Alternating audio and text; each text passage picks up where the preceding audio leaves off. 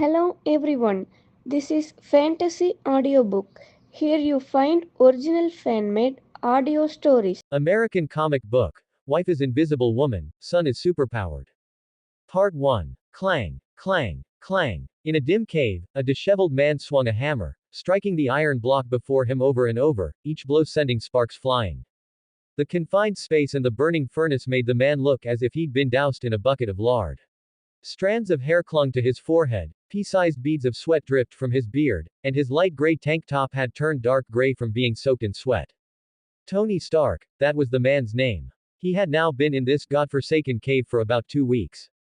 Tony. Hearing someone call his name, Tony Stark didn't hesitate. He quickly stopped his movements, covered the items on the workbench, and then, with a furrowed brow, turned to look toward the dark cave entrance. Ethan. What's wrong? Something's happening outside. A balding old man wearing a suit covered in dust and grease, along with broken glasses, ran out from the dark entrance. He stopped in front of Tony with a solemn expression. Tony's heart skipped a beat. Something was happening outside. If they didn't figure out the cause, it would have a massive impact on their upcoming escape plan. Tony cursed under his breath and sprinted toward the cave entrance. Before he could even reach it, he heard continuous gunfire and explosions. What made Tony frown even more was that the sound of explosions was getting closer and closer to him. Realizing he had to do something to prevent disaster, Tony immediately ran back into the cave. Ethan, the explosions are getting closer. We have to set up some protection. Tony shouted while running toward the toolbox, preparing to take out the bombs originally intended for blowing open the door. Ethan understood the gravity of the situation. Unlike Tony, he had been here for a long time. He knew a bit about this terrorist organization. Their ammunition depot was very close to their current location. If that depot was detonated, this cave would most likely collapse. There was no need to say what their fate would be then. To stay alive, they had to race against time.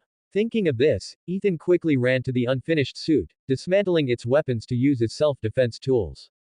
In the pitch-black cave, the two men each performed their duties. One carefully set up bombs, while the other focused on preparing weapons. Perhaps knowing that the hope for him and Tony to survive was slim, Ethan took this opportunity to share the truth about his family, how he was the only one left, and his innermost thoughts. He told Tony everything as if it were his last will and testament. Learning of Ethan's true situation, Tony said nothing, only burying himself in his work. Seeing this, Ethan nodded slightly. He understood Tony's meaning. Survive first, talk later. Once everything was ready, Tony placed the bombs at the door and returned to the cave to light the fuse. Boom. The door blew open. Dust and pebbles, accompanied by sparks, flooded into the cave. Tony and Ethan glanced at each other, raised their flamethrowers, and charged out of the cave with an air of being prepared for death. But as they charged, the two of them noticed something was off. Why had the explosions outside stopped? This new change made Tony and Ethan stop in their tracks, looking at each other hesitantly. Just as Tony was about to ask Ethan what to do next, a mocking voice reached his ears. Stark, are you going for a role in Robinson Crusoe? Tony and Ethan's hearts jumped as they snapped their heads toward the source of the voice. At the cave entrance stood a tall figure in black special ops gear. He stood amidst the dust with his back to the sunlight, looking down at them while holding a custom heavy rifle. Tony squinted to size up the person before him, feeling surprised and suspicious. In his memory, no U.S. military unit wore this particular uniform. However, that voice sounded a bit familiar. Seeing Tony standing there on guard, the figure in the black gear chuckled. He removed his mask and helmet, revealing a young, rugged face hidden beneath. Tony squinted, staring at the face for a long time before raising a hand to rub his eyes, complaining subconsciously. Hey, can you not stand in the sunlight? I can't see your face clearly at all. Hearing this, Ethan turned to look at Tony in disbelief, his eyes full of shock. He couldn't understand why Tony was being so bold. Had he not learned his lesson from the beatings he'd received before? Swallowing hard, Ethan cautiously looked at the man at the cave entrance. He breathed a sigh of relief when he saw the man didn't raise his gun. Hey, Stark, are you so physically drained that your vision is failing? You can't even see my face. If you're sick, get it treated. Don't drag it out, or it'll cause real problems sooner or later. What? Hearing the guy at the entrance say he was physically drained, Tony immediately bristled, stiffening his neck as he retorted. You're the one who's drained. You're the one. The great Tony Stark can go all night, wait. As he spoke, Tony's voice gradually trailed off. He then threw the weapon in his hand onto the ground, ran to the cave entrance, and stared intently at the man's face. After a long while, Tony slowly uttered a name. Lee. It's actually you. The man called Lee nodded leisurely in acknowledgement. It's me, Stark. Miss Potts was very generous. She said she'd give me $50 million as long as I brought you back safely. And your uncle, Mr. Stain, he also put up $35 million. That's $85 million in total. You really are worth a lot, Stark. Tony fell silent for a moment, then stepped aside from the man called Lee to look behind him. The entire base was littered with severed limbs, flames, and charred corpses. The smell of char mixed with the scent of blood assaulted his senses. Tony, you did this. Lee, of course. Tony, alone. Lee, alone. Tony pursed his lips and nodded slightly, then turned toward Ethan and called out. Come out, Ethan. This is Eugene Lee, Dr. Lee. A genius with dual doctorates in biochemistry and materials science. Of course, he can't compare to me. His profession is a mercenary. I imagine you might have heard of him. Lee, this is Ethan, a nuclear physicist who graduated from MIT. Seeing that Tony knew the man, Ethan lowered his guard. He stepped forward and extended a hand to Eugene, his eyes full of gratitude. Hello, Dr. Lee. I'm Ethan. I've read the papers you published before, they were very beneficial to me. Eugene smiled slightly, shook Ethan's hand, and said clearly. Hello, Dr. Ethan. I'm Eugene. I know you, I've also read your papers. They were very well written. After some pleasantries, Eugene led Tony and Ethan back to his off-road vehicle, preparing to take them back to collect his commission. In the vehicle, Eugene handed a satellite phone to Tony while he leaned back in his seat to nap. Eugene Lee, that was his name in this life. 24 years ago, he had been rejuvenated and transmigrated into the Marvel Universe. The good news, he had a system. As long as he interacted with people, he could receive missions. Completing them yielded rewards, and there were no penalties for failure, just like playing a game. The bad news, the system was an idiot. The rewards for side and daily missions were pitifully small. Main missions could only be triggered by coming into contact with the anchor individuals of the current universe. Originally, Eugene thought that since he had watched Marvel and knew the plot of the Marvel Cinematic Universe, he just needed to wait for the right time to farm rewards. To his surprise, there were actually mutants in this world. It would have been fine if it were just mutants, but a few years ago, he had even run into the Susan siblings before they became the Invisible Woman and the Human Torch. If he hadn't seen that Tony Stark on TV had the exact same face as Robert Downey Jr., Eugene might have been busy for a long time searching for the anchor individuals. Open panel. With a silent thought, a blue, translucent screen that only Eugene could see appeared before his eyes. Player. Eugene Lee. Class. Mercenary. Constitution. 6. Agility. 6. Soul. 6. Abilities. None. Skills. Driving LV.6. Combat LV.6. Biochemistry LV.6. Firearms LV.6. Materials Science LV.6. Inventory. Resurrection Totem times 24. Grenade times 999. 7.62 mm times 999. Gold coins. 37,895. This was the result of his hard work over the past 24 years. One must know that an ordinary person's three-dimensional attributes are all one. A single point of constitution can provide a person with about 50 kilograms of strength. His 60 points of constitution allowed him to obtain a normal strength of about 3 tons, equivalent to 1.5 Captain Americas who had just been injected with the serum. As for skills, the maximum level is 7, and level 6 represents the highest tier just below the peak. This was also why he could rescue Tony Stark all by himself. Quest panel. Eugene thought silently again, the character panel vanished, and a brand new panel appeared before his eyes. Main quest. Rescue Tony Stark, progress, 95%. Reward. Special Extremis Virus, no side effects, 400 gold coins. Side quest. 4 Help the Fantastic Four obtain superpowers and facilitate the founding of the Fantastic Four. Reward. 1 free attribute point, self-selected superpower upgrade times 2. Mutant help Wolverine recover his memories. Reward. 1 free attribute point, superpower, beast instinct. Class complete any mercenary mission of any difficulty. Reward. Gold coins based on rating and mission difficulty. Daily quest. 4 Help Human Torch restrain his lust. Reward. 1 gold coin. Mutant help Wolverine quit smoking. Reward. 1 gold coin. Avengers help Tony Stark quit his foul mouth. Reward. 1 gold coin completed. 95%. It seems I have to wait for Rhodes to come and pick up Tony Stark for it to reach 100%. Eugene browsed the quest panel, and seeing the words a special extremis virus behind the main quest, he couldn't help but feel a bit excited. This would allow him to truly step into the transcendent realm and gain superpowers. Having crossed over in his physical body, he was a destined ordinary person with no possibility of having the X gene or inhuman genes. If it were a pure cinematic universe, it would be fine. But this world was not a simple cinematic universe. Not only were there differences in the timeline, but there were also mutants in the Fantastic Four. Especially with that prick Mr. Fantastic around, the danger level had skyrocketed. It was manageable for now, but once the world fell into chaos after his return, his 3 tons of strength would make him nothing more than a random nobody on the street. Although he had resurrection totems, he would still fully experience the pain of death without missing a beat. In order to live freely, he could only grow stronger by constantly completing quests. Sigh, life is truly miserable, even living peacefully is a luxury. Thinking of this, Eugene opened his eyes, reached into his shirt, and pulled out a photograph. Looking at the slightly shy blonde girl standing in the sunlight in the photo, a slight curve formed at the corners of his mouth. Fortunately, I have seen the beauty of this life. Even if I die, it won't have been a wasted trip. Dr. Lee. Ethan's voice sounded behind him. Eugene put away the photo and turned back with a smile.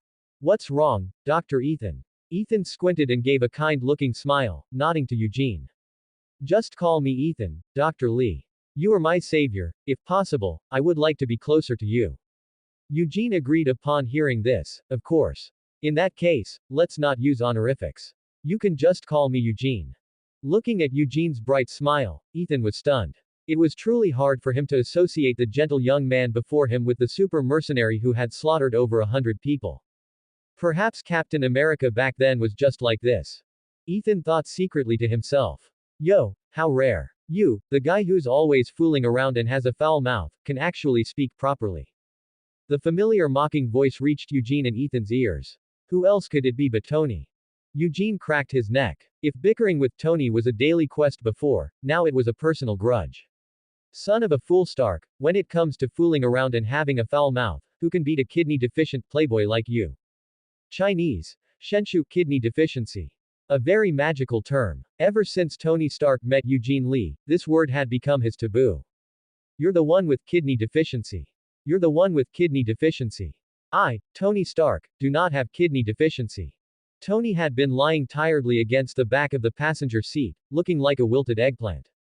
But as soon as he heard Eugene say the words, kidney deficiency, Tony immediately sat up and shouted at Eugene with a face full of anger. To this, Eugene only gave Tony a disdainful glance. Hey! Buzzing. Seeing Eugene's expression, Tony felt as if a steam train was shuttling back and forth inside his brain. Tony. Son of a fool. Eugene.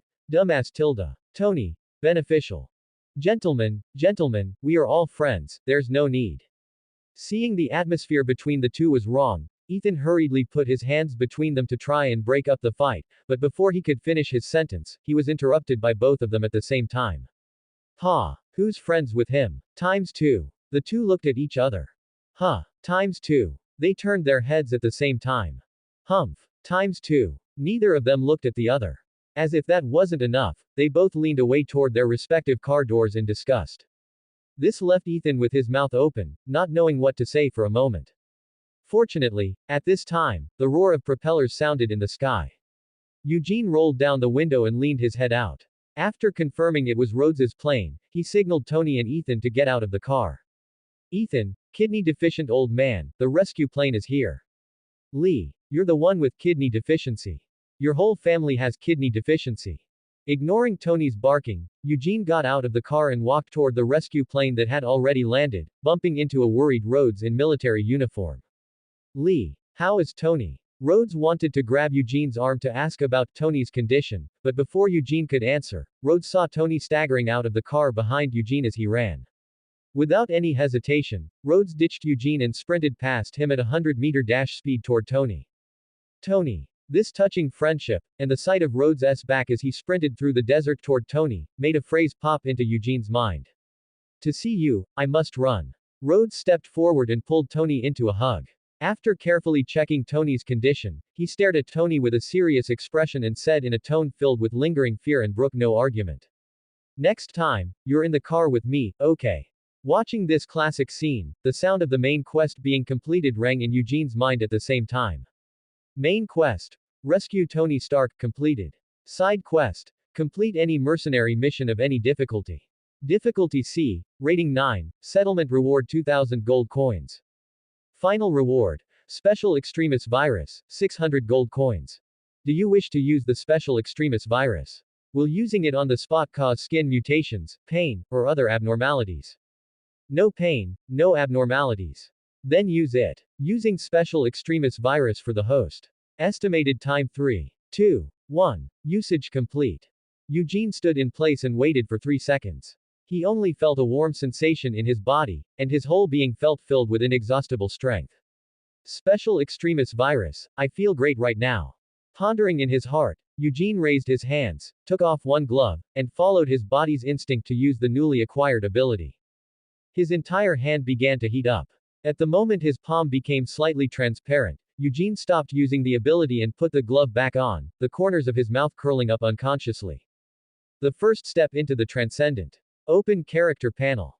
Player, Eugene Lee. Class, Mercenary. Constitution, 84 tilde. Agility, 84 tilde. Soul, 6. Abilities. Pyrokinesis LV.1 tilde. Control own temperature, maximum 150 degrees Celsius. Fire breath LV.1 tilde. Release flames from the mouth at a maximum of 150 degrees Celsius. Regenerative healing LV.1 tilde. Damaged tissue can be repaired in a short time. Electrical projection LV.1 tilde. Release high voltage electricity up to 150 volts through fingertips. Gold coins, 43,895. On the plane, Eugene's eyes were slightly closed, his arms crossed over his chest as he leaned against the back of his seat. Beside him, Ethan and Tony were undergoing medical checkups. Lee, thank you. Eugene, who was feeling the changes in his body, snapped his eyes open at those words and looked at Tony, who was being examined, with a look of surprise. He mocked him mercilessly. Thank you. There's no need for that. After all, I'm being paid. You don't need to provide me with any emotional value. It's just that the great Stark actually saying thank you. That really surprises me. You fool. Eugene's words made the veins on Tony's forehead bulge. He had said those words with genuine sincerity. Not only did this fool not appreciate it, but he also mocked him in front of so many outsiders, making Tony Stark lose face. Seeing the two about to argue again, Ethan wanted to step in and stop them, but he was held back by Rhodes. Facing the confused Ethan, Rhodes explained with a smile, "Don't worry, they're always like this, arguing every day, whether online or offline. As long as those two cross paths, they're bound to have a heated argument, but it's limited to just that. You'll get used to it." Saying this, Rhodes pointed his thumb at the two behind them, signaling Ethan to keep watching. Motherfooling Lee. Do you have to undermine me? Tony's face was flushed with color, not looking at all like someone who had just escaped from a terrorist organization. What do you mean, undermine? I'm just telling the truth. I love telling the truth, Stark. Eugene's eyes were half closed, his lips moving slightly with a nonchalant expression, making Tony feel as if he were a joker performing on stage. Shit. As if seeing his thoughts proven correct, Rhodes looked at Ethan and said boastfully. See, what did I tell you? They won't actually fight. They're like two chihuahuas, all bark and no bite. Don't worry about it. Hearing this, Ethan looked up, his gaze shifting back and forth between Eugene and Tony. He silently pondered Rhodes' words in his heart. After weighing the combat power Eugene and Tony had displayed, the expression on his face became strange. I think as long as one isn't an idiot, no one would want to pick a fight with Dr. Lee, right? Withdrawing his gaze and looking at the smile on Rhodes' face, the kind-hearted Ethan ultimately did not voice the thoughts in his heart. Perhaps truly exhausted, Tony and Eugene stopped talking after a few more barbs. Tony sat quietly in his seat alone, lost in thought. After an unknown amount of time, the plane landed at an airfield filled with sand and gravel. Pepper Potts, Happy, and others were already waiting in the open field. As the cabin door slowly opened, Rhodes walked to Tony's side, preparing to support him as he disembarked. At that moment, Eugene reached out and stopped the two of them. What is it, Lee? Rhodes was puzzled by Eugene's behavior, and while Tony didn't say anything, his eyes revealed his confusion. Nothing. Eugene replied to Rhodes and reached out to pat Tony on the shoulder. I think this experience should let you know what you ought to do. After saying this, Eugene turned and walked off the plane. He originally intended to ask Pepper for his commission, but because she was so concerned about Tony's physical condition, she simply gave Eugene a quick thank you and rushed to greet Tony. Dumbfounded, Eugene shrugged and approached Happy, who was standing by a car. Happy, long time no see. Eugene walked toward Happy with a casual stride. The two of them were somewhat acquainted. Back when he first met Tony Stark, the two had a flame war online and agreed to meet offline. Eugene had given the unscrupulous Tony, along with Happy, a good beating. Perhaps for this reason, Happy didn't have that pot-bellied look from the movies. Instead, it was replaced by a lean, fit body. Knowing shame leads to courage, Happy was quite the character. Dr. Lee, thank you for rescuing my boss. Happy thanked Eugene very formally. Eugene did not refuse and accepted it readily. He understood that rather than saying Tony was Happy's boss, it was more accurate to say Tony was Happy's friend. Eugene chuckled and patted Happy on the shoulder. He didn't mention the $50 million, but instead smiled and said, help me give Mr. Stain a reminder. Tell him not to forget to transfer those $35 million along with the commission to my account. Happy was stunned for a moment before he reacted. Earlier on television, when Pepper said whoever could bring Tony back safely would be given $50 million. Obadiah Stane had choked up with a pained expression, saying that if anyone could rescue Tony, he was willing to personally add an extra $35 million on top of the original $50 million. At the time, Happy had been moved. What a pure bond between uncle and nephew. Feeling another wave of emotion for the friendship between his boss and Obadiah Stane. Happy nodded seriously to Eugene, thumping his chest hard, and said firmly, don't worry, Dr. Lee, leave it to me. Since you brought Tony back safely, I'm sure Mr. Stain won't be stingy with those $35 million. Knowing the plot, Eugene felt amused seeing Happy like this. With a face full of smiles, he expressed high agreement with Happy's words. I think you're absolutely right, Happy. The friendship between Mr. Stain and Stark is clear to us all. Alright, that's all for today. I should get going. Goodbye, Happy. Goodbye, Dr. Lee. After bidding farewell to Happy, Eugene braved the dust and left the airfield alone, disappearing into the haze. Tony, surrounded by dozens of people, watched this scene. He only slowly withdrew his gaze until Eugene's figure vanished. I think this experience should let you know what you ought to do. Eugene's parting words, the Stark made, on the weapons in the terrorist organization, and Ethan's words in the cave constantly surfaced in Tony's mind. It wasn't until he got into the car that Tony recovered from these thoughts. Pepper. What is it, Tony? I want to hold a press conference. What? Pepper didn't immediately grasp Tony's meaning. I said I want to hold a press conference. Now, looking at Tony's serious tone and solemn eyes, Pepper sensed that this man she had spent over a decade with had undergone some kind of change at this moment. Understood. I'll arrange it right away. On the other side, Eugene had just driven away from the airfield. After safely rescuing Tony from the Ten Rings gang, the main quest had also changed. Main quest. Help Tony Stark build the Mark Series armors. Progress. 0%. Reward. Choice of superpower upgrade times 4, 400 gold coins. This main quest isn't that difficult. I just need to follow the plot. It feels even easier than side quests and daily tasks. Open the gotcha panel. Eugene thought silently, and a brand new panel appeared before his eyes. Since he completed the first main quest, the system had unlocked two new panels, Gotcha and Mall. Well, how should I put it? It's a bit sparse, just 2 buttons. 60 gold coins for 1 pull, 270 gold coins for 5 pulls. He didn't even know what was in it. It seemed that what he could pull depended entirely on luck. After a bit of research, Eugene found that the Gotcha panel could be upgraded. It was only level 1 right now. The higher the level, the better the items. Upgrading the Gotcha panel required cumulative pulls. The next upgrade required a total of 10 pulls. After figuring out the lottery panel, Eugene took some time to look at the shop. There were very few items in the shop right now, only a few in total.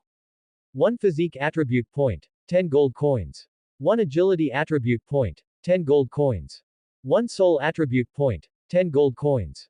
Skill upgrade book, levels 1 to 7, 10 plus gold coins. Ability Upgrade Book, levels 1 to 7, 200 plus gold coins. Resurrection Totem, 5,000 gold coins. And daily necessities. Like the lottery, the shop also needed to be upgraded, and the method of upgrading was by consuming gold coins.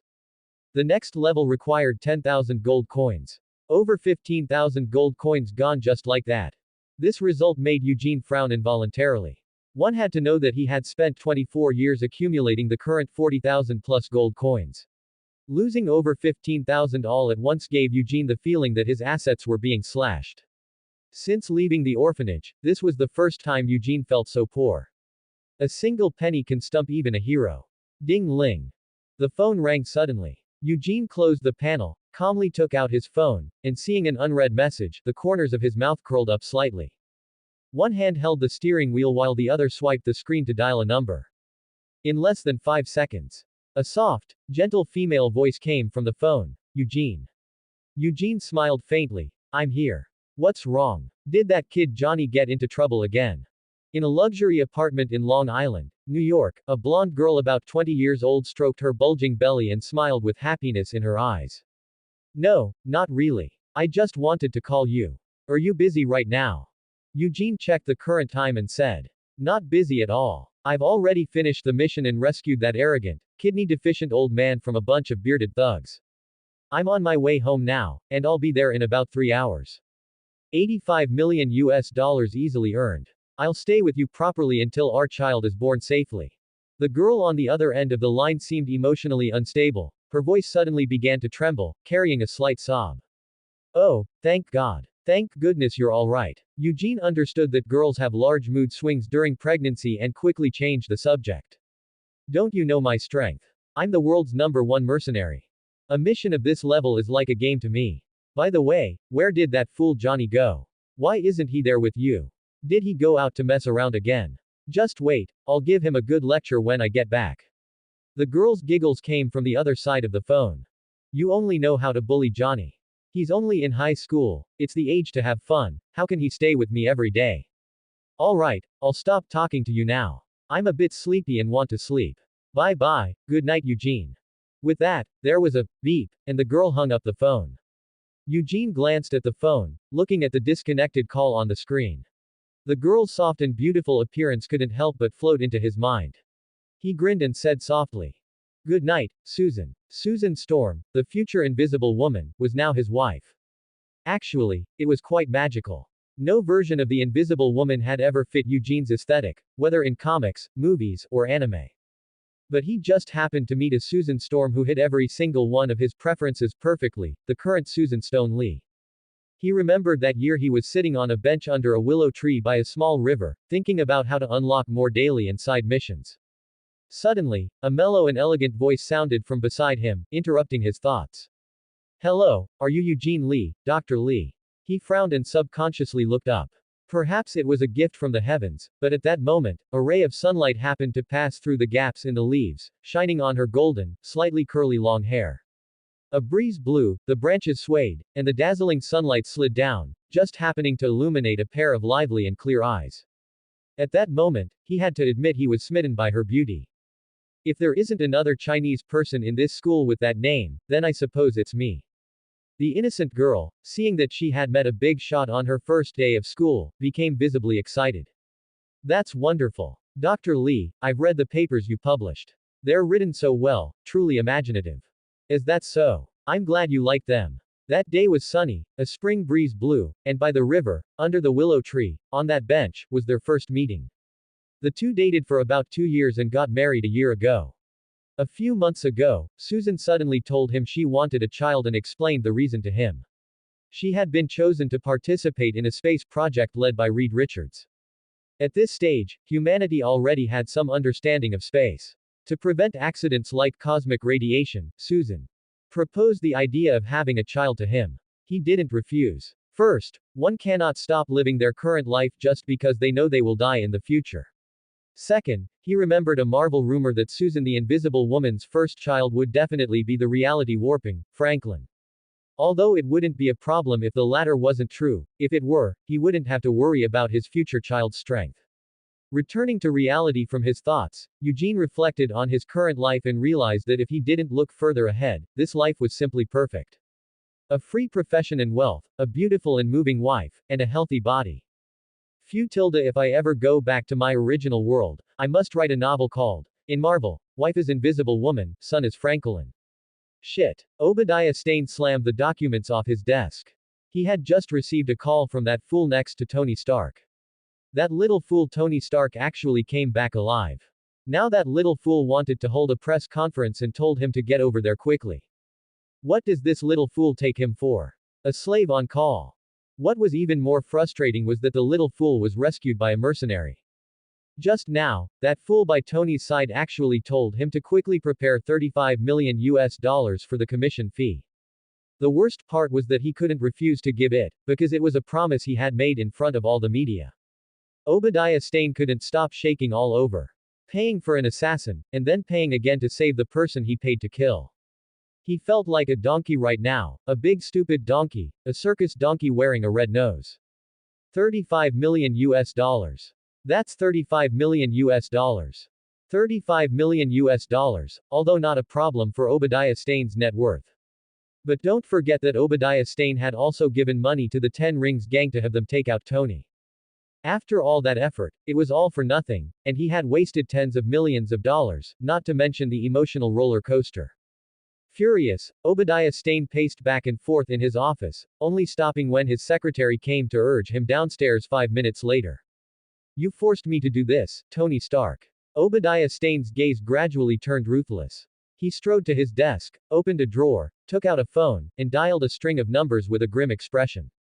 Beep tilde tilde. The phone rang for over 10 seconds before connecting, but no sound came from the other side. Obadiah Stane said in a deep voice. Help me kill Tony Stark. After it's done, I'll give you $30 million. After a few seconds, a raspy female voice came from the other end. Not enough. Obadiah Stane's eyes turned fierce, and he growled in a hoarse voice. 40 million. There was a pause on the other end, then an old female voice spoke. Deal. However, you must provide us with the corresponding intelligence. Obadiah Stane's eyes widened, and he agreed without the slightest hesitation. I'll add another 5 million. But I want you to take out a mercenary as well. After parking the rental car at the designated spot, Eugene took a taxi to the apartment where he currently lived.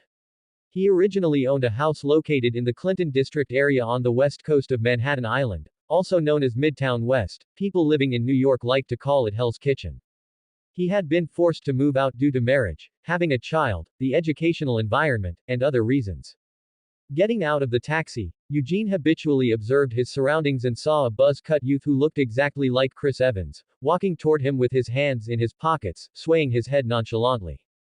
Johnny. Hearing someone call his name, the buzz-cut youth stopped and squinted, scrutinizing Eugene for a good while before his expression relaxed, revealing a mouthful of bright white teeth.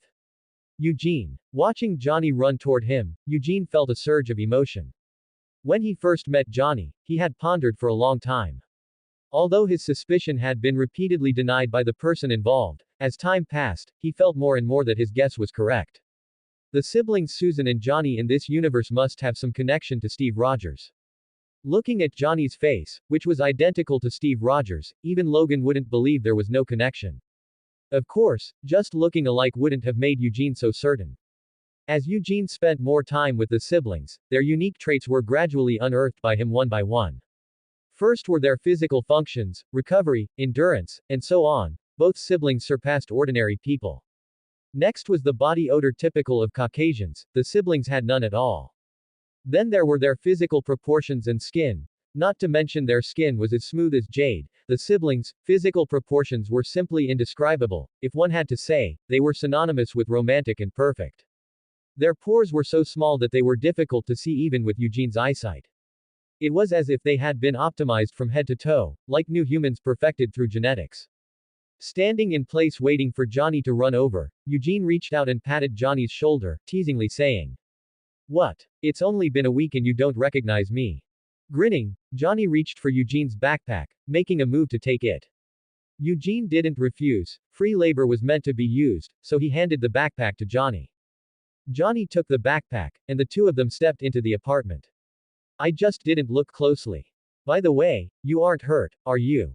After Susan got pregnant, Johnny had taken the initiative to move in with them. In Johnny's own words, since Susan was pregnant, the two of them couldn't do anything at night anyway, so there was no need to worry about him being in the way. By moving in, he could help with housework and protect Susan's safety. This was true, the Marvel Universe was too dangerous. Throwing a brick randomly on the street could hit a Hydra agent. Even if Johnny hadn't brought it up, Eugene had planned to have Johnny move in. Eugene couldn't be by Susan's side all the time, so he had to find a few trustworthy people to look after her when he wasn't around, just in case. As Susan's younger brother, Johnny was the perfect candidate. Hearing this, Eugene nudged Johnny with his elbow and said in a teasing tone, "How could I be hurt? But you, kid, you're about to become an uncle. Can't you be a bit more mature?" Huh. Hearing Eugene's words, Johnny glanced at him with a, "What nonsense are you talking?" look and said disdainfully. "If you ask me, the most immature ones right now are you and Susan. No wonder you're husband and wife, two psychos." Eugene chuckled at this, putting his hands behind his back and assuming the air of an otherworldly master. This is called being young at heart. Seeing Eugene like this, Johnny muttered in his heart, "Hey, young at heart. I think it's more like, misery loves company." He didn't dare say it out loud, or at least not to Eugene's face, otherwise he'd get a beating.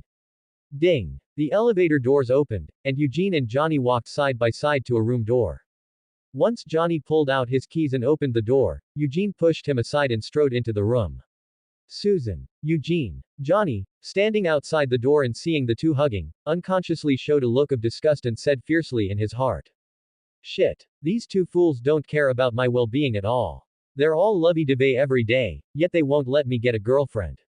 Just you wait. The harder you suppress me, the harder I'll rebound. Once this summer break is over and I go to college, when you can't see me, I'll find a new one every day just to spite you.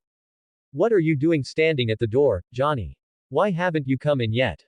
A familiar female voice rang out. Johnny reflexively shuddered, quickly entered the house, closed the door, and said with a bow, Okay, I was just changing into my slippers. Coming in now. Hurry up and cook. Eugene just got back and must be tired. Remember to make it a feast. Logan will be coming over in a bit too. Yes, my dear sister. No problem, leave it to me. What would you like to eat? The sizzling sound of oil mixed with bursts of fragrance wafted out from the kitchen. On the sofa in the living room, Eugene sat with his arm around Susan while the TV on the wall played the latest episode of Tom and Jerry. Seeing Susan intently watching the TV, Eugene smiled slightly, reached out to brush her hair back, and then silently thought to open the system panel. Player: Eugene Lee. Constitution: 124. Agility: 124. Soul: 6. Abilities: High temperature manipulation LV2 control own temperature, maximum 300 degrees Celsius. Fire breath LV2 release flames up to 300 degrees Celsius from the mouth. Regenerative healing LV3 damaged tissues can be repaired in a very short time, capable of limb regeneration. Electrical projection LV2 release high voltage electricity up to 300 volts through fingertips. 6 hours, has the initial stage of the extremis virus modification on my body ended already? Has my strength finally reached the level of 6 tons? And speed, besides the initial 1 point of attribute representing about 5 meters per second. For every point of agility added after that, speed can be increased by about 2 meters per second. 124 points of agility is about 251 meters per second, which is already close to the speed of sound. As for superpowers, 300 volts of current and 3000 degrees of high temperature are also okay. From here on, the improvement should slow down. Eugene looked at the 6 points of soul on the character panel and felt an itch in his heart. Without any hesitation, he immediately opened the mall panel. Using 1,000 gold coins, he bought 72 points of soul, 12 points of constitution, and 12 points of agility. Unlike constitution and agility, which directly reflected in the body, the soul attribute was more metaphysical. Its most direct effect was improving Eugene's memory and his fine control over his body. This was also the reason Eugene was able to master numerous level 6 skills. Since he was buying anyway, he might as well spend 10,000 gold coins to upgrade the mall and see what good things the level 2 mall had. Constitution: 136. Agility: 136. Soul: 136. Gold coins: 33,895. Host has cumulatively consumed 10,000 gold coins. The mall has automatically upgraded. Current stage. Level 2. Next stage requires the consumption of 100,000 gold coins. Looking at the newly uniform quest panel, Eugene felt strangely refreshed. That's better. Let me see what's in the level 2 mall. With a thought, Eugene reopened the mall, thinking there wouldn't be much change. To his surprise, what met his eyes was a completely revamped system mall. Eugene looked at the system mall in front of him, finding it hard to believe. The change from level 1 to level 2 is so massive. Is it really this generous? As expected, spending money makes me stronger. Compared to level 1, the level 2 system mall had an added categorization function. Attribute points, upgrade books, and daily necessities were now separated. Attribute points, upgrade books, and resurrection totems were categorized under the superpower category, while daily necessities were under the lifestyle category. Beyond those, two more categories appeared, the weapon category and the skill category. The skill category was straightforward, things like martial arts, cooking, and climbing. Once purchased, they started at level 1. The weapons, however, were far more impressive. Eugene looked closely and saw that besides conventional weapons found on Earth today, there was high technology from alien civilizations or other worlds. Chitauri Legion laser guns, the nano-modular weapons system used by Bloodsport from the Suicide Squad, Bucky's rifle, Bruce Wayne's grappling hook, Green Goblin's armor, and so on. They were high-tech but not game-breaking, though they were a bit expensive. Overall, while this upgrade left Eugene very satisfied, it also got his mind racing. Since the mall could be upgraded to level 2, could the gacha pool do the same? As a man of action who believed that practice leads to true knowledge, Eugene acted immediately. He spent 540 gold coins to perform 20 consecutive 5 pulls. Gold coins, 28,495. High explosive grenade times 1. Chewing gum times 1. 7.62 mm ammo times 2. Unstable molecule blueprint. Nano modular weapon system. Host has accumulated 100 pulls. The reward pool has automatically upgraded. Current stage. Level 2. Next stage requires 50 pulls. Oh, I actually got something. The drop rate is pretty high. Unstable molecules are the main component of the Fantastic Four uniforms, and that high-tech modular rifle costs 8,000 gold coins in the mall. A small profit. But wait, is this just a pity drop? Eugene stroked his chin, lost in thought. His system looked exactly like a game interface. Following that logic, it would be normal to have a guaranteed pity drop every 50 pulls. Tisk, tisk, tisk. Let's do 10 more. Eugene refocused on the upgraded gacha panel and spent another 54 gold coins for 10 more pulls. Gold coins, 27,955. Chitauri laser rifle. Banner's elastic fiber underpants. High explosive grenade times 1. Weapon fusion card times 1. Another 1, and 3 good drops in a row. This really is generous. But how do I use this weapon fusion card? Eugene opened the system space used for storage and clicked on the weapon fusion card. The system panel changed accordingly. A virtual blue platform appeared before Eugene, featuring 2 circular slots. Eugene looked down at Susan in his arms, then looked back at the blue platform. He already had an idea of how to use the weapon fusion card. He took the newly pulled nano-modular weapon system and the Chitauri laser rifle out of the system space and placed them into the 2 slots on the blue platform. The moment Eugene placed the 2 weapon sets onto the blue platform, a window popped up in front of him. Proceed with fusion. Yes. As Eugene gave the silent command, the 2 guns on the platform turned into particles and gradually merged. Before long, a brand new weapon system combining the features of both floated before him. To the right of the new weapon system was a brief description. Combines the advantages of the nano-modular weapon system and the Chitauri laser rifle. With dozens of modes, its power is definitely more than just the sum of its parts. Below the description was a line of small text. The Chitauri energy core only expands the energy reserves, it does not eliminate the need for recharging. Phew. After reading the description, Eugene let out a breath. He glanced at the clock above the TV, closed the system panel, and tightened his hold on Susan. His strength was sufficient for the time being. With over 6 tons of base strength and a running speed approaching the speed of sound, he had already surpassed 90% of the superhumans on Earth. There were still a few months before the plot of Iron Man 1 would conclude, which meant there were a few months left before the world descended into chaos. He wanted to spend this time well with his family. Once this period passed, they might be busy for a very long time. Sensing the change in her husband, Susan looked up at Eugene's rugged face, her eyelashes fluttering like butterfly wings as she asked softly. What's wrong, Eugene? You look like you have something on your mind. Can I help share the burden? Their faces were less than 2 fists apart. Eugene looked at Susan, the corners of his eyes crinkling slightly. He leaned down to kiss her forehead, then looked up and whispered. I was thinking about our future. The world is so big, and I want to go see it with you. Not just this world, I want to take you to other worlds as well. Susan was stunned at first, but seeing Eugene's serious expression that held no hint of a lie, she smiled charmingly. She wriggled out of Eugene's embrace, sat up lazily, and then suddenly lunged back into his arms. Startled, Eugene hurried to catch her. Without the support of his hands and fearing he might hurt her if he used too much force, Eugene was pushed over by Susan without any resistance, looking like a helpless young boy. Seeing her succeed, a triumphant smile spread across Susan's face, revealing her pearly white teeth. With a hint of mischief, the corners of her eyes tilted up with a sultry, lingering gaze. She kicked off her slippers, straddled Eugene, and leaned down, supporting herself with both hands. Feeling the softness of her lips and the sweetness on the tip of her tongue, reminiscent of milk chocolate, Eugene didn't make any rash moves. He simply placed his hands on Susan's waist and slowly helped her sit upright. After a long while, the two separated.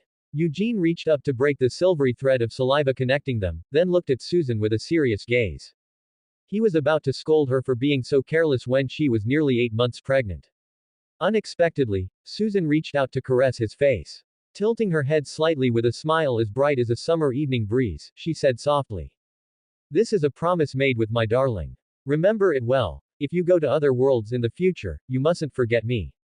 Looking at Susan like this, even Eugene, who had become hardened by years of bloodshed, didn't know what to say for a moment. He had been in this world for 20 years. Combined with the influence of a system that looked exactly like a game interface. To Eugene, the people of this world were all NPCs, and he was the sole player in this massive game. He was the only one on the entire server, and everyone else was just an AI with programmed routines. Thinking this way was fine at first, but over time, it inevitably became lonely. He had even been depressed for a while because of it, acting more like Deadpool than Deadpool himself. It wasn't until he met Susan that things changed. To him, Susan was like a sudden burst of color falling from the sky into a gray world. Seeing Eugene dazed and lost in thought, Susan laughed even more brightly, her shoulders shaking like a child who had pulled off a successful prank. After a while, seeing that Eugene still hadn't moved and was just staring at her blankly, Susan's laughter stopped abruptly. Her slightly chubby cheeks flushed a faint cherry pink, and her deer-like eyes narrowed slightly. She rasped, mimicking an adult's angry tone with a furrowed brow. What? Are you unwilling? Hearing this, Eugene snapped out of his daze and chuckled, shaking his head. He reached out to stroke Susan's hair, leaned in to press his forehead against hers, and said seriously. I'm willing. How could I not be? If it's you, I'm willing to do anything. With their foreheads pressed together, they looked into each other's eyes. Susan blinked and said, I can see myself in your eyes. Eugene gave a soft hum and said, I see myself in your eyes, too. The gap between them grew smaller and smaller until the taste of milk chocolate filled Eugene's mouth once again. Oh, shit. Spring has long since vanished, and it's already May. It's summer now. How can you two still produce so many hormones? Don't you get tired of it? You know, after sleeping with the same girl for a week, I'm already sick of looking at her. Also, Susan, you're at a critical stage right now. Just endure it a little longer, okay? Don't go squeezing out the shampoo for my unborn nephew yet, alright? Johnny curled his lip as he walked out of the kitchen, casually taking off his apron and tossing it onto a chair by the dining table. Faced with Johnny's blunt words, Susan couldn't handle it at all. She quickly reached out to push Eugene away, pretending nothing had happened as she quietly watched TV. Unfortunately, the flush on her face showed that Susan's heart was not as calm as she appeared. Wiping the saliva from his lips with the back of his hand, Eugene turned to look at the approaching Johnny and raised an eyebrow. Our situation is different from yours. We are truly in love, while you're just a dog in heat. To be honest, even that Stark guy is more devoted than you. Johnny walked over to the sofa and sat down. Hearing Eugene's merciless words, he couldn't help but retort. What kind of talk is that? I'm clearly being selfless, giving every girl a chance to taste my flawless physique. Besides, it's all consensual, so what's the problem? As he spoke, Johnny struck a bodybuilding pose, making Eugene shake his head. Aren't you afraid of catching an STD? Facing Eugene's sarcasm, Johnny wasn't embarrassed at all. Instead, he said rather proudly, "You wouldn't understand, would you? I always use protection. I pay attention to hygiene, buddy." Seeing Johnny like this, Eugene didn't say anything more. After all, good advice is wasted on those bent on self-destruction. Shaking his head, Eugene stood up from the sofa and walked toward the door. The Susan and Johnny siblings had excellent physical talent. One was 1.78 meters and the other 1.93 meters. They could quickly master the fighting techniques and various skills Eugene taught them. But no matter how good their talent was, they were still just ordinary people with a bit more strength, better endurance, and stronger recovery abilities. During this critical stage of Susan's pregnancy, Eugene always had to have some backup plans. Opening the door, Eugene went straight to the door across the hall and raised his hand to knock 3 times. Knock, knock, knock. After knocking, he took a step back and waited for 3 seconds. With a click, the door opened. A middle-aged man with the face of Hugh Jackman and a cigar in his mouth poked his head out. He stared sharply at Eugene for a while before grinning and saying in a gravelly voice, "Eugene, you're finally foolish back. You don't know how much that little brat Johnny has been fooling annoying me. If he wasn't Susan's brother, I'd really fooling want to tear him apart with my claws." Looking at the middle-aged man's neat clothes and well-groomed hair, Eugene smiled faintly, snatched the cigar from the man's mouth, and crushed it out. "Smoking is bad for your health, Logan. Logan James, the famous Wolverine." Eugene and Logan had met 4 years ago. At that time, Eugene was on a mercenary mission and happened to run into Logan, who was fighting in underground matches. Feeling the cigar being pulled from his mouth, Logan's smile froze. His expression quickly darkened, and he glared at Eugene angrily, annoyed. "Shit, I haven't seen you in a week, and I almost forgot how annoying you meddling fools are." Handing the extinguished cigar back to Logan, Eugene put his arm around Logan's shoulder and said, "All right, don't be so petty. Johnny finished cooking, so I came over to call you." Logan glanced at Eugene, turned around, took a bottle of special maternity-safe perfume from the shoe rack, and sprayed it all over himself. Then, he used his nose to keep sniffing his shirt until the smell of smoke was completely gone. Only then did he put the perfume back on the shoe rack with satisfaction and turned to look at the amused Eugene. "Let's go, don't keep the kids waiting." After saying that, he bypassed Eugene and walked toward Eugene's house. Looking at Logan's back, Eugene followed and joked with a smile. "Logan, compared to when we first met, you're looking more and more like a human being." "Eugene, if you don't know how to talk, just shut your smelly mouth." "Oh, how cold, Logan. Aren't we friends? As long as you don't meddle so much, we'll always be friends." Time jumped to the 3rd morning after Eugene returned home.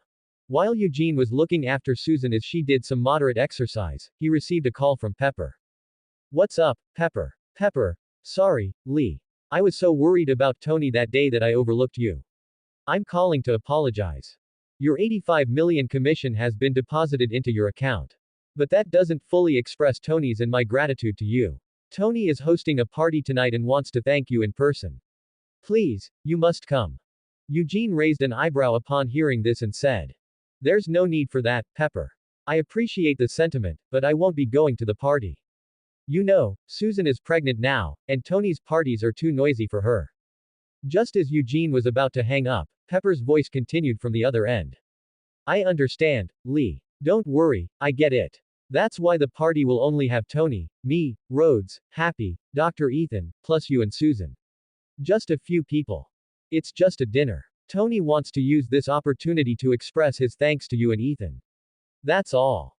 Seeing that Pepper had put it that way, Eugene couldn't refuse anymore. Plus, his main mission required contact with Tony, so he agreed. After a moment of silence, Eugene said, "All right, in that case, send me the address and time. I have things to do here, so I'll hang up now. See you at the party. Pepper, see you at the party."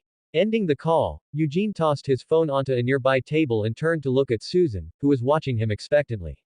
"What's wrong? Aren't you happy someone's treating us to dinner?"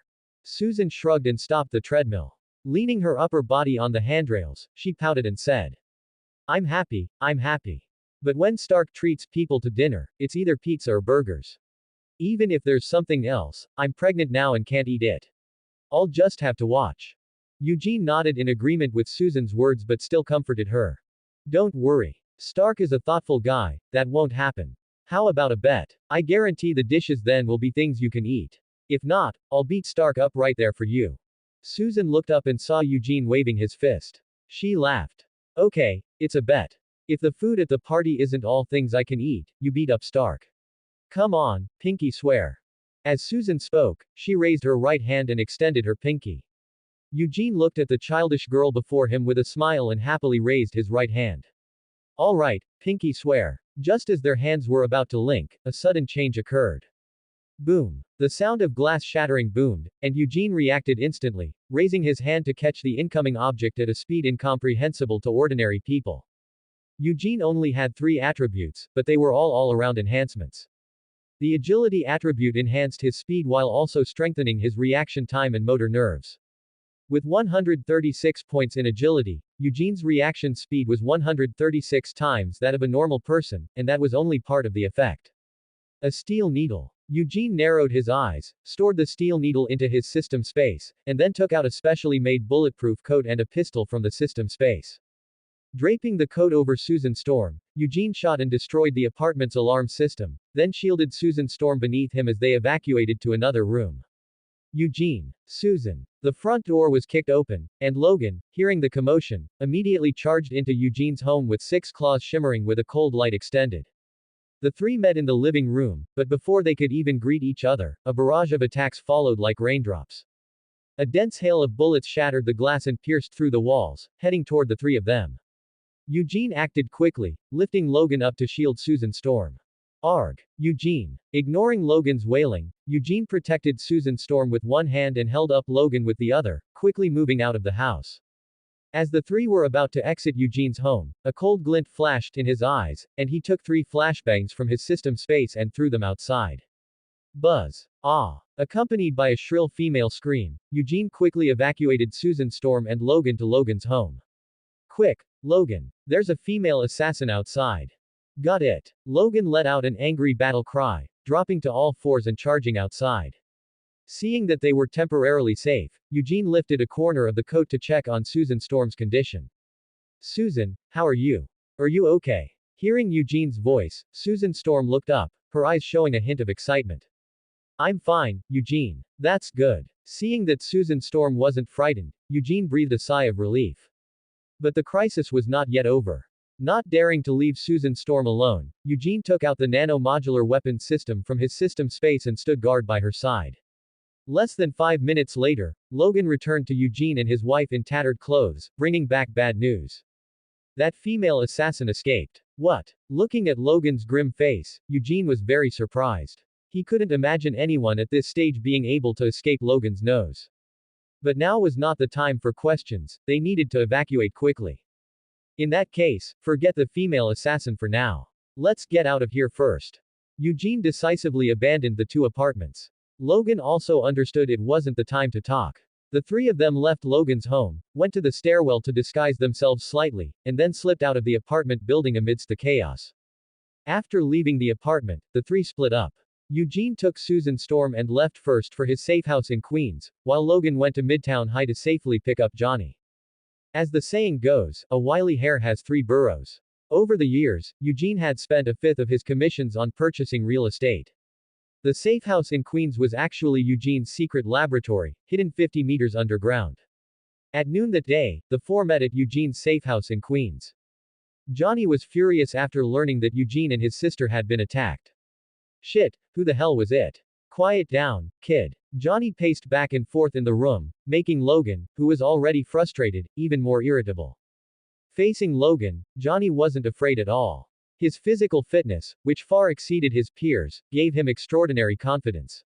Coupled with his youthful arrogance, Johnny feared no one except Susan Storm. How can I be quiet? Just a few hours ago, Susan and Eugene were targeted for assassination in their own home. How can I stay calm? They're the only family I have left. What would I do if something happened to them? How can I be calm? The godful NYPD, are they all eating shit? Johnny's emotions were highly volatile, and Logan was also a short-tempered fellow, still harboring a belly full of fire from what had just happened. When two short-tempered guys are together, it's like dry wood meeting a blazing fire, one spark and they ignite. Why are you yelling at me? Do you think you're the only one who cares about them? They're some of the few friends I have too. Do you think I'm not worried? Oh, I almost forgot about you. Weren't you usually so tough?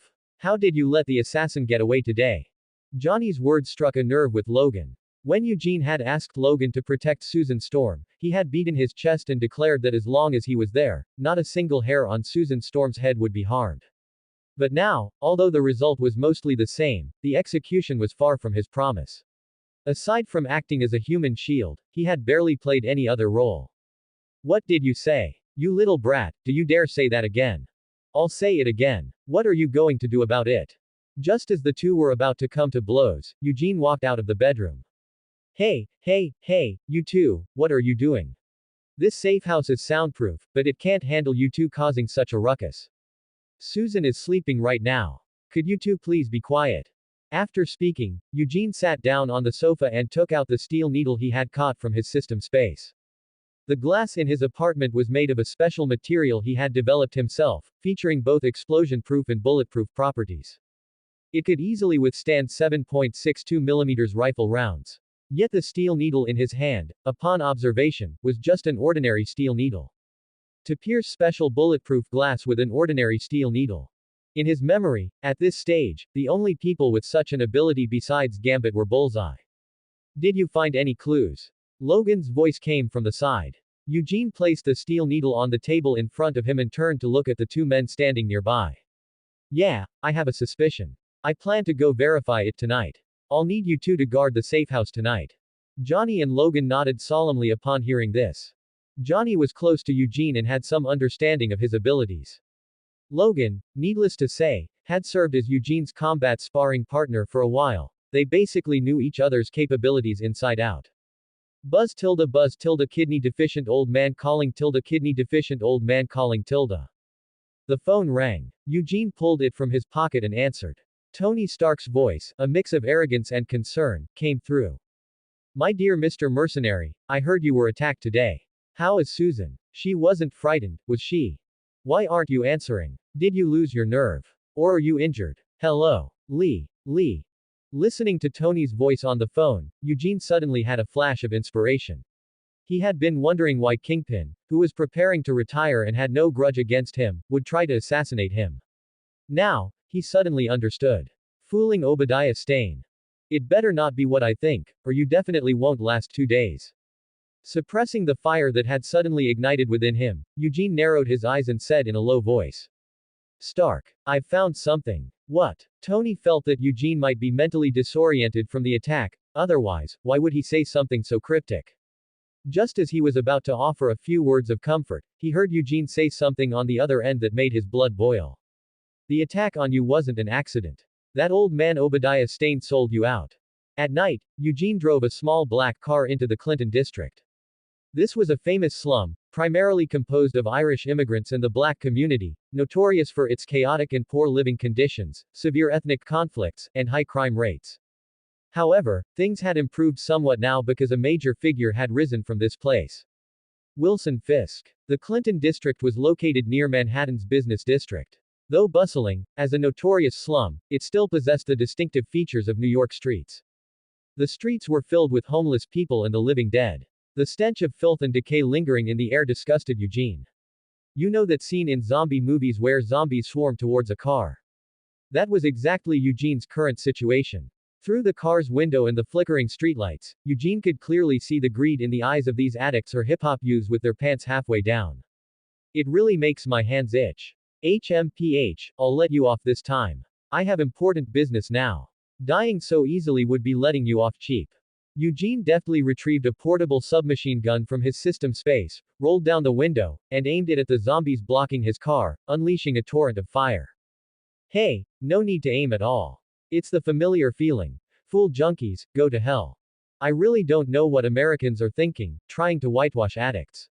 These scum should all just die. He spoke these mocking words. After emptying the submachine gun's magazine, Eugene, with dead fish eyes, watched as the zombies, now bursting with renewed energy, scattered and fled.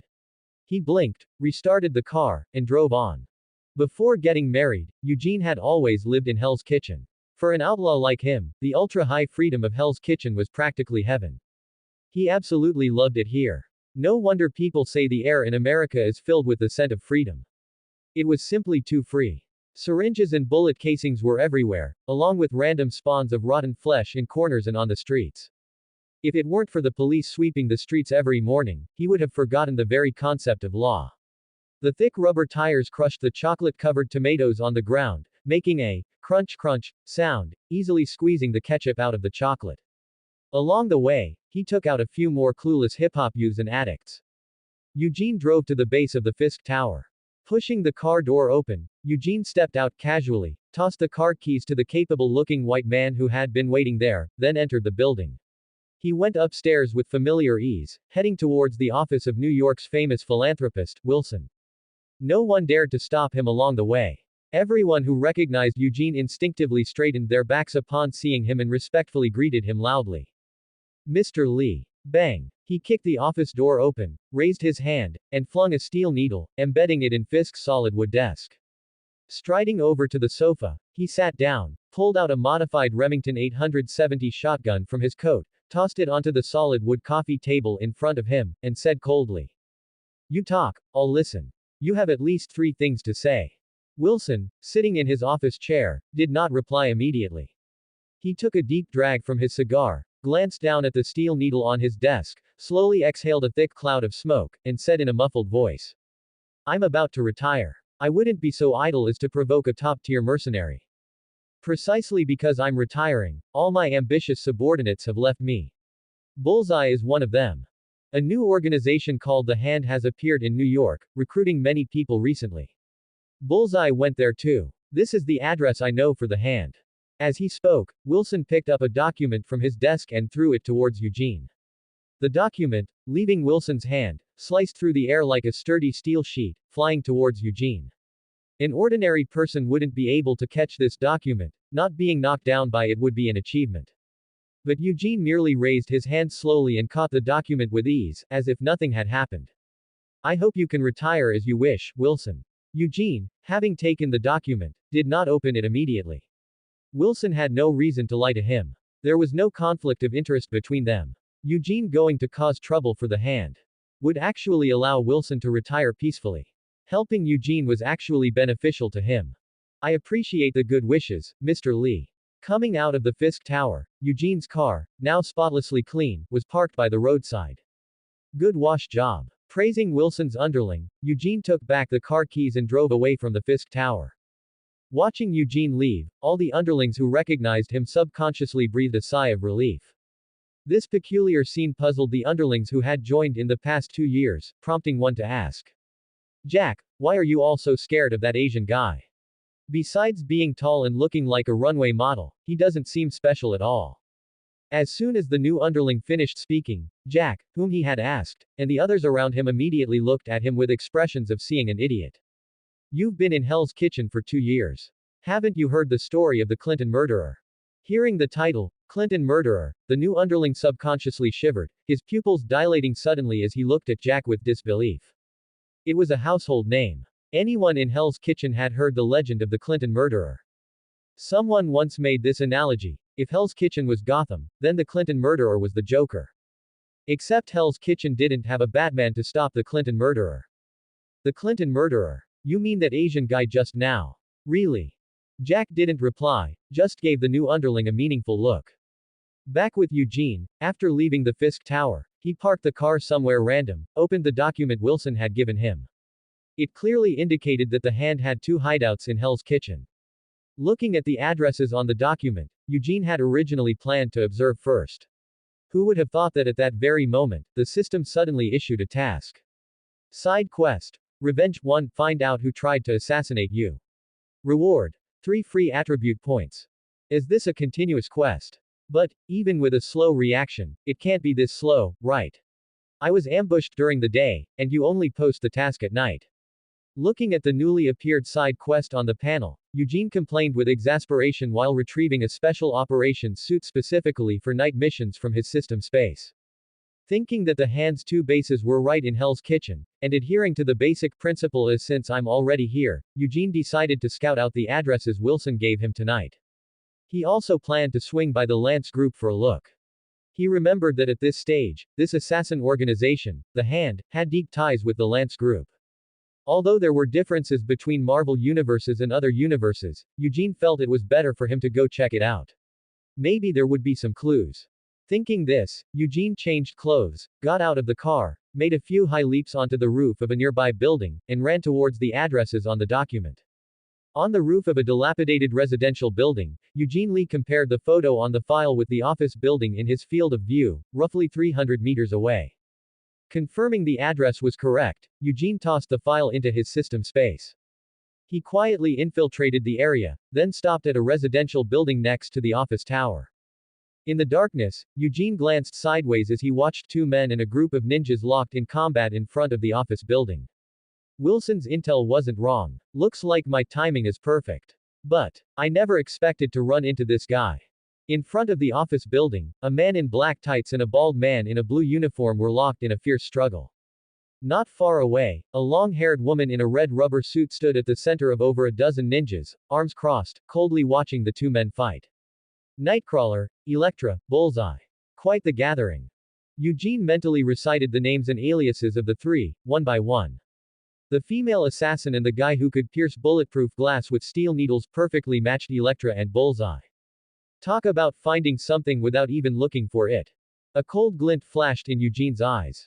He was a man who always repaid debts, both of gratitude and grievance.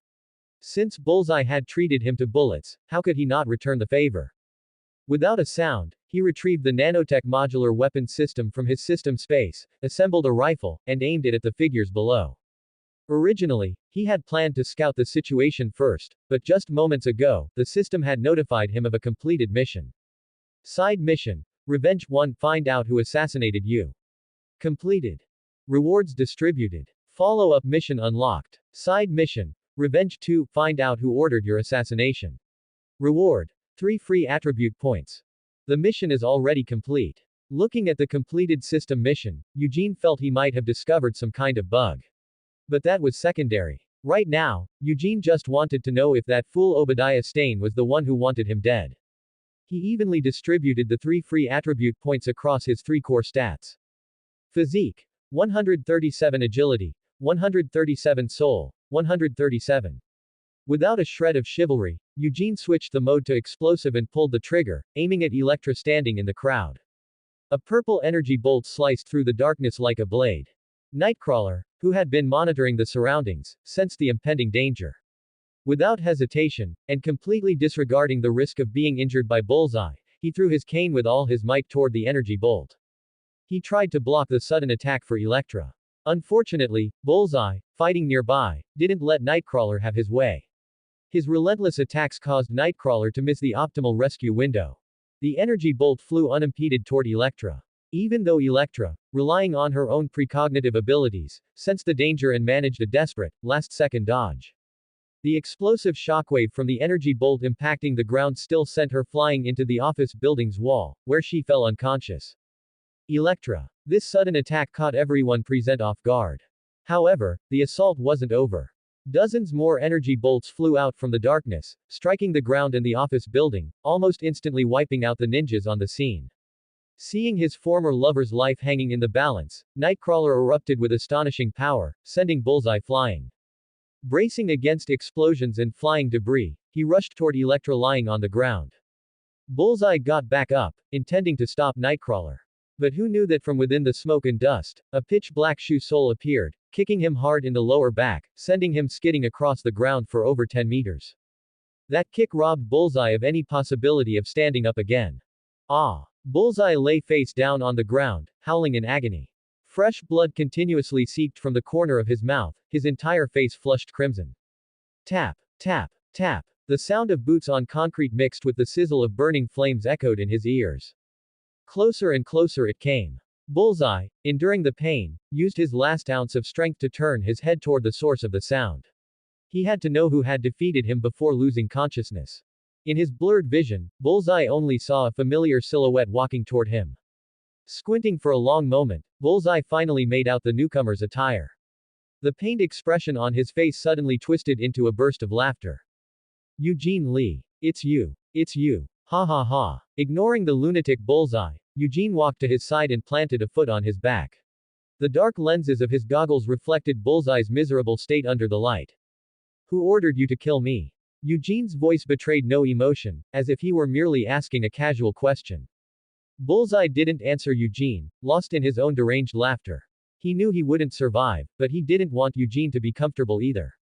Eugene wasn't surprised by Bullseye's reaction. He knew Bullseye was a battle-crazed maniac who killed without needing a reason. His question had been perfunctory. But his objective had already been achieved. Taking a step back, he delivered a soccer kick that exploded Bullseye's head. Eugene shook the blood off his boot and looked around. Seeing that Elektra and Nightcrawler had vanished, he chuckled softly, retrieved a C4 explosive from his system space, activated it, tossed it aside casually, and turned to leave. Meanwhile, Nightcrawler Matt Murdock, carrying the unconscious Elektra, rushed frantically into a night clinic. Doctor. Doctor. Help her, quick. Vigilante. The doctor on night shift recognized the masked vigilante. Seeing the blood-soaked woman in his arms, the doctor gasped, covering her mouth with her hand. But immediately realizing the urgency, the night shift doctor quickly motioned for Nightcrawler to follow her into the operating room with Elektra. The red light in the emergency room lit up. Nightcrawler paced anxiously on the rooftop of the residential building next to the hospital. The moon, obscured by dark clouds, mirrored the gloom in the masked vigilante's heart. Just then, the sound of footsteps echoed. Nightcrawler stiffened slightly, then charged toward the source of the sound like a madman, his momentum like a red-eyed bull. Facing the charging Nightcrawler, Eugene sidestepped slightly to avoid the impact, then drove a fist into Nightcrawler's solar plexus. Nightcrawler, struck by the heavy blow, vomited a mouthful of bitter fluid, his eyes rolling back as he was sent flying. He tumbled several times on the ground before crashing heavily into a pipeline. Eugene strode over to the collapsed Nightcrawler, looking down at the man writhing in too much pain to stand. He quipped. Is that how you treat an old friend, Murdock? Nightcrawler Matt Murdock raised his head with difficulty, gritting his teeth as he spoke with hatred. Did someone hire you to kill Elektra? How much? I'll double it, just abandon this mission. Looking at Murdock's disheveled state, his gritting teeth expression, and his almost comical offer, Eugene couldn't help but laugh out loud. What are you laughing at? Murdock's face flushed red with shame. He felt humiliated by his own words, seeing it as bowing to evil.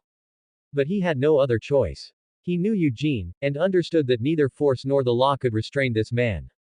This man seemed like his natural nemesis. Facing him, all of Murdock's skills felt useless, like punching cotton. Hearing Eugene's laughter now only deepened Murdock's sense of shame and humiliation. To him, this was worse than death. Stop laughing. Seeing Eugene, he just kept laughing. And completely ignoring him, Murdock realized Eugene was mocking him. His emotions began to shift from shame toward anger. Sorry, I just couldn't help it. So it's true, people really do laugh when they're utterly speechless. Eugene laughed for a long while before stopping. Looking at the man in the red suit before him, his smile gradually faded. He mercilessly sneered. You don't actually think I'm trying to kill this woman because of a mission, do you? I knew it. What did you say? Not for a mission. Murdock didn't process it at first. Once it registered, Murdock was stunned, then began to think. If Eugene wasn't here for a mission, why would he want to kill Elektra? Reaching a conclusion, rage surged within him. In Murdock's view, Eugene must be killing again under his usual pretext of cleaning up the world's trash. This disdain for life was something Murdock could never accept.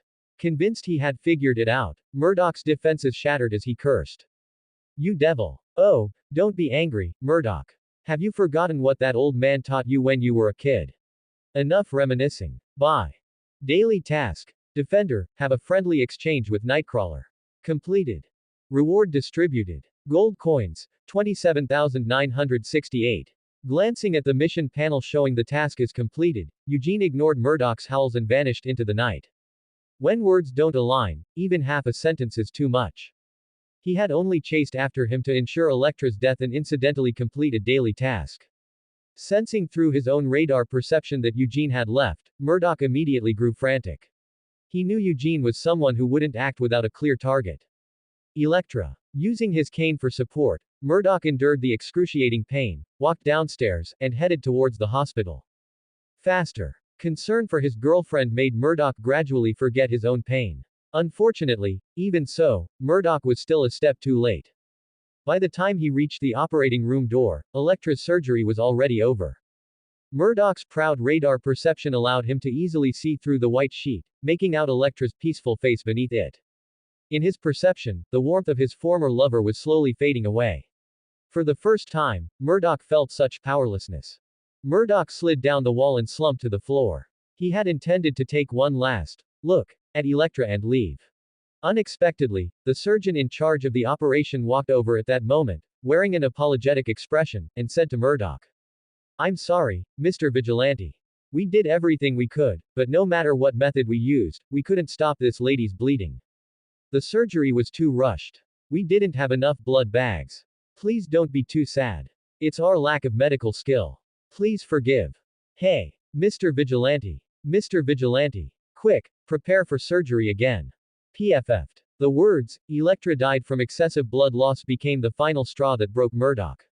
The strength he had been forcing himself to maintain finally gave way. He spat out a mouthful of blood, lost consciousness, and fell into a coma. The nurses who had been transporting Electra's body abandoned it where it lay and rushed over en masse to carry Murdoch into the operating room. The entire hospital was brightly lit throughout the night. Meanwhile, Eugene's actions continued. He didn't change clothes and go home. Instead, he used his computer skills to directly obtain Obadiah Stane's address information and itinerary for the past few days. Enemies are best dealt with sooner rather than later. If it were just Eugene by himself before, he might have toyed with Obadiah Stane to pass the time. But now he was a man with a wife and child. Whether as a husband or a father, he had to take the initiative to eliminate the threat. Daring to lay hands on his wife and child, this was no ordinary villain. A heavy-handed strike was necessary. New York City at night was much quieter than during the day. Eugene drove his modified car, gliding through the streets of New York like a phantom of the night. Ding tilde call from the kidney-deficient old man tilde. Eugene glanced at his phone. He could roughly guess why Tony was calling him so late. He swiped the screen to answer. Tony's serious voice came through the phone. "Lee, what are you planning to do?" After learning from Eugene that it was Obadiah Stane who had betrayed him, Tony hadn't stopped all day, constantly investigating Obadiah Stane. During this process, through Jarvis, he learned many things, including the fact that Eugene's assassination attempt today was a result of being implicated by him. Understanding the course of events, Tony sank into depression. He couldn't understand why Obadiah Stane wanted to kill him. He had always considered Obadiah Stane one of his few remaining family members in this world. Feeling gloomy, Tony sat before his computer, staying up all night, eyes bloodshot, silently gathering information related to Obadiah Stane. It wasn't until just now, when Jarvis told him someone had hacked into Obadiah Stane's assistant's computer and intercepted information about Obadiah Stane's address and recent itinerary, that he snapped back to reality. Considering it might be a case of criminals turning on each other, Tony had Jarvis check who hacked Obadiah Stane's assistant's computer. The result led to Eugene. This result made Tony, who had been somewhat weary, instantly sit bolt upright. Revenge. He knew Eugene's methods all too well. Even thinking with his toes, Tony knew Eugene was definitely planning to kill Obadiah Stane for revenge. Thinking this, Tony quickly had Jarvis locate Eugene's current position. Seeing that Eugene was driving towards Obadiah Stane's home, Tony hesitated for a moment before dialing Eugene's number. Tony's feelings were very complex now. Although he knew Obadiah Stane wanted him dead, he still wanted to spare his life for the sake of their past relationship. Unfortunately, he couldn't decide this matter alone. Because he wasn't the only victim. He couldn't offer forgiveness on behalf of others.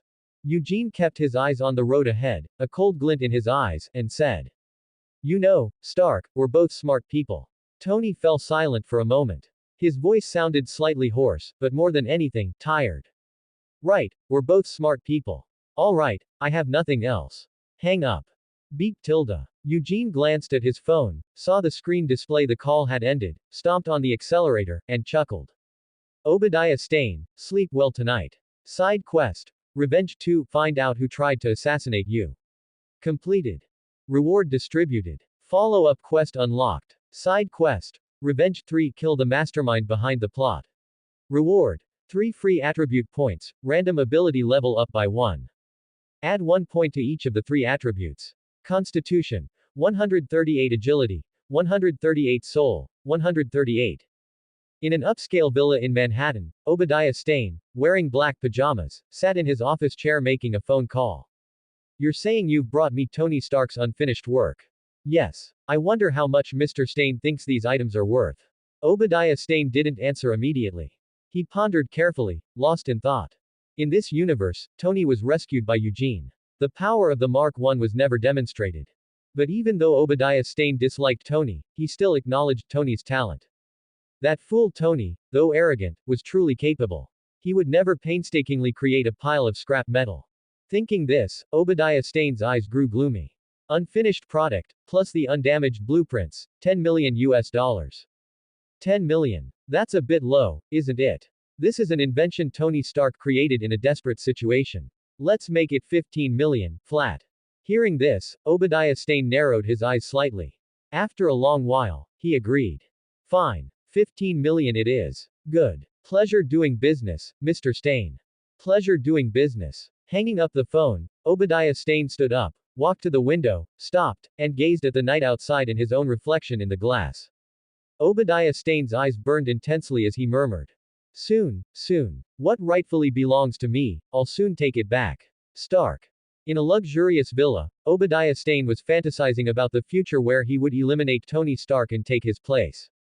In his vision, Stane Industries would become the world's #1 arms dealer under his leadership.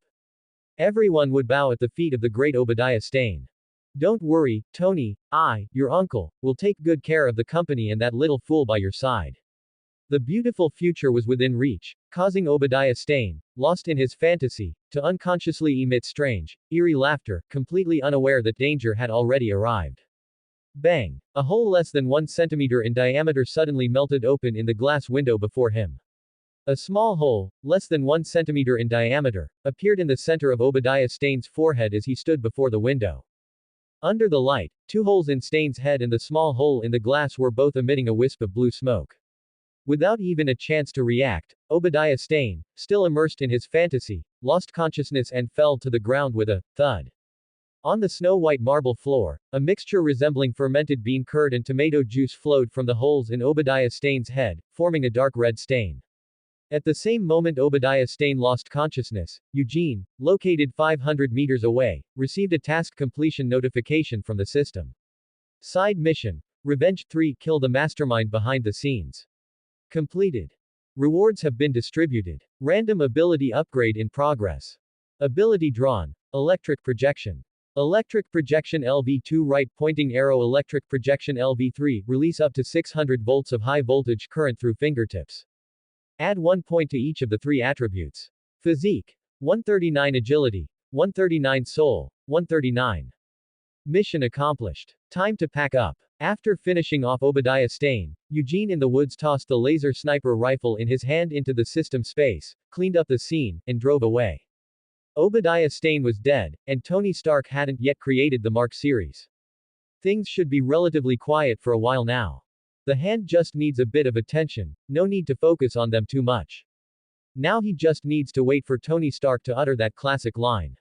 As for whether Tony would still say that classic line with the ironmonger gone. Eugene felt he would. After all, he was Tony Stark, a guy who loved to show off and was utterly unsubtle. Well, leaving Tony Stark aside for now, it seemed he had completely disrupted the plot. In one night, he had taken out 3 plot characters in a row, Elektra, Bullseye, and Obadiah Stane. This was a first. Eugene looked meaningfully toward the New York City skyline at the end of the highway, gazing at the city that seemed to have fallen into a deep slumber under the night sky. A faint smile appeared on Eugene's face as he murmured in his heart. Seemingly calm on the surface, but undercurrents are swirling beneath. That's just like you, New York. Whatever. The world started changing the moment I arrived anyway. So let it change. If everything followed the familiar plot, it would be pretty boring too. In contrast to Eugene's relaxed state, a building shaped like a trident in Manhattan, New York, was thrown into a frenzy of activity because Eugene had killed Obadiah Stane. A middle-aged man in a black suit, somewhat balding, rushed into an office holding a file. He walked quickly to the desk and handed the file in his hand to the one-eyed black man sitting in the office chair. Nick, Colonel Stryker and General Ross's aide are arguing over funding. I think we have room to maneuver. The one-eyed black man called Nick took the file from the man, opened it, glanced at it, tossed it onto the desk, looked up at the man with his one remaining eye, and said nonchalantly, Agent Coulson, personal grudges like this aren't SHIELD's business. SHIELD deals with supernatural phenomena. Instead of showing me this stuff, you should be more concerned about what just happened. As he spoke, Nick took a file from a drawer and handed it to Coulson in front of him. The balding man called Coulson glanced at Nick, took the file from him, opened it, read it carefully, then handed it back to Nick with a grave expression. Player 0 took out Obadiah Stane tonight. Nick nodded, then snorted coldly, saying, that guy just can't stay quiet even when his wife is pregnant. After reading the file and understanding the whole story, Coulson smiled and said, I don't quite see it that way. Isn't he doing this to protect his wife? Nick wasn't convinced by Coulson's words and still wore a sour expression. He didn't have much goodwill toward Eugene. In Nick's view, all those racial supremacists deserve to go to hell. I don't know what those scientists at the Bureau are eating, actually saying a guy with strength surpassing Captain America, speed around 132 kilometers per hour, and cell density and strength far exceeding normal humans is an ordinary person. How could this guy be ordinary? Some mutants look more ordinary than him. A bunch of idiots. Getting worked up, Nick started cursing outright. SHIELD had noticed Eugene 4 years ago, back when Eugene still lived in Hell's Kitchen and hadn't moved away. At first, SHIELD thought Eugene was just a skilled mercenary and didn't pay much attention, until Eugene actually defeated one of SHIELD's top agents. Eugene Lee. This name officially entered SHIELD's field of view. Initially, Nick had planned to put Eugene on the Avengers Initiative reserve list. But as observation continued, Nick found Eugene too unrestrained and moved him from the Avengers reserve list to the surveillance list. At the same time, he listed Eugene, a mutant similar to a super soldier, on the experimental list. After managing to obtain Eugene's DNA, SHIELD immediately began research. They had hoped to study the mutant X gene before the military noticed Eugene, but when the results came out, the entire SHIELD was dumbfounded. Ordinary. Completely, utterly ordinary. A very pure ordinary human. More ordinary than Nick Fury. Although video data analysis concluded Eugene's strength surpassed Captain America, his speed reached 132 kilometers per hour, and his cell density, strength, etc., were several times that of a normal human. Eugene's genetic test results showed he was an ordinary human. Even Captain America's genes were different from an ordinary human's. What annoyed Nick the most was that after a bunch of research, SHIELD's scientists unanimously concluded that Eugene had achieved this level through training. After all, the effect of the super soldier serum was to enhance human physical capabilities to the human limit. If that was the case, then theoretically, a human could also reach Captain America's level through training. Hearing this conclusion from the SHIELD scientists, Nick was so angry he saw stars. He even retorted to the scientists. Has anyone ever seen or heard of someone reaching Captain America's level through exercise alone? Then those scientists took out Eugene's photo and handed it to him, saying, well, this one. The past was too painful to recall. The more he thought about it, the more furious he became. Nick looked up at the silent Coulson before him, sighed, and said, go on. You don't need to handle this matter. Monitor Tony Stark for a while, and keep an eye on that mercenary as well. Stark and Eugene Lee have been in contact much more frequently lately. Seeing Nick stop dwelling on the past, Coulson breathed a sigh of relief, nodded, and agreed. No problem. I'll go right now. 7 days passed. On the surface, nothing seemed to happen, and indeed, nothing much did. The day after Obadiah Stane was dealt with, Eugene moved with his family to the Upper West Side of Manhattan, arguably one of the safest areas in all of New York. The prestigious Empire State University is located here. As a prestigious private institution, Empire State University's motto is, Excelsior, and its higher-ups hold an inclusive attitude towards supernatural communities. Many mutants have graduated from this school, the most famous among them being the White Queen. Their unique affection for the school formed a natural protective barrier. Apart from safety considerations, once this summer vacation is over, Johnny will also be attending Empire State University. In their idyllic villa, Eugene sipped his coffee while watching the stock price of Stark Industries on his computer screen. Ever since Tony Stark shut down the weapons development division, Stark Industries stock began to plummet. What was despairing was that the rate of decline didn't slow down over time. Instead, it gradually accelerated because Eugene had eliminated Obadiah Stane. To make matters worse, 2 days ago, the American military acknowledged that Hammer Industries would replace Stark Industries as America's primary weapons supplier. Almost everyone was convinced Stark Industries was finished. Basically, any investor holding Stark Industries stock was dumping it all at once, terrified that a second's delay would leave them utterly bankrupt, without a penny to their name. Buying Stark Industries stock and shares at this time was truly a must-do activity in the Marvel Universe.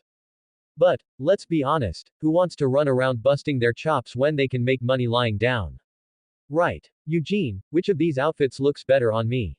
Susan walked into the study holding 2 oversized pieces of clothing. She had pondered for a long time and couldn't decide which to wear, so she wanted Eugene to help her make the choice. Casually snatching up some newly dumped shares, Eugene looked up with a smile at Susan standing before the desk. His gaze lingered on each garment for a moment before he looked at Susan and said softly, "The one in your right hand. The pink one. It's quite cute." Susan gave a slight nod, looked at the pink sweater in her right hand, frowned slightly, and after a moment, tossed the pink sweater to Eugene. She blinked at Eugene, said playfully, "In that case, I'll wear this beige one then," and turned to leave the study. "You should get dressed quickly too. It's about time. Stark's place is still quite far from here. Let's not end up late because of traffic." Catching the tossed sweater, Eugene listened to the voice coming from outside the study. He smiled and shook his head, shutting down his computer as he replied, "Got it, changing now." At 6 in the evening, the sky was still bright, just tinged with a faint orange-yellow hue. Eugene drove with Susan to Tony's beachfront villa in Manhattan. "Welcome, Dr. Lee, Miss Susan." Before they even reached the villa's main gate, it automatically swung open, followed immediately by the voice of the AI, Jarvis. "Hello there, Jarvis. Long time no see, Jarvis. How have you been lately?" "I have been doing quite well, Dr. Lee. Thank you for your concern." Susan and Eugene exchanged greetings with Jarvis, then followed its guidance to meet Tony and the others chatting in the living room. Well, look who it is. If it isn't the 7th largest shareholder of Stark Industries. What brings you here? Faced with the same old sarcastic opening, Eugene feigned confusion. "Didn't you invite me? Or did I remember wrong?" As he spoke, Eugene glanced at Pepper standing beside Tony and joked, "Potts, this isn't what you told me. Didn't you say someone was going to apologize to me?" Eugene's words made the others burst into laughter, with only Tony's smile freezing on his face. Seeing this, Pepper quickly spoke up to save Tony from the awkwardness. All right. Now that Lee and Susan are here, let's have the chef serve the meal." Saying this, Pepper grabbed Tony's arm, pulled him up, and pushed him towards the dining room. Seeing this, Eugene didn't press the issue further. Leading Susan, he followed behind Tony and Pepper, chatting casually with Yinsen, Rhodey, and the others. At the dinner table, everyone talked and laughed, sharing stories and cracking jokes. All were tactful enough not to bring up Obadiah Stane. After the meal, Tony, citing company matters he needed to discuss with Eugene, requested a private talk. Eugene didn't refuse and followed Tony down to his underground laboratory. Neither spoke a word along the way. It wasn't until they entered the basement that Tony suddenly uttered a cryptic statement. "Was everything under your control?" As he spoke, Tony snapped his fingers, and the basement lights instantly flickered on. Tony walked with a casual stride to the workbench, turned, and sat on its edge, looking at Eugene with an inquisitive gaze. "Which aspect?" Eugene chuckled, walked over, and sat down on a nearby motorcycle, turning his head to look at Tony. Tony stared intently at Eugene. The two locked eyes for a long time before Tony took a deep breath, averting his gaze. His tone carried a hint of remorseful apology as he said, "I'm sorry, Lee. Too much has happened recently. My nerves are a bit frayed." Eugene wasn't bothered by Tony's suspicion. Having just experienced betrayal by someone closest to him, if it were Eugene, he'd probably see everyone as a potential traitor out to get him too. Moreover, his purchase of Stark Industries stock and shares was indeed rather outrageous. With Tony Stark's intelligence, it was perfectly normal for him to be suspicious. Looking at Tony before him, Eugene could see deep exhaustion in his eyes, the kind unique to someone who has suffered a major setback. After a moment of silence, Eugene stood up from the motorcycle, walked a circle around the entire basement, then looked up at Tony and called out. So, what's Stark Industries planning to do now that it's not selling weapons? I've bet my entire fortune on Stark Industries. You're now my golden goose. Don't you dare go limp on me, become impotent. Tony glanced back at Eugene. Their eyes met, and Tony forced out a slightly arrogant, stiff smile. Hey, technically, I'm your boss now, right? Watch your tone when speaking to me, or I'll fire you. As for Stark Industries, don't worry about that. I already have a development plan. Rest assured, I'll make sure your fool's net worth doubles. Then I'll be quietly awaiting good news from the deficient Mr. Stark. Eugene said as he walked over to a workbench, looking at the arc reactor, the unfinished repulsor, and the thrusters lying there. He now had an idea of Tony's progress on Mark E. After a moment's thought, Eugene pointed at the components on the bench and asked, feigning puzzlement. Isn't this the secret weapon you built in the cave? What? Are you planning to develop exoskeleton technology on the side? It seemed Eugene had hit a keyword. Tony suddenly perked up, strode over to Eugene's side, and looked at the arc reactor and the unfinished parts on the bench. A light shone in his eyes as he said with a serious expression. You could say that, but I don't plan to make this technology public. As he spoke, Tony turned his head to look at Eugene. Hey, after I finish building this second suit of armor, let's have a fight.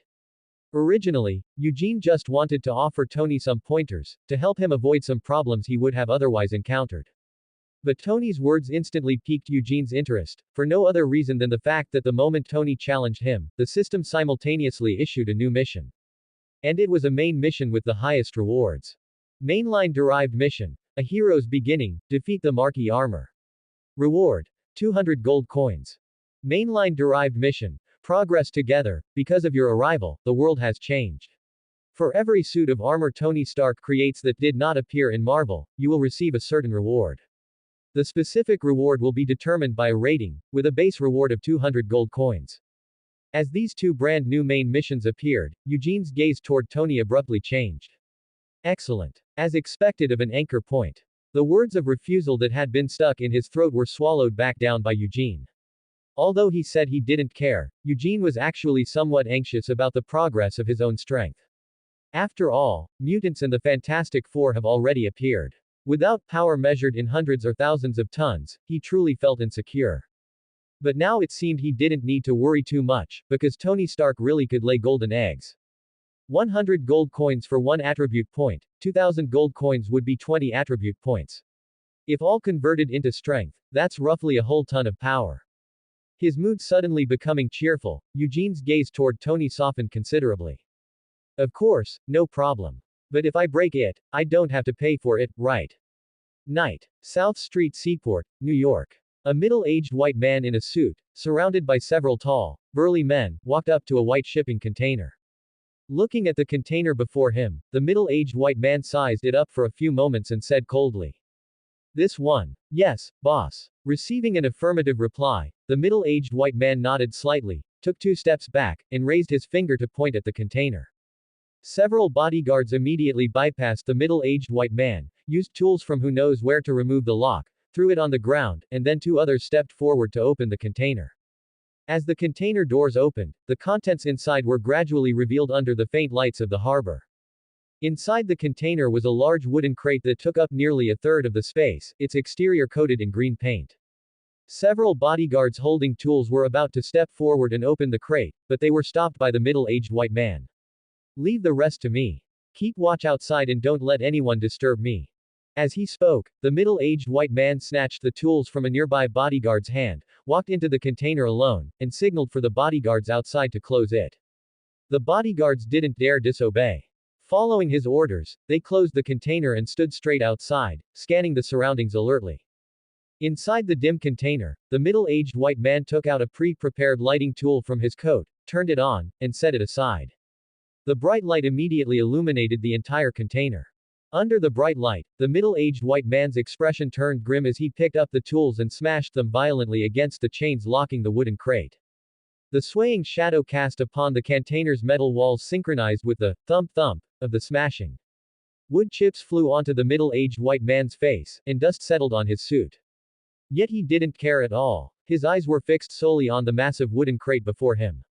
There were clearly easier and more efficient ways to open the crate, but he chose the most violent method. After an unknown amount of time, the last chain locking the crate snapped with a click, and only then did the middle-aged white man stop. Resting for a moment, he tossed the tools aside and stumbled forward to open the wooden crate. Aided by the light reflecting off the metal interior, he saw the contents clearly. It was a very crude, semi-finished suit of armor, covered in weld seams, looking like a careless model made from gas tanks. Tony Stark. HMPH, he's not all that. I really don't know why you liked him so much, father. Reaching out to stroke the surface of the armor, his tone carried thick disdain and a trace of imperceptible jealousy. As his fingers traced the cold, gray shell of the armor, his gaze grew increasingly sinister, and he muttered with deep hatred. You said Tony Stark was 100 times better than me, that I was the shame of your life. I've been waiting for a chance to prove myself, but I didn't expect, it seems you won't live to see that day. Hee, it doesn't matter. It doesn't matter even if you can't see it. When you see Tony Stark in hell in a few days, you'll understand everything. You'll understand that your son is 100, no, 1,000 times better than Tony Stark. Another 10 days or so had passed at Eugene's new home in Upper Manhattan. Because the effects of his superpowers acted directly on his body, ordinary suits couldn't withstand temperatures reaching several thousand degrees. Fortunately, Eugene had pulled the blueprint for unstable molecules from the system.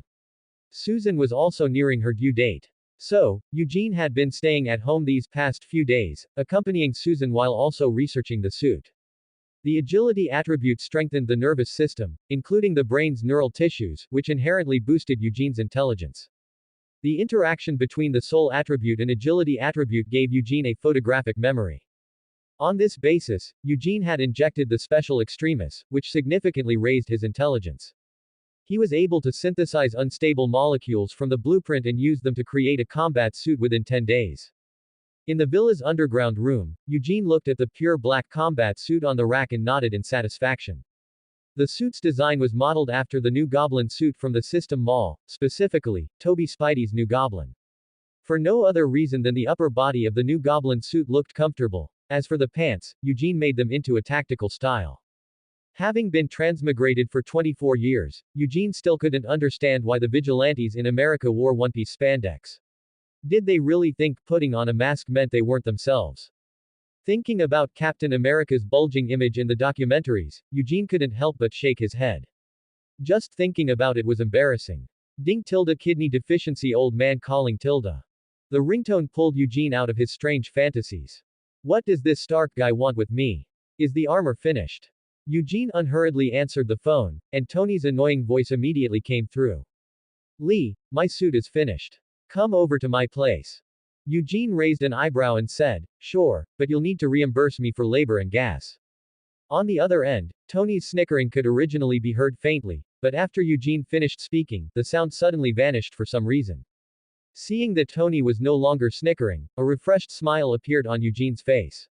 He brought the phone to his mouth and pretended to ask. Why is there no sound? Stark. Can you hear me, Stark? As he spoke, Eugene even tapped the phone with his hand. On the other end, Tony sat on the sofa with a long face. He knew Eugene too well, this fool was intentionally trying to ruin his mood. He knew this, yet he couldn't help but feel annoyed whenever Eugene spoke. Who was he? He was the great Tony Stark, and Tony Stark never lost a war of words. A flash of inspiration struck, and Tony chuckled, putting on a generous front. Of course, no problem. Not just gas and labor, I'll even cover your medical bills and equipment damage costs later. Ha ha ha. Hearing this, Eugene raised an eyebrow and glanced at the suit on the rack. After a moment of silence, he laughed. Really? That's great. But just gas and labor will do. We're old acquaintances, I won't rip you off. Keep the medical and equipment costs for yourself. I feel like you'll need them more than I do. Just wait for me at home, Stark. After saying that, Eugene hung up without giving Tony a chance to respond. Daily mission. Help Tony Stark quit being a smart-ass completed. On the other side, Tony was about to retort, but when he heard Eugene hang up, his hands trembled with rage. Jarvis. Sir. Help me suit up in the Mark E. I'm going to give that fool a good thrashing. Yes, sir. Eugene tossed his phone onto the nearby desk, snapped his fingers, stepped forward, and took the battle suit hanging on the rack. Go show that dispirited old geezer what's what. After putting on the battle suit, Eugene walked out of the basement and into the house to grab a jacket. The upper body fit snugly, and with no patterns or colors designed yet, Eugene felt something was missing if he didn't wear something over it. Grabbing the jacket, Eugene strode purposefully outside, just running into Johnny, who had just gotten up, before leaving. About to start university, Johnny was in an unusually relaxed state, often staying up until 2 or 3 in the morning, which meant he usually didn't get up until after 11, just like now. Bleary-eyed, Johnny rubbed his eyes, about to greet Eugene, when he noticed Eugene was wearing a brand new battle suit. He instantly snapped awake, his eyes widening in surprise as he exclaimed. Hey, is this your new suit? It looks way too cool. Wait, hold on, why are you wearing your suit? What are you about to do? Eugene didn't hide it from Johnny, openly spreading his hands and saying. Stark challenged me to a fight. I'm going to spar with him. Take care of your sister today, I'll be back tonight. Patting Johnny on the shoulder and giving him an encouraging smile, Eugene moved past Johnny, opened the front door, and left. With a bang, the door closed. Johnny's face was full of bewilderment. It took him a long moment to process things before he reacted, pursing his lips, shaking his head, and muttering curses.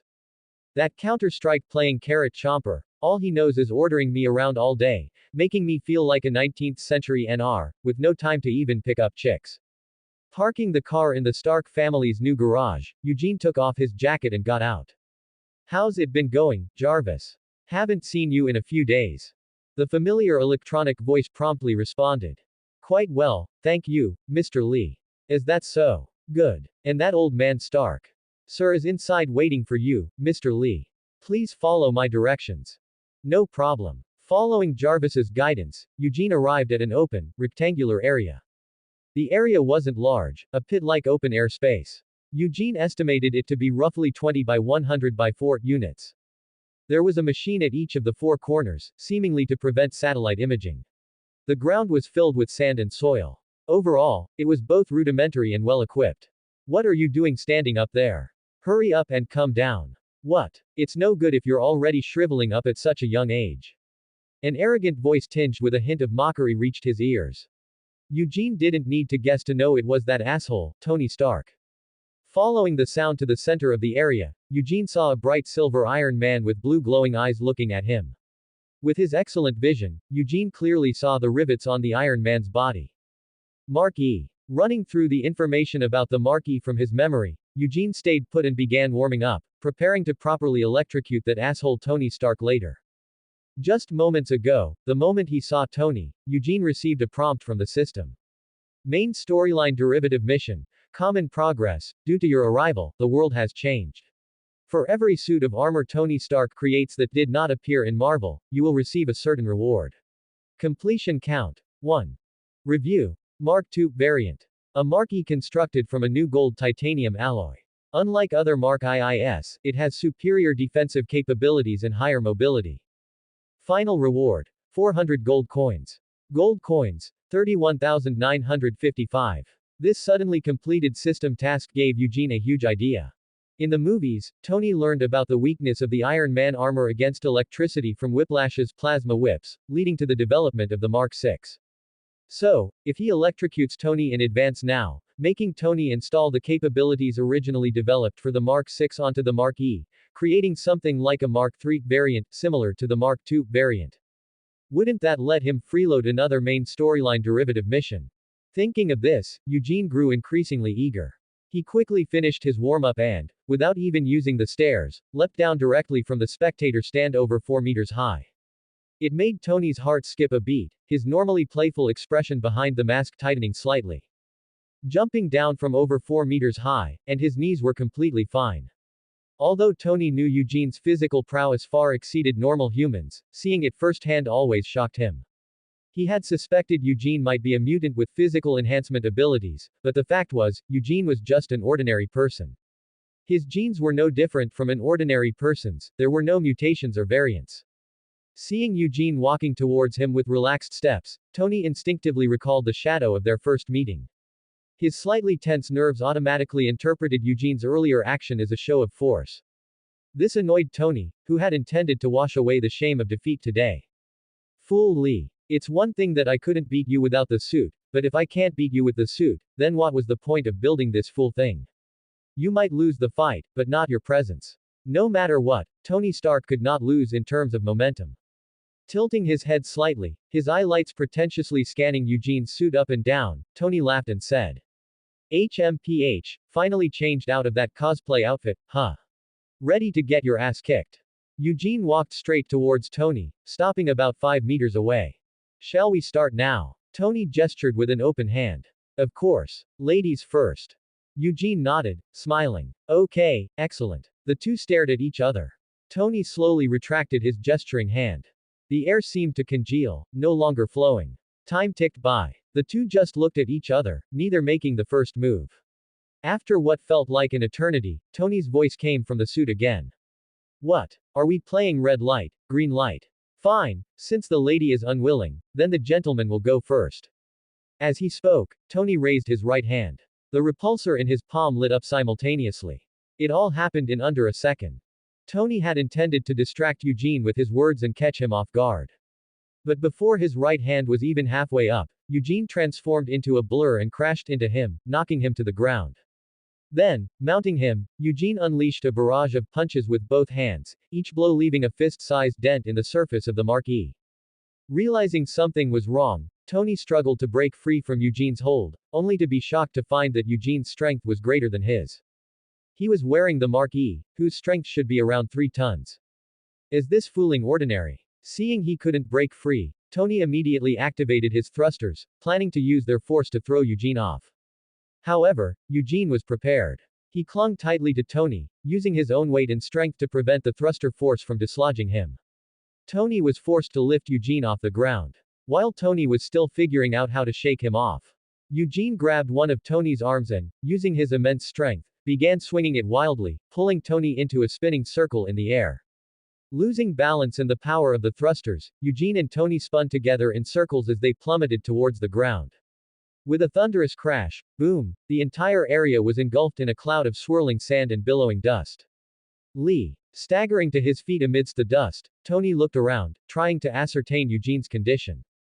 They had just plummeted over a dozen meters straight down, crashing heavily onto the ground. There was no way Eugene was unharmed. Shit, it was just a sparring match, why go so hard? Tony cursed verbally, but his body didn't pause for a moment. Using the suit's lighting system, he carefully searched for any sign of Eugene. Godfoolit, where is he? After searching for a long time without finding him, Tony, sensing something was wrong, immediately went on alert. Unfortunately, he was still a step too slow. A figure burst out from the dust, slamming Tony to the ground once more. Having a rough understanding of Eugene's physical resilience, Tony decided not to hold back any longer. Just as he was about to use the repulsors in his palms to blast Eugene away, a tingling numbness spread throughout his entire body. Immediately after, his entire suit system crashed. Now, even lifting his arm became a struggle. Jarvis. After multiple calls went unanswered, Tony rolled his eyes in frustration and called out wearily. Lee, I know you're right there, help me get this faceplate open. Eugene shook the grit from his hair, flipped over, and placed his hand on Tony's mask. Applying slight pressure with his fingers, a sharp crack sounded as Eugene tore the entire mask clean off. What the fool? Hearing the sound of the mask's connection snapping, Tony couldn't help but swear. Holy shit, how did you do that? Tony strained to tilt his head and look at Eugene beside him, his expression full of puzzled inquiry. Eugene didn't hide it. To him, the extremis virus could hardly be considered a trump card, it was merely one stage of his power. Gathering electricity at his fingertip, he shot a bolt to the side, blasting a fist-sized crater into the ground. Just as he was about to say something to Tony, he saw Tony's face light up with excitement, his lips trembling as he exclaimed. I knew it, I knew you weren't ordinary, ha ha ha, ha. Seeing Tony suddenly acting strangely, Eugene raised an eyebrow. He lifted his finger, still crackling with tiny arcs of electricity, and tapped Tony's cheek. Oh, shit. Jolted by the shock, Tony wrinkled his nose, shooting a displeased look at Eugene. Then he raised an eyebrow, his expression turning arrogant as he said. Alright, now I know your mutant ability. Releasing electrical energy, right. Just you wait, you win this round, but I'll win it back soon enough. Looking down at Tony's arrogant face, the very picture of, I've got you figured out. Eugene glanced at his system task. Main quest. Assist Tony Stark in developing the Mark series armor. Progress. 5%. He chuckled softly, shaking his head and saying, I'm not a mutant, Stark.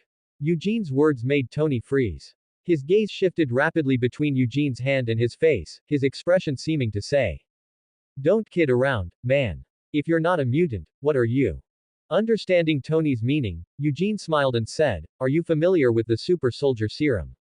Super Soldier Serum. Hearing that term, Tony's pupils contracted sharply. He was all too familiar with that phrase. Connecting it with Eugene's field of expertise, Tony snapped his gaze to Eugene's youthful face. Licking his dry lips, he swallowed hard and asked, you succeeded. Eugene gave a slight nod. Succeeded. Just recently, in fact. The results are quite good. Beyond enhanced physical capabilities, I also gained a few superpowers. Tony stared intently into Eugene's eyes, trying to discern something from them, but all he saw was utter candor. After a long moment, Tony suddenly broke into a laugh for no apparent reason and said with feigned profundity. Okay, you win this one. But don't get too cocky. This is just my prototype. Once I finish the Mark E, we'll have a rematch. The sight of that arrogant attitude made Eugene shake his head. No problem. Since you're volunteering for a beating, I have no reason to refuse, do I? But Stark, your suit is still far inferior to me. Tapping a finger against the shell of the Mark E, Eugene said seriously. The shock absorption and protective qualities are good. The composite armor structure is excellent. However, I feel you could optimize the armor's structure to improve its impact resistance. Also, apply some special coating material on the exterior. I'd recommend the Lee Aerospace composite coating. Besides increasing your temperature resistance, it also prevents icing at high altitudes. It's a rare, top-tier product. Considering our relationship, if you want to buy it, I'll give you a discount, 99% off. That's it. Hope you learn to walk, baby Stark. Eugene stood up, brushing the sand and dirt from his clothes, preparing to leave. Tony first nodded in agreement with Eugene's points, but upon hearing the baby Stark jab, he glanced at Eugene's dusty suit and mocked. Such monotonous attire. Your sense of style is getting worse. Eugene paused, pointed at Tony's armor, and said disdainfully. You're not much better. Mine, at least, is clean. On yours, all I see are silver rivets. With that, Eugene turned and left, leaving Tony alone on the ground, staring after him. Lee, where are you going? Come back. I can't get out of this thing by myself. Come back, Lee. Son of a fool, Lee. Eugene, get back here. Ignoring Tony's shouts, Eugene left Tony Stark's villa without looking back. He drove towards Upper Manhattan. The following days passed as peacefully as a Disney cartoon. Apart from keeping up with news about Stark Industries, Eugene spent his time with Susan. Time flew by and soon it was the day of Susan's delivery. In the best private hospital in Upper Manhattan, Johnny, Logan, and some friends who had made a special trip were all waiting quietly outside the delivery room. As the husband, Eugene entered the delivery room with Susan to accompany her during childbirth. Eugene. A voice, pained and suppressed, rang out in the delivery room. Eugene leaned in, holding Susan's hand, and responded. I'm here. Eugene. Yes, you're right, Susan. Feeling his lover's hand squeeze his tightly, even though he knew there was no real danger, Eugene's heart clenched. Cold sweat unconsciously broke out on his forehead. To ensure Susan's safe delivery, he had prepared many things, serums and medicines he had developed using Logan's blood, and the resurrection totem gifted annually by his system. All to prevent any accidents at this critical moment. If you asked what Eugene's current state of mind was like, there was only one word: panic. Unprecedented panic. This strange feeling made Eugene feel as if he had returned to his past life, taking an exam with a teacher standing on either side of his desk, experiencing the tense, thrilling sensation of cheating. He didn't even know what he was panicking about. He had prepared thoroughly, yet his heart felt utterly unsettled. Push, ma'am, push. HNGH. The delivering doctor urged. Susan gripped Eugene's hand tightly, her face turning red as she gritted her teeth and bore down. Outside the delivery room, Johnny paced back and forth by the door, occasionally pressing his ear against it to listen. Logan, usually hot-tempered, was surprisingly quiet. He didn't say anything, just sat steadily in his chair, frowning occasionally as he looked towards the delivery room. Tony, Pepper, Rhodes, Ethan, and Happy all stood solemnly in place, silently praying. With the sound of a bright cry, everyone's tense hearts, both inside and outside the delivery room, relaxed at that moment. Reaching out to help Susan brush back the hair stuck to her forehead, Eugene looked at the red little baby in Susan's arms, who had a small tuft of black hair on his head, and revealed a heartfelt smile.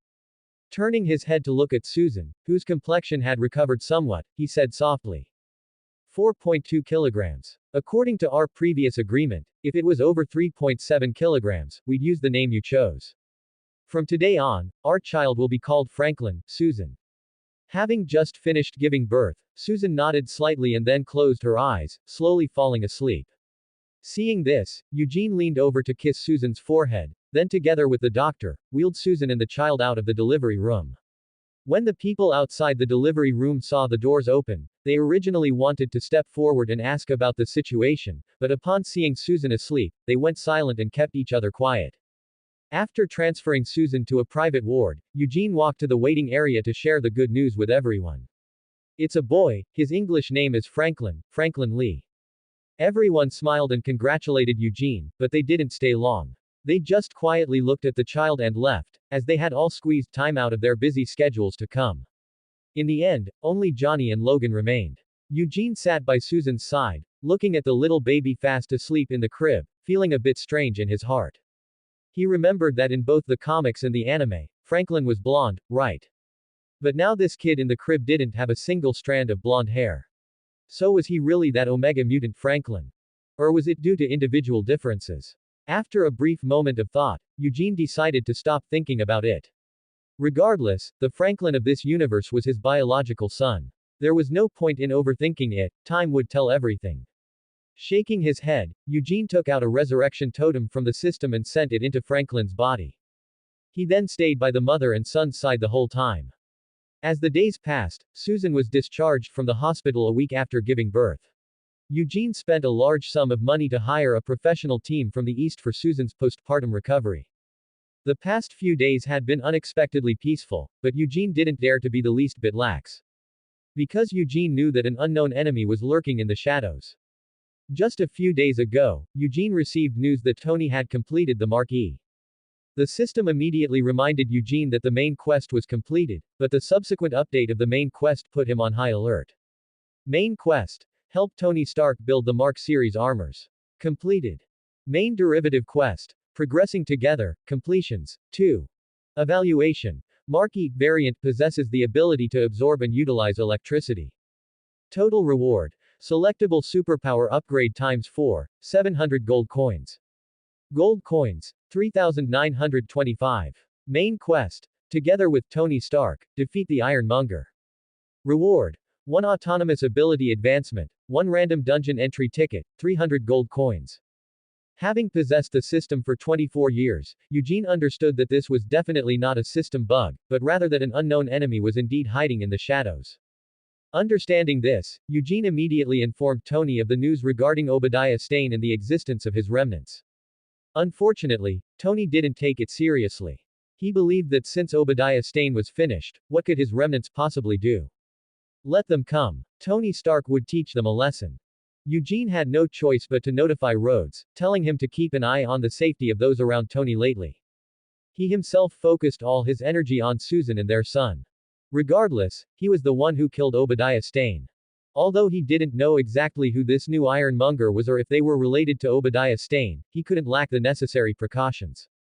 Speaking of which, the 10 sonic weapons around the house didn't seem like enough. He'd add 8 pulse guns later. Eugene. Franklin pooped again. Okay, I'm coming. Oh, it looks a bit like peanut butter. Johnny. Works here, come over and wash the diaper. Shit, you make me do everything. Jersey City. In the center of a laboratory filled with mechanical equipment, a 4-meter-tall charcoal gray heavy armor stood upright on an experimental platform. A middle-aged white man in a suit looked at the armor before him, a flash of dissatisfaction in his eyes. He turned to the scientist beside him and said sternly, "Why isn't the power system fixed yet? I only need you to handle the power system. Can't you even do this one thing?" The scientist tremblingly raised his hand to adjust his glasses and whispered, "Sir, you should know, this is simply impossible. The middle-aged white man instantly flew into a rage, turning to point at the scientist's chest and roaring. Do you know what Tony Stark used to make a power system in a cave? A pile of junk. Now the surveillance video is right in your face, why can't you make it? The scientist looked at the enraged middle-aged white man in fear. He wanted to retort.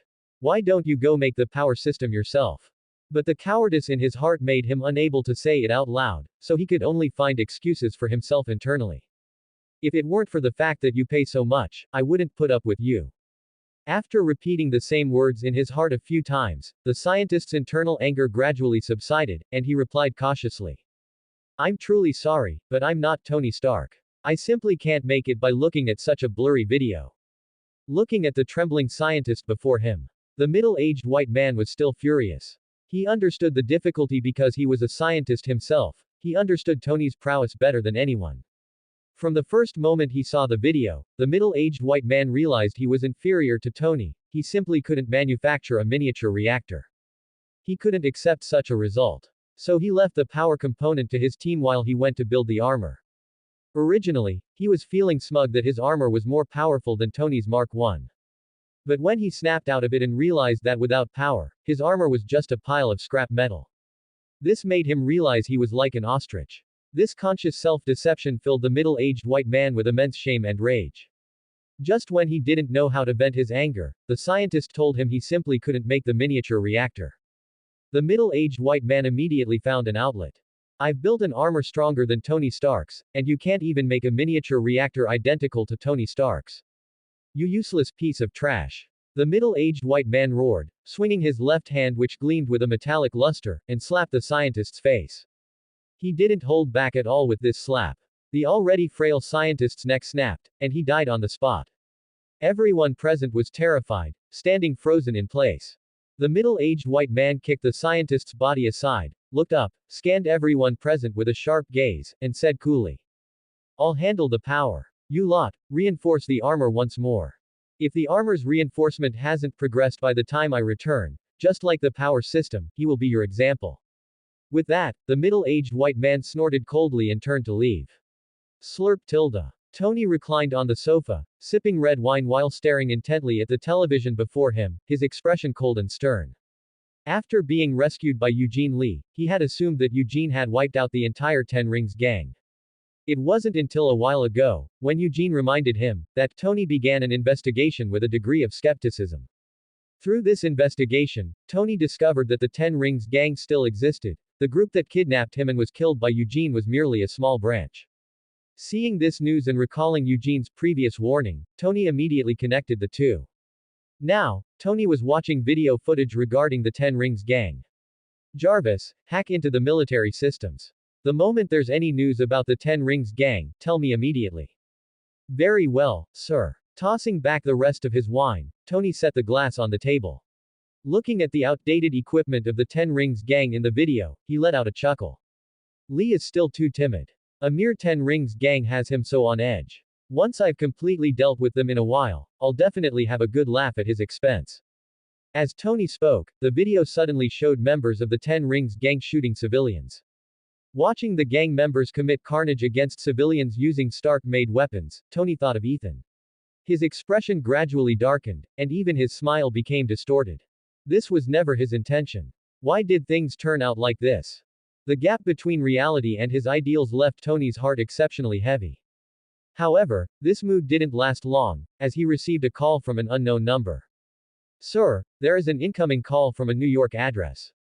An unknown number. Tony frowned in confusion. Usually, he would block such calls immediately. If for no other reason than the fact that Eugene used to call him from random numbers just to curse at him. But now that their relationship had eased, and considering Eugene might actually need something, Tony deliberated for a moment before answering. Hello, Mr. Stark. A strange, vocal fried voice came from the other end. Tony instantly knew it wasn't Eugene. Realizing this, Tony raised an eyebrow and sneered. Patrick Starr. Or just mentally challenged. When you talk, do you feel your brain nerves being squeezed? The other end was silent for a moment before continuing. You are indeed just like the rumors. I want to talk to you, Mr. Stark. My name is Zack Stain. Stain. Hearing that familiar yet estranged surname again, Tony's pupils constricted sharply. That's right, Stain. I want to meet with you, Mr. Stark. I have many things I wish to discuss. Tony didn't immediately agree to the proposal from the man calling himself Zack Stain. Instead, he sat up and asked, Zack Stain, what is your relationship to Obadiah Stane? The man on the other end laughed and said, Obadiah Stane was my father, Mr. Stark. Your father? How is it I never knew Obadiah Stane had a son? Zack Stane's claim left Tony deeply puzzled. He had no memory of Obadiah having a son. As if sensing Tony's thoughts, Zack Stane explained. I am an illegitimate son, Mr. Stark. Before my father's death, my surname wasn't even Stane. I only changed it to inherit my father's estate. Previously, my name was Pfeiffer, Zack Pfeiffer. If you don't believe me, feel free to check, Mr. Stark.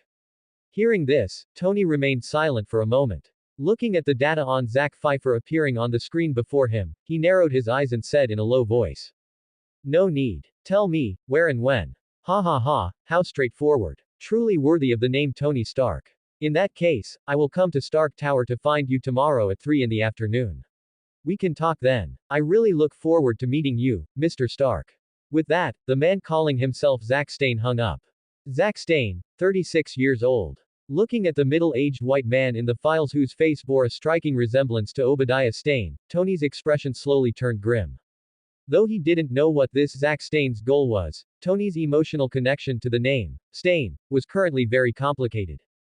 Sir, should I notify Mr. Lee? Jarvis's voice rang out from thin air. Tony rejected the idea without a second thought.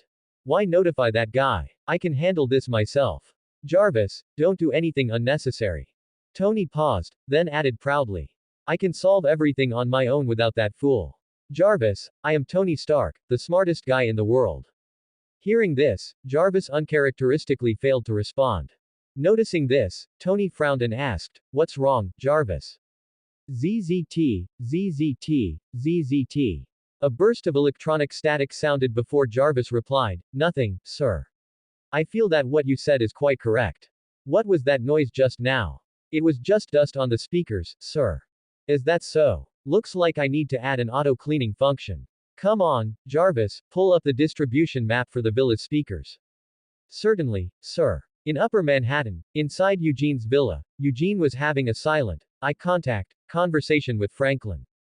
Abba tilde. Looking at the fair and tender little infant before him, Eugene's eyes flashed with a, just as I thought, look. In the comics, Franklin possessed a growth rate that exceeded normal human understanding. Now, his own Franklin had grown into the appearance of a month-old baby despite being born less than 10 days ago. This made Eugene even more certain that his Franklin possessed the same abilities as the Franklins of other universes. Eugene, what are you doing? Hearing his wife's gentle voice, a hint of a smile touched Eugene's eyes as he stood up to face her. Susan's postpartum recovery was excellent. Even the people Eugene hired to care for her said she didn't look like someone who had just given birth. Even the Logan brand recovery serum Eugene had prepared in advance wasn't needed. Just looking at Franklin. This boy really looks like you. Except for the black hair, everything else is exactly like you, like a miniature version of you. Really? That might not be a good thing. If he takes after me, girls might not like him when he grows up. Susan walked to the side of the crib, leaned over, and reached out to pat Franklin's little belly. Little Franklin cooperated with Susan's finger movements, kicking his limbs as his eyes shifted back and forth between Eugene and Susan. Susan gave Franklin a smile, then stood up and turned to Eugene. Her brow was slightly furrowed, and her pink lips moved as if she had something to say. Seeing this, Eugene asked softly. What's wrong? That's the end of part 1. Part 2 is coming soon. Thanks for watching. Please subscribe and support our channel for more stories. Hello everyone. This is Fantasy Audiobook. Here you find original fan-made audio stories. American comic book. Wife is invisible woman, son is superpowered. Part 2. Hearing Eugene's question, Susan pursed her lips and sighed. I'm a little scared. Eugene asked in confusion, scared. Can you tell me about it? Looking at the fidgety Susan before him, Eugene was curious. As her husband, he knew his wife. His Susan was an adventurous person, whether it was her repeated requests to go on missions with him or her signing up for Richard's space experiment project, it all proved this. Eugene found it hard to imagine anything that could make Susan afraid. He instinctively glanced at Franklin lying in the crib, Eugene's first thought was that Franklin had caused Susan to have some sort of bad precognitive dream. This kind of situation had appeared in the comics. Susan's cheeks flushed slightly, and after a long while, she whispered, "Okay, but you're not allowed to laugh at me." Seeing Susan's serious expression, Eugene smiled gently and reached out to brush a strand of hair from her face. "Of course, why would I laugh at you?" With Eugene's promise, Susan locked eyes with him for a moment and sighed. "I don't want to go anymore, Eugene." Susan's words left Eugene momentarily stunned, but he quickly recovered. Thinking of a possibility, Eugene took Susan's hand and asked softly, "Is it that you don't want to go to space?" "Yeah." Seeing Susan nod, Eugene asked again, "Is it because of Franklin?" "Yeah." Eugene paused for a moment before pulling Susan into his arms. "No matter what choice you make, Franklin and I will support you. Just do what you want to do. If you want my advice, it doesn't really matter which choice you make. It's fine if you don't go. I've just started research in the nano field, and you staying could help me. If you go, Richard is very capable, he's one of the smartest people in the world, so I'm optimistic about the space experiment project. Either choice is fine. Isn't that right, little Franklin?" As he spoke, Eugene turned his head and reached for Franklin in the crib, pinching and gently pressing Franklin's chubby cheeks. This made Franklin frown and grunt in dissatisfaction, his little mouth constantly blowing bubbles. Susan, leaning in Eugene's arms, heard Franklin's dissatisfied grunts and turned her head in confusion, seeing Eugene pinching Franklin's face. A gentle smile appeared on her somewhat worried face. "So cute. Did I really give birth to him?" Pushing Eugene's hand away, Susan leaned over the crib herself to play with Franklin. "So tiny, like a little pyramid." Seeing Susan's attention diverted, Eugene shook his head with a smile. In that moment, Eugene really wanted to freeze time right then and there. "Ding tilde, you have a new incoming call tilde." The ringtone suddenly rang. Eugene glanced at the playing Susan and Franklin, then turned to leave the room to answer the call. Mr. Lee. Stark Tower CO's office. Tony sat in his executive chair with his legs crossed, tilting his head up and looking down his nose at the middle-aged white man in front of him. Zack Stain. The middle-aged white man standing in front of the desk laughed and extended his hand to Tony. "Yes, Mr. Stark, I am Zack Stain." Glancing at Zack Stain's extended hand, Tony ignored it and gestured with his chin toward the sofa nearby. "Have a seat." The request for a handshake was ignored, and the smile on Zack Stain's face stiffened, but he quickly recovered, withdrew his hand, straightened his sleeves, and smiled as he walked over to the sofa to sit down. Seeing Zack Stain sit down as instructed, Tony nodded slightly and looked at Zack Stain's left hand. "A mechanical prosthetic." Zack Stain nodded with a smile and grandly took off his left glove, revealing his cyberpunk-style mechanical arm. "It was accidentally blown off during an experiment, but it's no great loss. Because I found that a mechanical arm can do far more than our original human flesh and blood, so I replaced my legs with mechanical prosthetics as well." With that, Zack Stain rolled up his pant legs, revealing two cyberpunk mechanical legs. His smile gradually turned strange, making Tony's eyelid twitch. Faintly sensing something was wrong, Tony slowly reached for the button under the desk to call for backup. Almost at the same time Tony pressed the button, Zack Stain, who had been sitting on the sofa, stood up and walked toward Tony. Sensing the ill intent, Tony immediately stood up from his chair and backed away, trying to maintain a safe distance from Zack Stain. Unfortunately, the office was only so big, and there was nowhere for Tony to retreat. Watching Zack Stain approach him warily, Tony probed. "What are you doing?" Tony's voice echoed through the office, but Zack Stain gave no response. Since no one had come after he pressed the button for so long, Tony realized something must have happened. "If I'd known, I wouldn't have soundproofed the office for certain things, now calling for help is useless." Tony cursed inwardly, but his physical movements didn't stop. He wasn't the type to just sit and wait for death. Zack Stain saw Tony's movements and revealed an enigmatic smile, raising his left mechanical arm and aiming his palm at Tony's head. "Oh shit." Seeing this, Tony was just about to run when his body began to convulse, and he collapsed straight onto the floor in a starfish position. Neural paralysis device. A weapon using infrasound technology that interferes with the normal operation of the human nervous system by emitting infrasound waves at specific frequencies, resulting in temporary neural paralysis. Almost instantly, Tony knew what weapon Zack Stain was using. Ha! Ha ha ha! Zack Stain's arrogant laughter echoed throughout the office. He walked over to Tony with a swaying gait and crouched down, his grin widening to his ears. He grabbed Tony's jaw, looking down at the bloodshot-eyed Tony like a victor. You know, I've always wanted to see this expression on your face, this expression of being incompetent, wanting to kill me but being unable to. Do you know how long I've waited for this day? Ha ha ha, everyone says I'm not as good as you, but now you're at my feet. You're just a playboy, a pampered brat. Why should you be better than me? Why? Tell me, Tony Stark. As he spoke, Zack Stein's grip on Tony's throat tightened continuously, only stopping when Tony's face turned purple. Wait for death to come. When you get to hell, remember to tell Obadiah Stane that Zack Stane was the one who killed you. Giving Tony a heavy punch to the abdomen, Zack Stane removed the miniature reactor from Tony's chest, stood up to straighten his clothes, placed the miniature reactor into his mechanical arm, and calmly walked out of Tony's office. Mr. Stane. Exiting the office, Zack Stane had only gone a few steps before he was called out to by a burly man. Looking at the man before him, Zack Stane thought for a moment and put on a look of sudden realization. Happy, Tony's bodyguard, right? Happy nodded. Please wait a moment. I need to speak with the boss, and then I'll escort you out when I come back. After finishing his sentence, Happy gave Zack Stane a polite nod and turned to enter the office, but was called back by Zack Stane at that moment.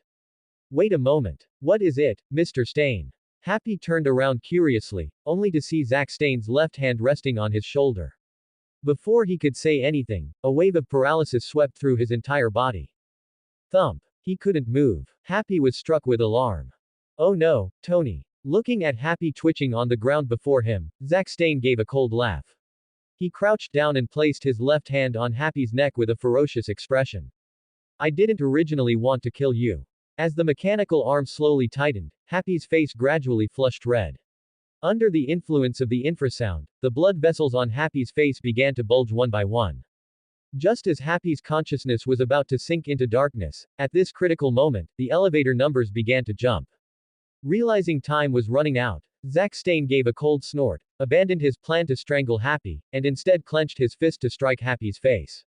After knocking him unconscious, Zack Stane pulled Happy's sidearm from his waist and stood up to head toward the elevator. The mechanical left arm slammed violently into the elevator doors, forcing them open. Zack Stane looked at the elevator cables with a ruthless gaze. Without the slightest hesitation, he raised his right hand, aimed at the cables, and emptied the magazine. Having finished this, Zack Stane glanced at the nearly severed elevator cables, casually discarded Happy's sidearm, and turned toward the stairs. The sound of tap tap footsteps echoed in the stairwell, while Zack Stane's expression was as dark as the night sky. Things were starting to spiral out of control. He didn't even know what he was doing anymore. The sudden fulfillment of a wish held for many years left him momentarily lost. Tony Stark's death seemed too easy. Such an effortless end was simply unworthy of the shadow that had loomed over the first half of his life. This feeling made him extremely uncomfortable, like a heavy punch that had been charging for a long time hitting a piece of cotton floating in the air. This inexplicable sense of powerlessness made his mood increasingly irritable. Now, Zack Stane's heart actually began to yearn for Tony Stark not to die. Wait a little longer, just a little longer, Tony Stark. At least see my armor before you die. Having suddenly come up with an idea, Zack Stane's eyes became sharp again, and his pace quickened significantly. At the same time Zack Stane left via the stairs, a man and a woman were trapped in the elevator. Because Tony had been using the marquee recently, he had not only frequently clashed with the Ten Rings gang but had also come face to face with the U.S. military. Therefore, as the SHIELD agent responsible for Tony during this period, Coulson had taken the initiative to find Tony after a brief investigation to discuss some matters. After confirming Coulson's credentials were in order, Pepper led Coulson to find Tony. The two of them were originally engaged in idle small talk in the elevator. Suddenly, the elevator began to plummet rapidly. If not for the elevator's multiple safety mechanisms, the two of them would have certainly been crushed into meat paste this time. Quickly adjusting himself, Coulson immediately observed Pepper's expression and condition. After confirming she was unharmed, Coulson looked at Pepper with a serious face and asked, Miss Potts, who is Mr. Stark meeting with right now? Hearing Coulson's question and remembering that the person Tony was meeting today was named Stane, Pepper's face turned pale. Ignoring her physical state, she said with a trembling voice. Tony is currently meeting Zack Stane, the son of former Stark Industries shareholder Obadiah Stane. What? Coulson knew about the Obadiah Stane incident, but he didn't know much about Zack Stain. He had been busy investigating the Marquis recently. Regarding Zack Stain, he only knew that the man was Obadiah Stain's illegitimate son. Inside the elevator, Coulson's brow furrowed, and he quickly initiated communication with his colleagues waiting around Stark Tower. This is Coulson. Lock down Stark Tower immediately. Don't let anyone leave. Team 1, block the stairs. Team 2, come to the elevators. I'm currently trapped in an elevator. After speaking into his earpiece, Coulson didn't stay idle. He briefly reassured Pepper, then opened the emergency hatch at the top of the elevator and climbed onto the roof. He intended to see if there was a way out. Just as he climbed up and before he could observe his surroundings, exclamations from his teammates came through the earpiece. Officer, someone has charged into Stark Tower. My God, he's not even afraid of bullets. Is he a mutant? Such incredible speed. Noisy chatter continued to stream from the earpiece. With one accident happening after another and no accurate responses to his inquiries, Coulson felt extremely frustrated. Shit. Please stand against the wall, Miss Potts, and don't make a sound. After whispering a warning to Pepper, Coulson immediately crouched down and pulled his sidearm from his waist. He heard it. Boom, boom. It sounded like a heavy object slamming against the walls. It was getting closer. Coulson's eyes narrowed slightly, his finger on the trigger, ready for combat at any moment. In the pitch-black space, there was only the sound of Coulson's breathing and the approaching boom, boom sounds. Less than 4 meters. Coulson estimated the distance of the newcomer based on the volume of the sound, while his grip on his sidearm tightened further. He clearly remembered his teammates saying that bullets were useless. 1 second, 2 seconds, 3 seconds. The booming sound stopped abruptly. Just as Coulson was wondering why the other party had suddenly ceased movement, a cry that drowned out everyone else's voices suddenly erupted from his earpiece. He's entered the shaft. Before Coulson could even think about why the other party had bypassed him and Pepper, a loud boom suddenly rang in his ears. Coulson instinctively looked toward the source of the sound and saw that figure that had left such a deep impression on him. Eugene Lee. Hearing someone call him, Eugene glanced at Coulson, who was crouching on the elevator roof with wide eyes, but paid him no mind. He leapt back and forth within the elevator shaft, heading toward the floor where Tony was located. Coulson watched helplessly as Eugene leapt several meters at a time, disappearing into the darkness. After watching Eugene leave, Coulson turned his head to look at the elevator door above him. That was where Eugene Lee had just burst through. Of course, that wasn't the point. The point was that the elevator door looked as if it had been baked by high temperatures in an instant. A large hole had been melted directly through the center of the door, and several drops of molten iron were even dripping from the edges. It was like chocolate meeting a red-hot iron ball. He knew Eugene's strength. Crashing through an elevator door wouldn't be difficult. But how was the melting achieved? He hadn't missing Eugene charging straight in just now, had he? What kind of high temperature would be needed to melt metal in an instant? Could Eugene Lee be an alien? Coulson stared at the large hole in the elevator door and fell into deep thought. Using his high temperature to melt the elevator doors on the floor where Tony was, Eugene hesitated for a moment, gave the unconscious Happy lying on the floor a shot of self-healing serum, and then rushed straight to Tony's office. Bang! Kicking the office door open, Eugene saw Tony lying stiffly on the floor. Taking another vial of Logan brand self-healing serum from his system space, Eugene slide tackled to Tony's side and plunged the needle into Tony's neck. Doing this wasn't the end of it. The Logan brand self-healing serum took time to take effect, and there would be rejection reactions in the early stages. It wouldn't work immediately. Eugene needed to help Tony restrain the fragments in his internal organs. Placing his hand on Tony's chest, Eugene used his ability very cautiously, releasing a steady stream of electricity. During this time, all of his abilities had leveled up by 1 over time, as had his 3D attributes. To make them look better, Eugene had spent some gold coins to bring all his 3D attributes up to 15. His ever-increasing strength forced Eugene to undergo daily strength control training. But even so, generating magnetism from electricity was still a bit difficult for him. After all, his ability was only to release electricity, not to control it. As the self-healing serum gradually took effect, Tony's ability to speak was the first to recover. Seeing this, Eugene didn't waste words and immediately asked, "Do you have a backup for this thing in your chest?"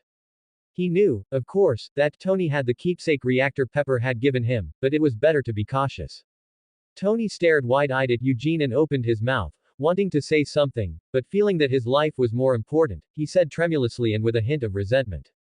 At the villa. Understood. In that case, we need to hurry. Coming so timely, is everything under your control?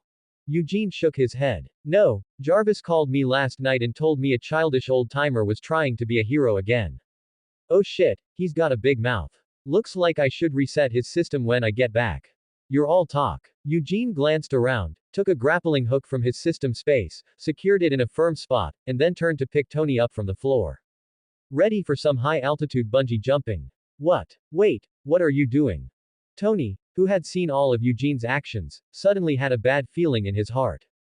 Before he could stop him, the sound of glass shattering rang in his ears, followed by the whistling of the wind.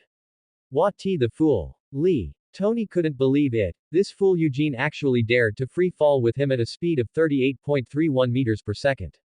What? You're talking about the rope. Would you believe it if someone told you the grappling hook Eugene pulled from his coat was 300 meters long? Who carries a 300-meter-long grappling hook around for no reason? Just escaped the wolf's den only to fall into the tiger's mouth. Feeling deeply desperate, Tony slowly closed his eyes, already anticipating how he would look when he died. Looking back, my life really was a failure. A guy like me will probably go to hell, but at least I won't be lonely with this fool Lee accompanying me. Tony thought with unusual calmness, only to hear a thud. Tony actually burst out laughing. As expected, as long as you die miserably enough, you can't even feel the pain. Come on, let me see what the legendary hell looks like. Thinking this, Tony opened his eyes. The expected raging fires didn't appear. Instead, the surrounding objects were constantly receding, and the familiar Stark Tower in his vision was rapidly shrinking.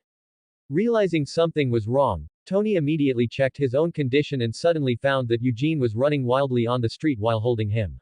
Compared to Eugene's speed, the cars on the road were like snails. On the other side, Zack Stane returned safely to his laboratory. As the saying goes, a wily hare has 3 burrows. How could Obadiah Stane not leave some backup plans? Relying on the backup plans left by Obadiah Stane, Zack Stane successfully escaped from Stark Tower. Holding the miniature reactor in his hand, Zack Stane walked straight toward the Ironmonger armor. Ignoring the scientists present, Zack Stane placed the miniature reactor into the slot previously reserved in the Ironmonger. He then opened the armor and climbed inside the Ironmonger suit. Turning his head to look at the scientists present, he shouted harshly. What are you standing there for? I want to start the armor. Yes. The scientists, intimidated by Zack Stane, nodded repeatedly and hurriedly performed a series of operations on the computers next to them. The operation was complete.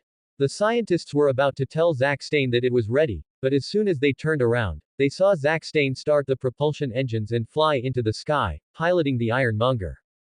Tony Stark, I'm coming. Just you wait. Having successfully powered the Ironmonger, Zack Stane didn't care about anything else and flew toward Stark Tower with a fanatical expression. In less than a few minutes, he had flown to Stark Tower.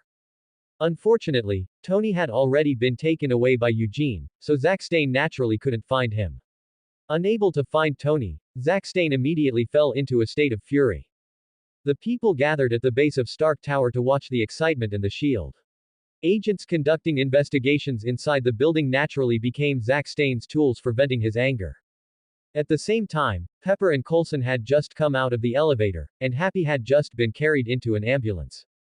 After confirming that Tony had been rescued by Eugene, Coulson was about to ask Pepper for some details when the screams of S.H.I.E.L.D.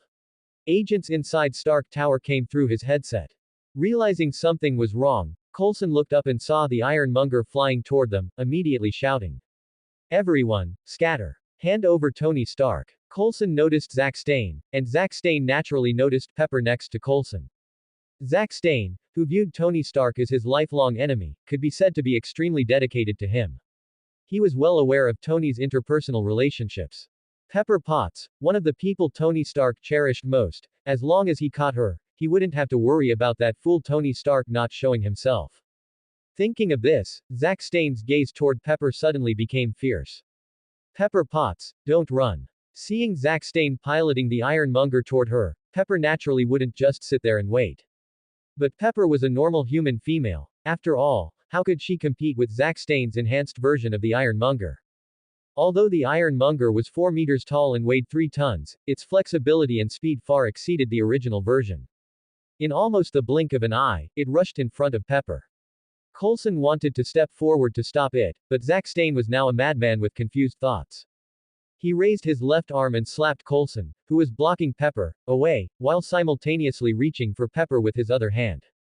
Just at this critical moment, 3 purple light bullets fell from the sky. 2 hit the ironmonger's joints, and the struck ironmonger stumbled, caught off guard. 1 light bullet hit a manhole cover next to Pepper, blowing it away. Seeing this, Pepper immediately jumped into the sewer next to her.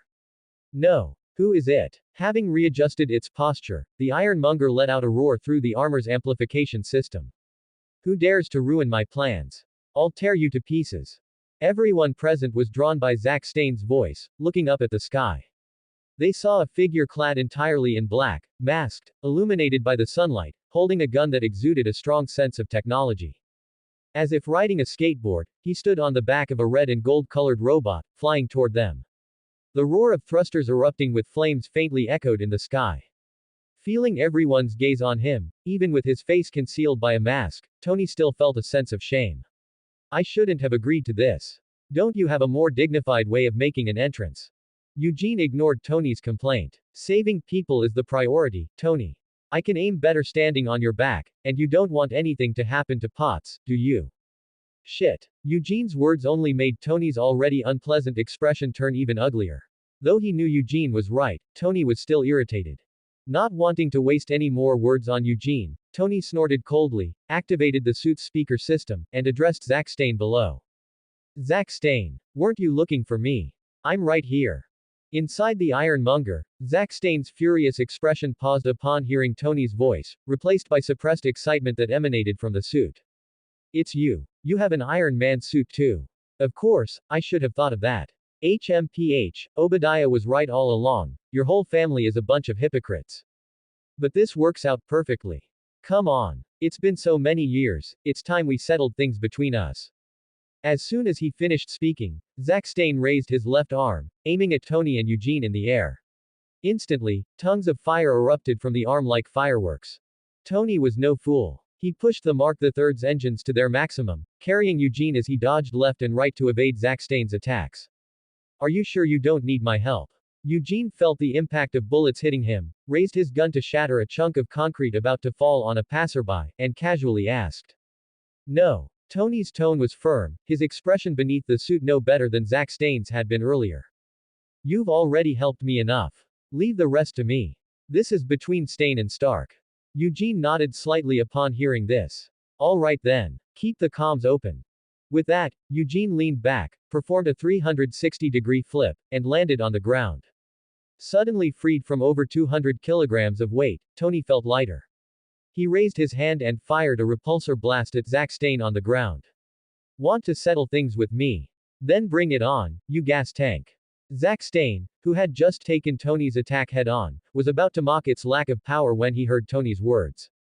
His neck immediately flushed red.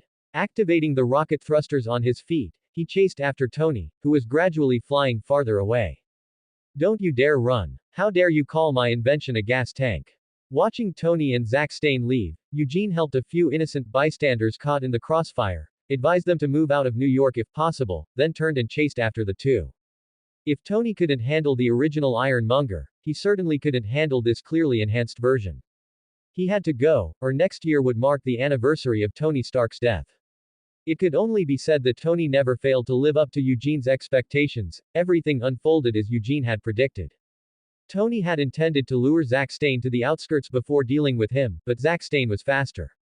With no other choice, Tony was forced to make an emergency landing in a nearby park. Shit. Now Tony deeply regretted refusing Eugene's help. Whether it was firepower, speed, suit strength, or defense, his Marquis was no match for the Ironmonger. And that wasn't the worst part. The worst was that this oversized gas tank was surprisingly agile. Who would have thought that when he tried to flank the Ironmonger and use his limited agility for a sneak attack, the Ironmonger's upper body would swivel with a crack and deliver a resounding slap. Boom. Crash. Thud. With one punch, Tony was sent flying. Watching him slide stiffly across the grass for several meters, churning up dirt and crashing through a tree before finally stopping, Zack Stane laughed mockingly. Ha ha ha. How pathetic, Tony Stark. Hearing Zack Stane's taunts, Tony staggered to his feet from the grass, shook his head, and feigned nonchalance. Oh shit, Gotta admit, your knockoff is pretty sturdy. But if you can build such a powerful suit, why do you need my arc reactor? Is it because you can't make your own? As Tony finished speaking, Zack Staine's laughter abruptly ceased. The air suddenly grew still. Tony tilted his head, looking at Zack Staine across from him. What? Did I hit a nerve? Tony Stark, I'm going to kill you. Zack Staine roared in rage, the ironmonger activating as he charged toward Tony. Each step caused the ground to tremble and dust to fly. Whoa, whoa, whoa, this isn't good. Jarvis. The distance was too short. Tony tried to use his thrusters to evade but found his path blocked by micro-missiles fired by Zack Staine. Shit. Die, Tony Stark. In an instant, the ironmonger closed in. The colossal machine was about to treat Tony like a speed bump. Instinctively, Tony raised his arms to block. The next second, he heard Z's. Bang. Tony felt the world spin before he tumbled to the ground. He was puzzled why it felt different from what he'd expected when another strange sound reached his ears. Sensing something was wrong, Tony hastily struggled to his feet. He saw 4 purple beams streak toward the ironmonger one after another, slicing through its limbs like tofu. Turning toward the source of the attack, he saw a figure clad entirely in black, masked, holding a high-tech weapon, walking toward him. Lee. Recognizing the newcomer, Tony immediately relaxed. Eugene walked to Tony's side and patted his arm. Let's go. I've severed his limbs. The final blow is yours. Tony opened his faceplate, revealing a face with a nosebleed. Nice shooting. Wipe your nosebleed before you speak, Mr. Chaplin. The two of them walked toward the fallen ironmonger. Standing beside the ironmonger, Tony was about to ask Eugene if there was a way to open the suit when he saw Eugene place his hand on its chest. Eugene's entire hand quickly turned red. Just as Tony wondered what he was doing, he heard a click, the ironmonger suit automatically opened. Seeing this, Tony raised an eyebrow, gave Eugene a deep look, then turned his attention back. Inside the ironmonger suit, Zack Staine's demeanor surprised both Tony and Eugene. The previously crazed man was now exceptionally calm, simply staring quietly at Tony. His voice carried exhaustion and weariness as he whispered. Tony Stark. Tony opened his faceplate, looking at Zack Staine with a complicated expression. He truly couldn't understand the Staine mentality, neither of the Staines made sense to him. You win, Tony Stark. Shuang Luo Bo BC. As Zack Staine spoke, tears continuously streamed from the corners of his eyes. He turned his head to look at Eugene, remaining silent for a long time. Eugene looked at the lifeless Zack Staine, squatted down, and reached out to pry open Zack Staine's mouth. After seeing the plastic fragments inside, he stood up and said, Suicide by poison. Don't you have anything to say? As he spoke, Eugene turned his head to look at Tony by his side. Me. What else can I say? His dad wanted to kill me, and then he wanted to kill me too. He even said something like, I've always wanted to see this expression on your face. What else can I say? Tony vividly imitated Zack Staine, his face full of annoyance. He swore he really didn't know Zack Staine before today. He didn't even know how he had provoked him. Seeing Tony's helpless look, Eugene shook his head, withdrew his gaze, and silently opened the system template. Main quest. Defeat Ironmonger together with Tony Stark. Completed. Main derivative quest. Progressing together, completed 2 times. Commentary. Marquee variant. Reward settlement. 1 autonomous ability advancement, 1 random dungeon opening ticket, 600 gold coins. Gold coins. 43,184. Main quest. Witness, I am Iron Man. Reward. Unknown reward. Eugene looked at the system template in confusion. This was the first time the system had issued a quest with an unknown reward. Although confused, Eugene didn't dwell on it. Things would work themselves out, and he'd eventually find out what this unknown reward was. Once Tony says that line, I am Iron Man, at the press conference tomorrow, everything will naturally become clear. No longer concerned with the system quest, Eugene turned his attention to the rewards given for defeating Ironmonger. He planned to set aside the random dungeon opening ticket for now, the focus was on the autonomous ability advancement. High temperature control LV3 control own temperature, max 600 degrees Celsius. Fire breath LV3 release flames up to 600 degrees Celsius from the mouth. Regenerative healing LV4 damaged tissue can be repaired in an instant, capable of limb regeneration, healing speed doubled. Electrical projection LVMAX release high voltage electricity up to 9,600 volts through fingertips. He now had a total of 4 superpowers. With the previous optional ability upgrade, he had put everything into electrical projection at once, bringing it to the maximum level 7. The effect was incredibly impressive, directly allowing him to unlock the Thunderbolt skill. Now he intended to apply the autonomous ability advancement to electrical projection as well. The reason was simple: electricity generates magnetism. He wanted to use the electrical projection ability to master the electromagnetic force, one of the 4 fundamental forces. Even though there was an element of gambling involved, Eugene felt the probability of winning the bet was quite high. Thinking this, Eugene began to operate the system template. Confirm advancement for electrical projection.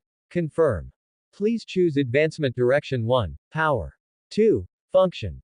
Quite user-friendly, being able to choose the advancement direction. I choose 2, function. Understood. Advancement direction, function. Advancement complete. As the system voice faded, Eugene suddenly felt a numbing sensation throughout his body. Electrical projection LVMAX. The entire body can release high voltage electricity up to 9,600 volts. So it advanced from simple fingertip release to being able to release from the entire body. Looking at the system screen, Eugene frowned. How should he describe this advancement effect? It was okay, neither strong nor weak, could be considered mediocre. The benefit was that since it was no longer limited to his fingertips, his strike range was wider, making it very useful for clearing out fodder.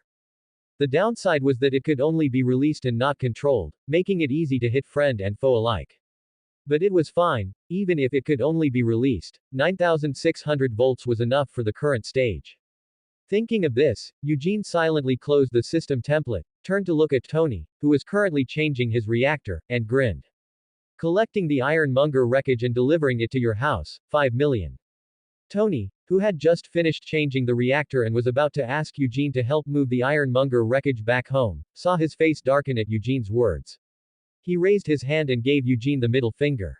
Lee. Fool you too, Stark. Side quest. Duty, deliver ironmonger wreckage to the Stark underground room. Quest rating, D, 92 points. Settlement reward, 40 gold coins. Gold coins, 43,584. At Tony Stark's seaside villa, Tony handed Eugene a cocktail with a sour expression. Potts is really a good subordinate. She's more suited to be the CEO of Stark Industries than you are. Eugene reached out to take the glass and mocked him mercilessly. Tony snorted at this, but instead of talking back, he smartly changed the subject. Nanotechnology, when did you start researching it? Taking a sip of his cocktail, Tony's eyes were fixed on Eugene with an intense gaze, as if he were looking at some rare beauty. Eugene wasn't surprised by Tony's reaction. He had displayed the nano-modular weapon system in front of Tony. With Tony's personality, it would be a major problem if he didn't ask. Swirling his glass, Eugene told the truth. I just started recently. Just started recently. Tony was stunned by the answer, his expression freezing as he gave Eugene a deep look. Eugene saw the look in Tony's eyes and shrugged helplessly. He was telling the truth. Looking at Tony with a teasing gaze, Eugene joked. Yeah, why? Are you interested? Tony nodded without hiding it. Eugene had saved him several times now. In his heart, Eugene was one of the few people he could truly trust. This incident made me realize that my armor is too bulky and the way of putting it on is too troublesome. I want to make some improvements. Your nanotechnology has already given me some directions and ideas. Pausing for a moment, Tony tilted his head back and drained the cocktail in one gulp. He suddenly stripped off his shirt and turned to face Eugene with a serious expression, about to say something. Then he heard Eugene say, Whoa, whoa, whoa, you're not going to offer yourself to me, are you? Heavens, I really didn't expect you to be so indiscriminate. I'm warning you, I'm a man with a wife and child. Hearing Eugene say this, Tony's originally serious expression instantly crumbled. Shit, I'm not gay. I have serious business to talk to you about. Eugene nodded slightly, silently putting some distance between himself and Tony, before making a, please, gesture. I see. Go ahead. Looking at Eugene's small movements, Tony's eyelids couldn't stop twitching. He swore that if he didn't need something from this son of a fool, he would definitely give him a repulsor blast. Adjusting his mindset, Tony pointed one finger at the reactor in his chest and used his other hand to pull up a holographic projection of himself, saying, You know its function, Lee. I want to remove it. I had originally given up hope, but maybe that thing you injected me with today has given me hope. Today, While piloting the Mark E, the internal safety monitoring system checked my body. Jarvis said the shrapnel in my body is being slowly squeezed out by my own body. However, as time passes, this super strong healing ability has become weaker and weaker. It's no longer enough to expel the shrapnel from my body. I want to ask you to give me another injection of what you gave me today. Please. Eugene curled his lip and nodded upon hearing this, feigning a reach into his pocket to retrieve a vial of self-healing serum from the system space and handing it to Tony. Intravenous injection. Do it in front of me, or I'll be afraid you're plagiarizing my technology. Tony gave Eugene a grateful look, but his tongue remained sharp. Tony Stark would never stoop to plagiarizing someone else's technology. Eugene took a sip of his cocktail and said in a nonchalant tone. Who knows? Taking the self-healing serum from Eugene, Tony had Jarvis mark the optimal injection point before picking up the syringe and plunging it into his arm. As the pale green serum in the syringe gradually emptied, Tony's body experienced a rejection reaction again, turning as red as a cooked shrimp. Then, under Eugene's gaze, small bumps began to bulge on Tony's chest, followed by blood-streaked shrapnel. Like bamboo shoots breaking through the soil, they sliced through Tony's skin and scattered across his chest. Seeing this, Eugene set down his glass, took 2 daggers out of the system space, and walked toward Tony under his terrified gaze. What are you doing? Lee. Helping you remove the reactor from your chest, Stark. Keeping this thing in isn't good for your recovery right now. Tony felt a bit intimidated looking at the 2 glinting daggers in Eugene's hands and quickly refused. No need. I can go to the hospital myself later. Saying this, Tony prepared to stand up and put some distance between himself and Eugene. Seeing this, Eugene shook his head regretfully, put away the 2 daggers, and sighed. I see. Well then, alright. Actually, my knife skills are very good, you don't have to worry at all. Tony brushed away the shrapnel from his chest with a shudder. It's because I know your knife skills are good that I'm worried. Stealthily glancing at the 2 daggers Eugene had returned to his waist, Tony stood up, spread his arms, and held his head high. Jarvis, scan my body. Yes, sir. As Jarvis's voice faded, a top-down light appeared, swept over Tony's upper body, and then vanished. In less than 5 seconds, a holographic projection appeared on the table in front of them, and Jarvis's voice rang out simultaneously. Congratulations, sir. All fragments in your body have now been removed. Oh, shit. I don't even know how to thank you. Tony looked at the holographic projection, covered his mouth, spread his hands, and turned to Eugene, his voice filled with indescribable excitement. Eugene fully understood Tony's excitement. When he had arrived at Tony's villa earlier, he noticed Tony drinking green vegetable juice. This meant Tony was already aware of the palladium poisoning issue.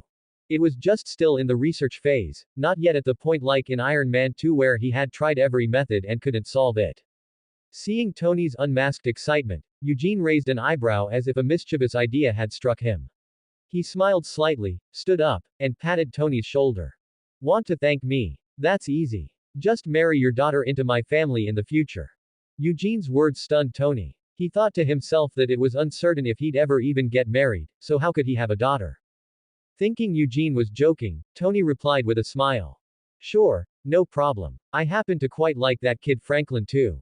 Seeing Tony agree so readily, Eugene knew exactly what he was thinking, and his smile widened. In that case, let Jarvis be the witness. Of course. Jarvis. Tony felt the possibility of him getting married was slim. Although he had feelings for Pepper, they were nowhere near that stage yet.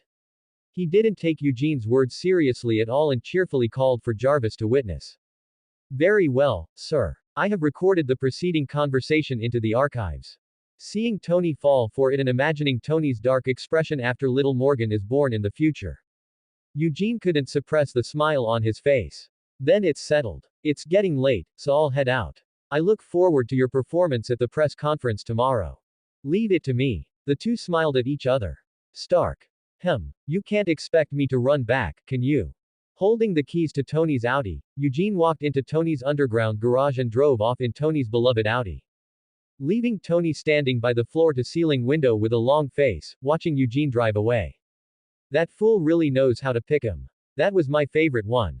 Unlike the relaxed state of Eugene and Tony, at this moment, all of New York and even all of America was in an uproar because of the battle between the three during the day. Countless people were racing to comment online. This three-way battle could be considered the first public superhuman battle in human history. It was from this very battle that superhumans officially entered the public eye. Mutant leaders like Professor X, Magneto, and the White Queen also keenly realized that how this matter was resolved would affect the future development of mutants and the entire superhuman community. In Trident Tower, in Nick Fury's office, Nick Fury sat in his executive chair, his fingers rhythmically tapping the desk as he watched the video of the three-way battle over and over again. Every time he saw Eugene's laser weapons and the superior performance of the two armors, Nick Fury would blurt out, making Barton and Natasha, who were standing nearby, look at each other. Thump. Closing the laptop in front of him, Nick Fury glared with his remaining eye and looked up at Barton and Natasha. Do you have any thoughts? Barton and Natasha glanced at each other. Seeing that neither wanted to speak, they both kept their mouths shut and simply shook their heads. Seeing them shake their heads, Nick Fury glared at them with dissatisfaction and said, "How is Coulson?" Seeing Nick Fury change the subject, Natasha paused for a moment before responding. 5 broken ribs. He's still in the emergency room and hasn't shown any signs of waking up yet.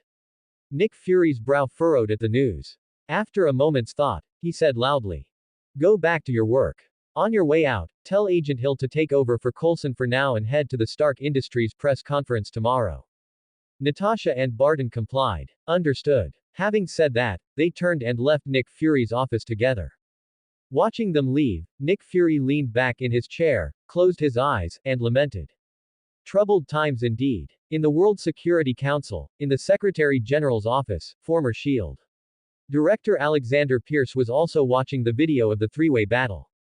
However, Alexander Pierce's attention was focused entirely on Eugene. This kid is certainly no ordinary person. Only an idiot like Nick Fury would believe he got this way through mere training. Notify Weapon X to include Eugene Lee's DNA in the project. Yes. The next morning, the Stark Industries press conference was held as scheduled. Before going on stage, Rhodes handed the note in his hand to Tony, while Agent Hill, standing aside with a serious expression, instructed.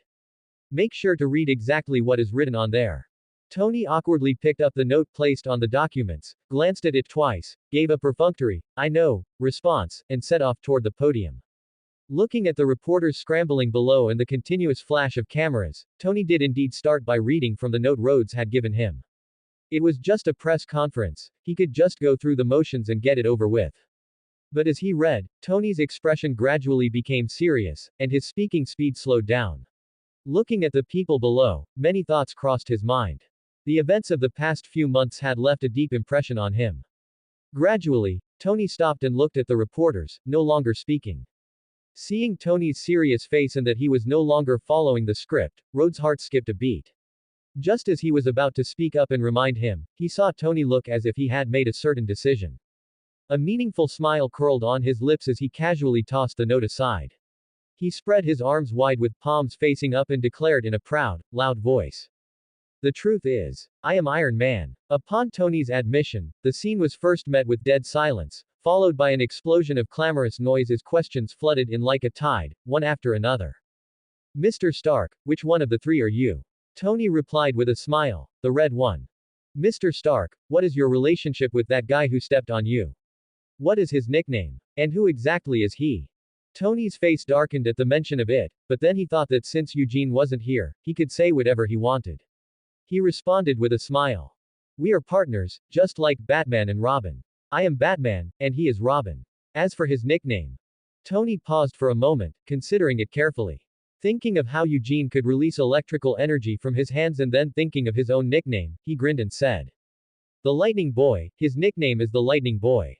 Ha ha ha, the Lightning Boy, the Lightning Boy. Ha ha ha. I'll remember this for the rest of my life. In Eugene's home, Johnny burst into laughter upon hearing the nickname Tony gave Eugene.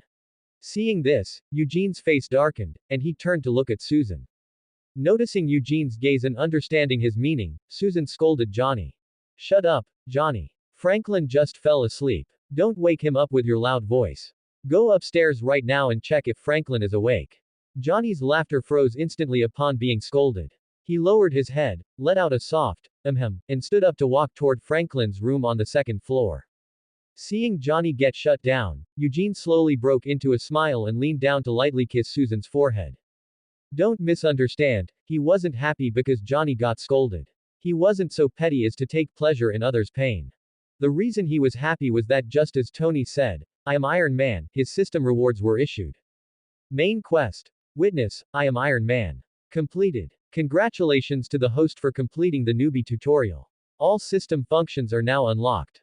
Lottery and mall unlocked. Cooldown type skills. Achievement template unlocking. Title template unlocking. Intimacy template unlocking bond module. Bond module successfully unlocked. Detected existing bonds. 1. Susan, 2. Tony, 3. Logan, 4. Johnny, 5. Franklin, 6. Jarvis. Bond effects are as follows.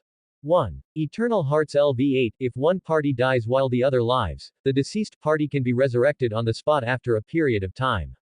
Telepathy and teleportation are possible within the universe regardless of distance. 2. Wisdom Link LV3. When in the same faction, both parties' learning efficiency, thinking, and brain processing speed are increased by 3%. During combat, both parties' thoughts and spirits cannot be interfered with by the enemy. 3. Feral Resonance LV4. When in the same faction, all-around recovery ability is increased by 4%, and a side effect-free berserk state is gained, increasing strength by 80%. Ability lasts for 15 minutes, with a 24-hour cooldown. 4. Vicious Flame LV4. When in the same faction, the effectiveness of both parties' fire-type abilities is increased by 4%. When hurling insults, logical thinking ability is increased by 20%, and the opponent's mental defense is reduced by 20%. 5. Father and Son LV2. All attributes for both parties increased by 2%. 6. Heart of Wisdom LV4. When in the same faction, both parties' analytical ability, simulation ability, imagination, and perception of emotions are increased by 4%. Noble percentage increases, huh? It finally feels a bit like a game.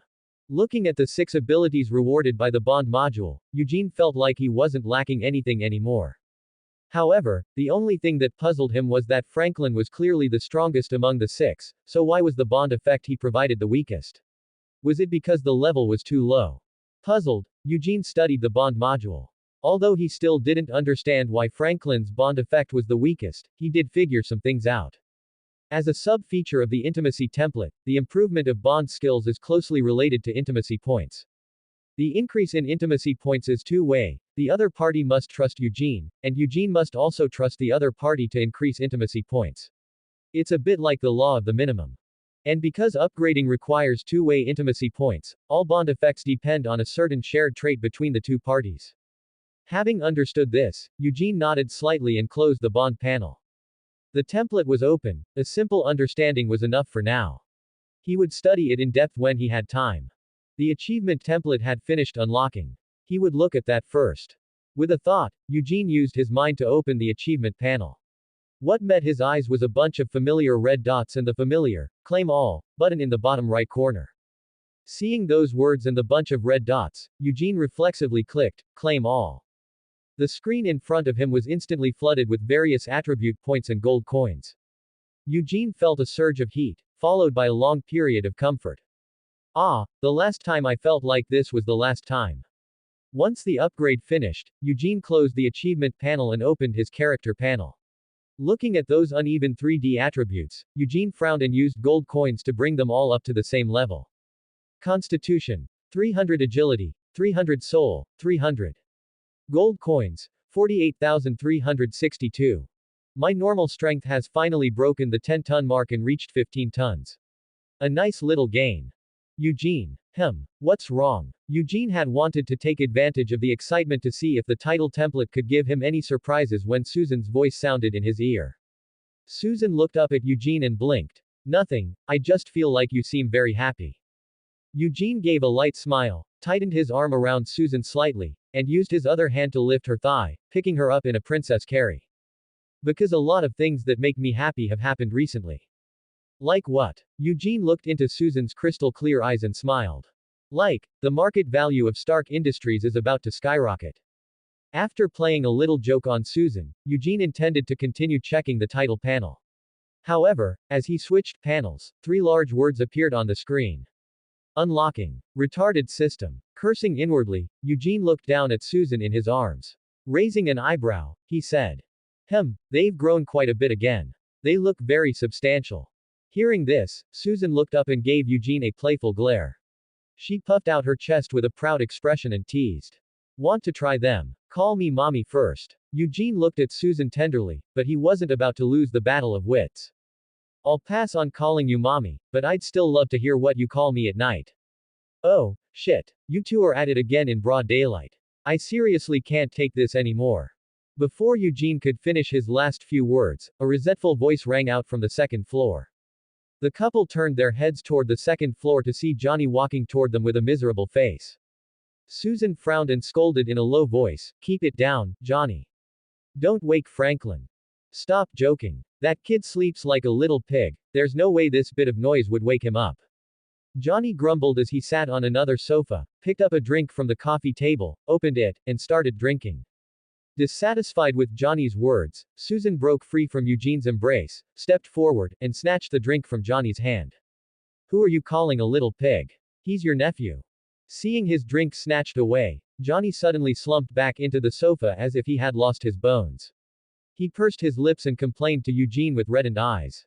10 months. A full 10 months. Do you guys have any idea how I've lived these past 10 months? I haven't been on a date with any pretty girls for 10 months. Before, you said I needed to protect Susan's safety, and I accepted that. Now that Franklin is born, you say I need to protect Franklin's safety, and I accepted that too. But why does Logan get a vacation while I don't? Do I not have human rights? This is moral kidnapping. You're using my kind heart to restrict my freedom. During these 10 months, Johnny had been submitting to the tyranny of Eugene and his wife, honestly working as a part-time nanny and bodyguard. At first, Johnny felt it wasn't too bad. Although he couldn't play around with different girls like before, at least the pay was high, the pocket money his sister Susan gave him had tripled. It was $9 a day. But as time went on, the fun-loving Johnny began to get restless. Johnny could have endured it a bit longer for the sake of the pocket money, but when he found out his brother-in-law had given Logan a paid vacation, he completely lost it. As fellow brothers in suffering, why did he get a paid vacation? Is this how you treat me after everything? Do you know how hard 10 months of celibacy is? The more the suddenly enlightened Johnny thought about it, the angrier he got. Taking advantage of his momentum, he decided to apply for a vacation from Eugene and Susan. Sitting on the sofa, Eugene savored the feeling of the softness that had just been in his arms, then gave Johnny an "I get you" look. Out of caution, Eugene had been sleeping in a separate bed from Susan ever since he found out she was pregnant until now. He naturally understood what Johnny meant. For someone like Johnny, who wasn't picky and seemed to have a romantic addiction, holding out for 10 months required willpower comparable to Captain America. Of course, understanding didn't mean agreeing. How could he let go of such a useful family heirloom? Thinking this, Eugene said vaguely, "I understand what you mean, Johnny. How about this? I'll give you half a day off first. We'll talk about the rest when Logan gets back." Johnny, who hadn't expected to succeed so easily, was immediately lightheaded with sudden joy. His eyes lit up and he sat bolt upright, saying in surprise, "Really?" Eugene nodded with a smile, "Really? Yes. In that case, bye-bye. I'm going out on a date." Seeing that Eugene had no intention of going back on his word, Johnny immediately took out his phone and sent a message. He then ran out the door, leaving only one sentence behind. "Don't wait for me for dinner tonight." Eugene and Susan looked at each other and smiled at Johnny's antics. At the same time, the vacationing Logan was competing in an underground boxing gym in a small Canadian border town. Ever since he lost his memory, he had been wandering in Canada for over a decade until he met Eugene and his mercenary group. After accepting Eugene's invitation, he finally found a place to rest his feet. Logan was very grateful to Eugene's family. So when Eugene asked him to protect Susan, Logan didn't refuse. In his eyes, this was Eugene's trust in him. For this reason, Logan didn't even want the commission Eugene offered to pay him. To the point that Logan regretted it now. He deeply regretted why he hadn't taken the commission. There was an unwritten rule in Eugene's mercenary group. After completing a mission, members would consciously give themselves a vacation to enjoy themselves. Logan, who had been with the mercenary group for several years, had naturally picked up this habit. After Susan successfully gave birth, Logan took his leave from Eugene, planning to enjoy himself before coming back to continue protecting Franklin. He then bought an RV at his own expense and embarked on a journey back to his old home in Canada. At first, everything was fine, but gradually Logan noticed something was wrong. Because he spent money as he got it and didn't really save, and hadn't asked Eugene for a commission, plus he hadn't spent much of his own money while being Eugene's neighbor for those few months, he had forgotten the concept of money. It wasn't until he got to Canada and his card wouldn't swipe that he realized the problem of an insufficient balance in his account. Logan, who couldn't bring himself to borrow money, could only return to his old trade, earning his travel expenses back by fighting in underground matches. Roar. Wolverine. Crush his balls. Go for it. Wolverine. People outside the iron cage clutched green banknotes, cheering with flushed faces. Inside the iron cage, Logan was bare-chested, his hands hanging loosely. He looked at the tall man in front of him, his eyes revealing indifference and disdain. The man opposite Logan, seeing Logan's attitude of not taking him seriously, grew angry and swung his fists at Logan. This drew a burst of cheers from the people outside the cage. However, it was useless. With a thud, under the watchful eyes of the crowd, Logan threw only one punch and knocked the man to the ground. The people outside the cage immediately erupted in boos and sighs. No one noticed that in an ignored corner of the crowd, a girl wearing a dark green hood was watching Logan's great display of power in the cage with flickering eyes. Time passed quickly, and it was soon evening. By this time, the arena had closed for the day. Logan ordered 2 bottles of liquor and sat alone at the counter, smoking a cigar while drinking.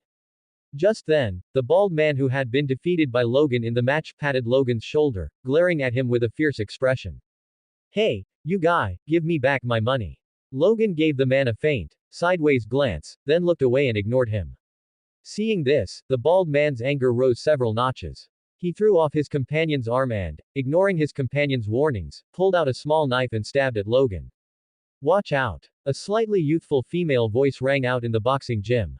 Logan stood up instantly, turned, and grabbed the man's right hand holding the knife. He pressed his left hand against the bald man's neck and pushed back forcefully. The man couldn't resist Logan's immense strength at all and was pushed directly against the wall.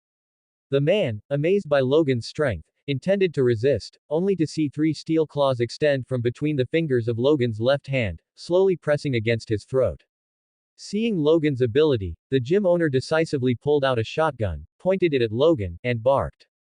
"Get out of here, you monster." Hearing the word, monster, enraged Logan. He turned and swung his claws, cleanly slicing the shotgun in the owner's hands in 2. Seeing the shotgun in 4 pieces, the gym owner immediately raised his hands, his eyes looking at Logan with sudden clarity. Everyone present was intimidated by Logan, standing frozen, not daring to even breathe. Seeing the gym owner's lack of backbone, Logan gave a cold snort. He walked to the counter, grabbed 2 bottles of liquor, dropped some money, and turned to leave the underground gym. Carrying the 2 bottles back to the RV, Logan opened the door. Just as he was about to get in, he suddenly sensed something. His nose twitched, and his eyes sharpened. He tossed the bottles into the car, closed the door, and walked towards the back. Cautiously walking to the rear, Logan whipped off the blanket covering the trailer attached to the RV. Seeing a girl hiding inside, her face flushed red from the cold, Logan barked. "Get lost." The girl's lips quivered slightly. She looked at Logan with wide, watery eyes and pleaded. "I just wanted a ride. I saved you. Don't flatter yourself." Logan hauled the girl out of the trailer, turned to open the cab door, and started the engine. As he drove, Logan instinctively glanced at the rearview mirror. Through it, he saw the girl standing pitifully in the heavy snow, watching him. "Oh, shit." With a long sigh, Logan slammed on the brakes, rolled down the window, and beckoned the girl standing in the snow. In the end, he had softened. Seeing Logan beckon her, a beautiful smile appeared on the girl's frost-reddened face. She picked up her suitcase and ran toward Logan, her footsteps pattering through the snow. As the girl got in, Logan said nothing. He just took a drag of his cigarette and silently started the car. The girl rubbed her hands together, took off her hood, and said gratefully, "Thank you so much." Logan didn't respond, his eyes still fixed on the road ahead. Seeing this, the girl hesitated for a moment before tentatively asking, is there anything to eat?" Logan looked at the girl in surprise, reached into the glove compartment, and tossed her a vacuum-packed sausage. The girl swallowed hard at the sight of the sausage. She immediately took off her gloves, tore open the packaging, and began to devour it. Logan watched from the side, speechless. He thought to himself that this little girl was even more ill-mannered than that little brat Johnny. After wolfing down the sausage, the girl looked up at Logan. My name is Rogue. Seeing no response, Rogue tilted her head and studied Logan. It wasn't until she saw the metal dog tags hanging around his neck and the nickname on them that Rogue spoke again, asking curiously. Were you in the army? Logan glanced at Rogue and silently tucked the dog tags away. Rogue didn't mind and continued to press. Does this mean you were in the army? Seeing that Logan still wasn't paying her any attention, Rogue helplessly turned to look around the RV. As she looked, she suddenly spotted a group photo hanging from the ceiling. There were 4 people in the photo, 3 men and 1 woman. Logan was among them, but compared to the others, he looked like an ugly duckling that had wandered into a flock of swans. No, that wasn't right. It was more accurate to describe him as an opium-smoking gardener and his 3 noble masters. Are they your friends? Logan followed Rogue's gaze to the photo. After a long silence, he said gruffly. They're family. Family. The way Rogue looked at Logan changed instantly. To have a family yet be driving an RV all alone, how is that any different from her? A sense of shared misfortune welled up in her heart. Rogue said with emotion.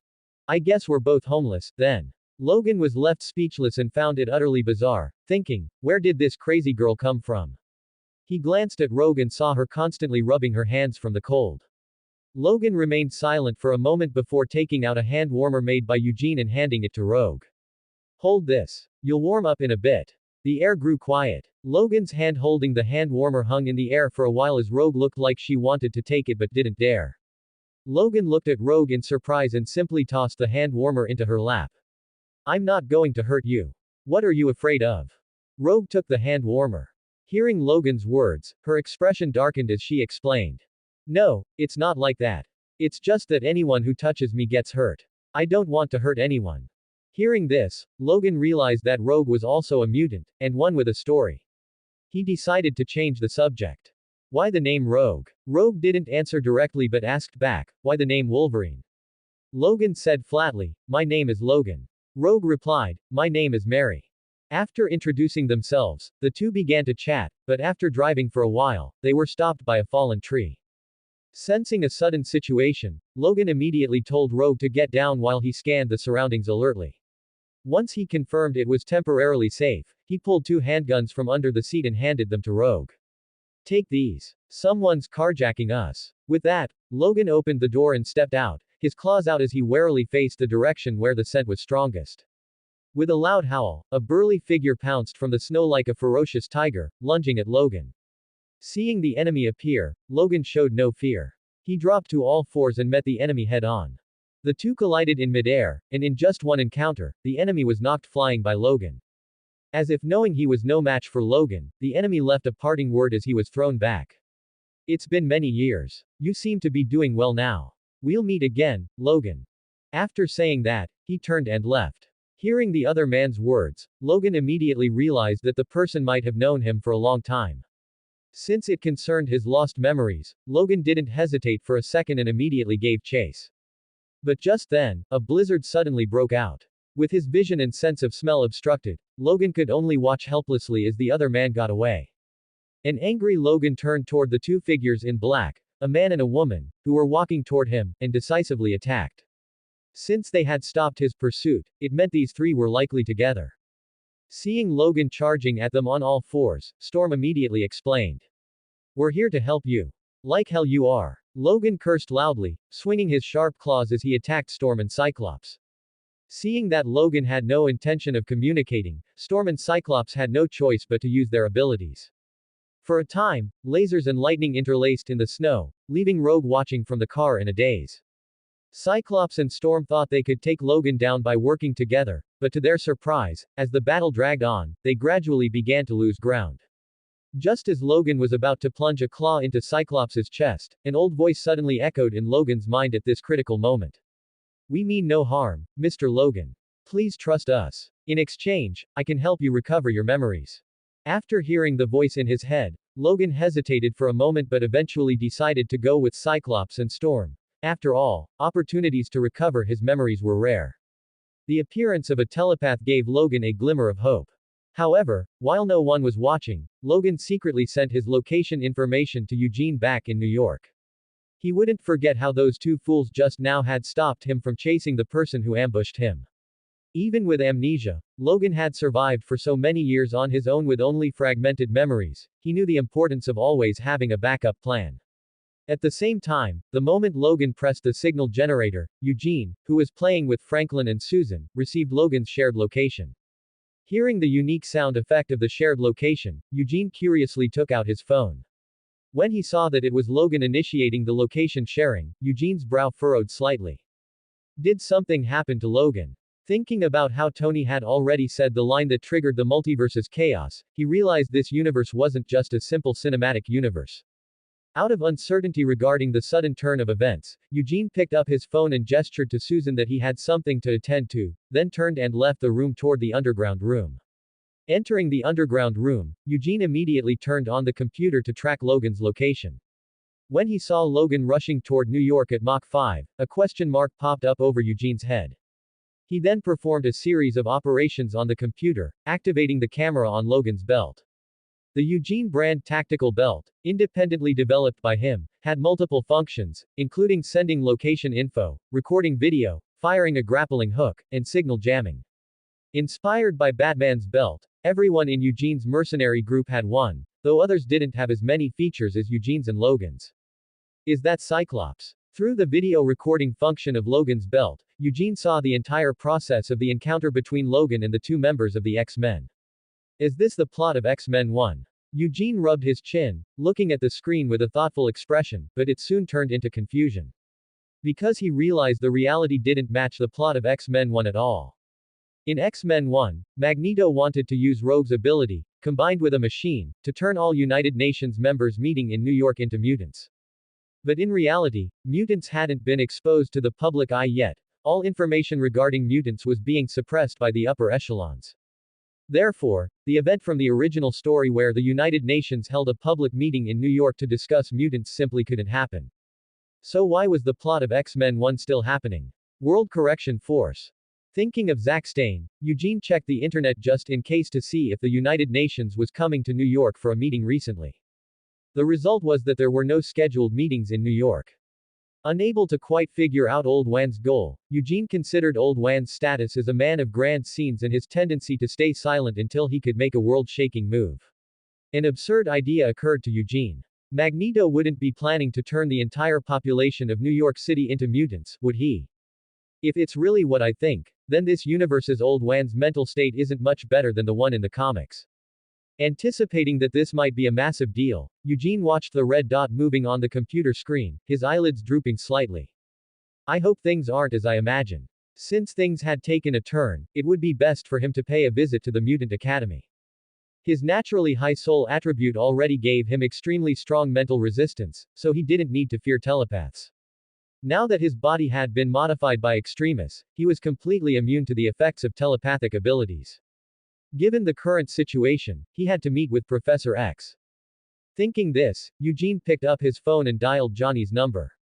Ring ring tilde. The phone rang loudly, startling Johnny, who was just about to practice his equestrian skills, causing him to go completely limp. Seeing his prize slip away at the last second, Johnny was instantly furious.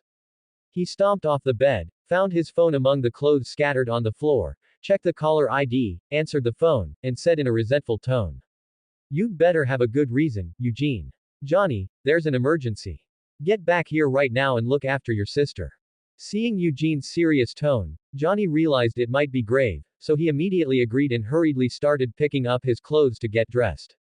No problem, I'm coming back now. The woman lying on the bed thought Johnny was just taking a call, but to her surprise, he started getting dressed while still on the phone.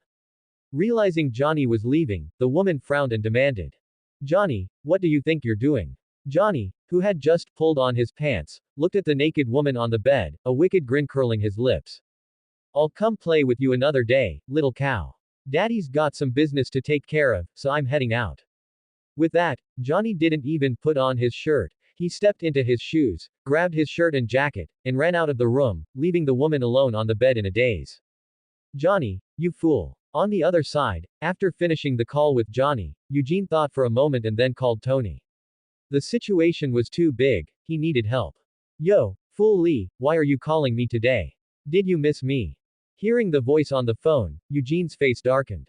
It was truly bad luck. ever since he fell in love with Susan and gained a new understanding of this world. Every friend he knew spoke more pleasantly than the last, their mouths more fragrant than each other. Tony, Logan, and Johnny were all like this. It seemed he had encountered several of the most authoritative mouths in Marvel. Don't they say birds of a feather flock together? Why were all his acquaintances fools?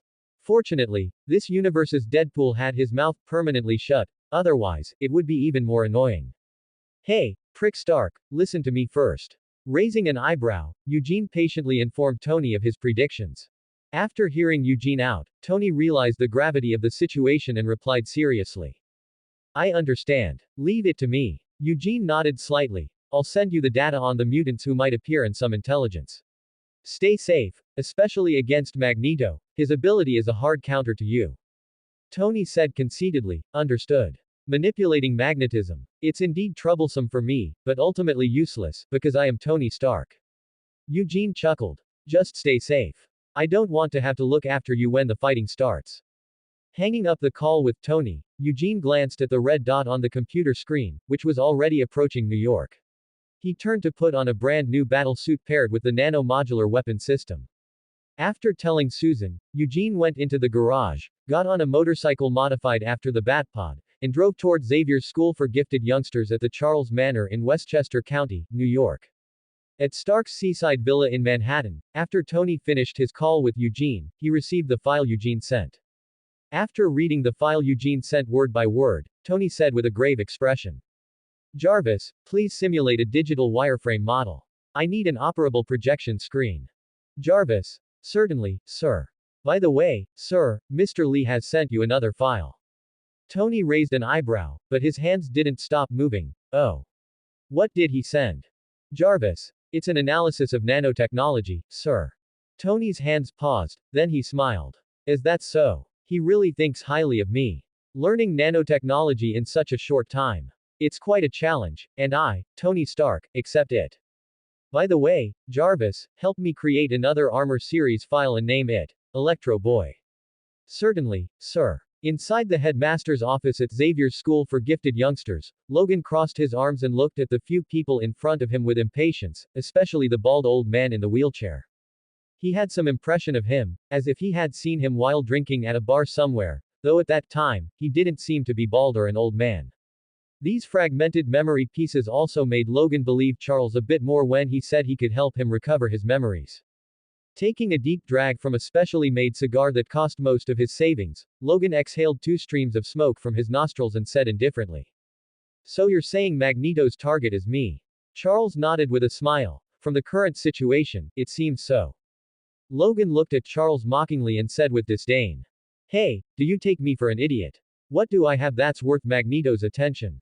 It would be more convincing to say that the girl with me is Magneto's target instead of me. Cyclops and the others didn't look too happy seeing Logan being so contemptuous toward Charles. Please show some respect. Logan snorted and took another puff of his cigar. Show some respect. Hey, we don't even know if we're friends or foes yet, and you're asking me to show respect. Kid, you and that nego next to you let the guy who attacked me get away. I haven't even settled the score with you yet, and you're already eager to come looking for a scolding. What did you say? Cyclops had stayed at the mutant school for so many years that he had long since regarded it as his home, and the students and teachers as his family. Logan's unreserved insults made the young and hot-headed Cyclops extremely angry. What? You want to fight? That's great, I've wanted to slap that smug face of yours for a long time. Logan said as he slowly lowered his arms, his gaze toward Cyclops gradually becoming dangerous. The air went silent for a moment, and the atmosphere gradually became tense. Seeing this, the other X-Men secretly prepared to use their abilities, ready to subdue Logan the moment he made a move. Just as both sides were at each other's throats, Charles, who had been silent for a moment, spoke again. Mr. Logan is right, that possibility can't be ruled out. It seems we need to rethink our plan.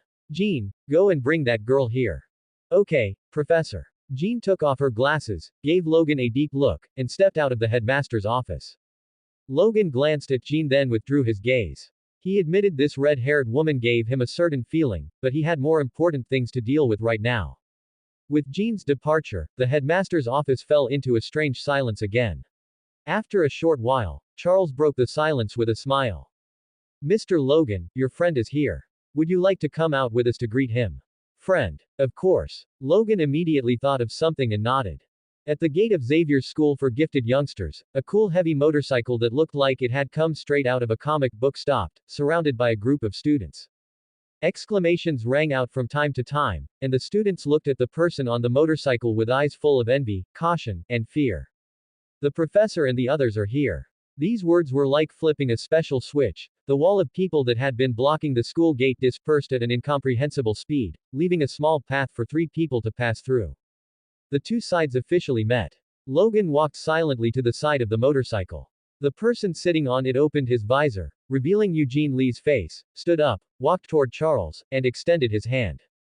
Eugene Lee. Nice to meet you, Professor Xavier. Charles smiled and shook Eugene's hand. Charles Xavier. It's a pleasure to meet you, Dr. Lee. I've read your papers on genetics, they've been a great help to me. It's an honor to be of help, Professor Xavier.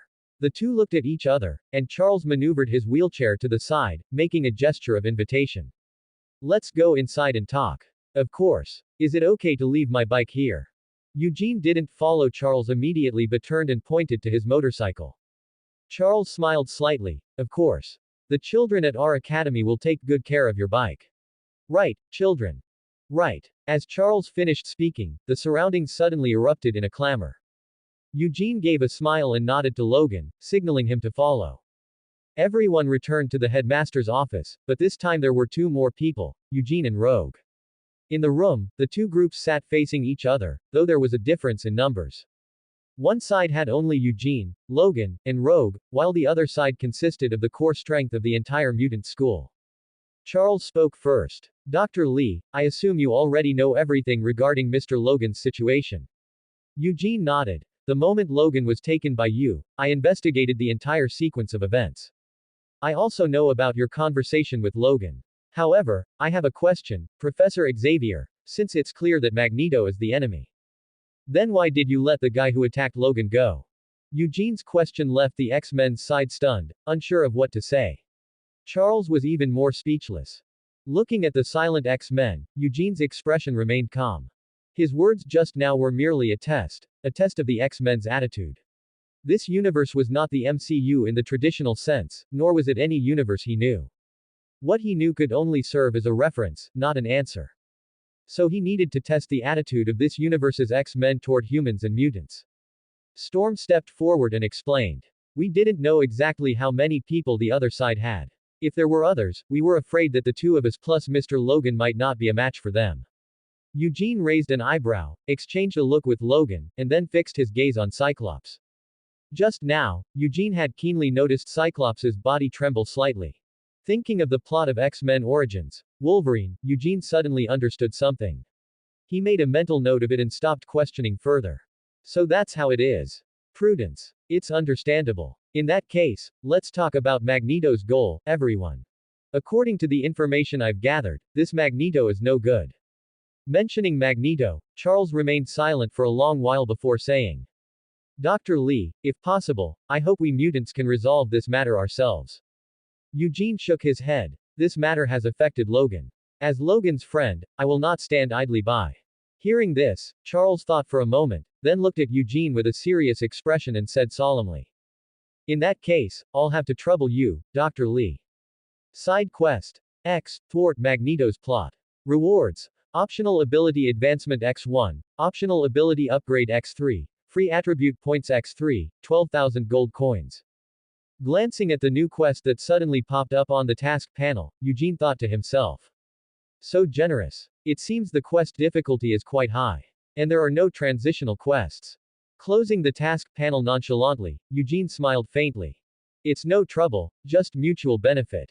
Didn't Professor Xavier say he would help Logan find his memories? I'm simply returning the favor. Charles nodded and looked at Logan with emotion, as if lost in some memory. The friendship between Dr. Lee and Mr. Logan is truly enviable. In the evening, Eugene Lee left Xavier's School for Gifted Youngsters alone on his bike. Though he didn't want to admit it, leaving Logan and Rogue here was much safer than taking them home. Better a fellow Taoist perish than myself, it's better for someone else's home to be smashed to pieces than his own. Speaking of which, without transitional missions, could he solve the problem directly from the source? Eugene Lee turned on the motorcycle's assisted driving system and thought about the possibility of solving the problem from the source.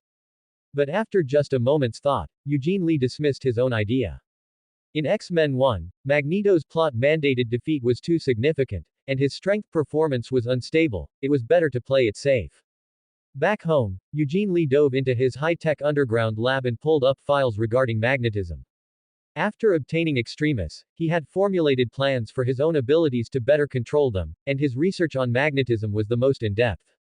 The more he researched, the more he understood how terrifying Magneto was.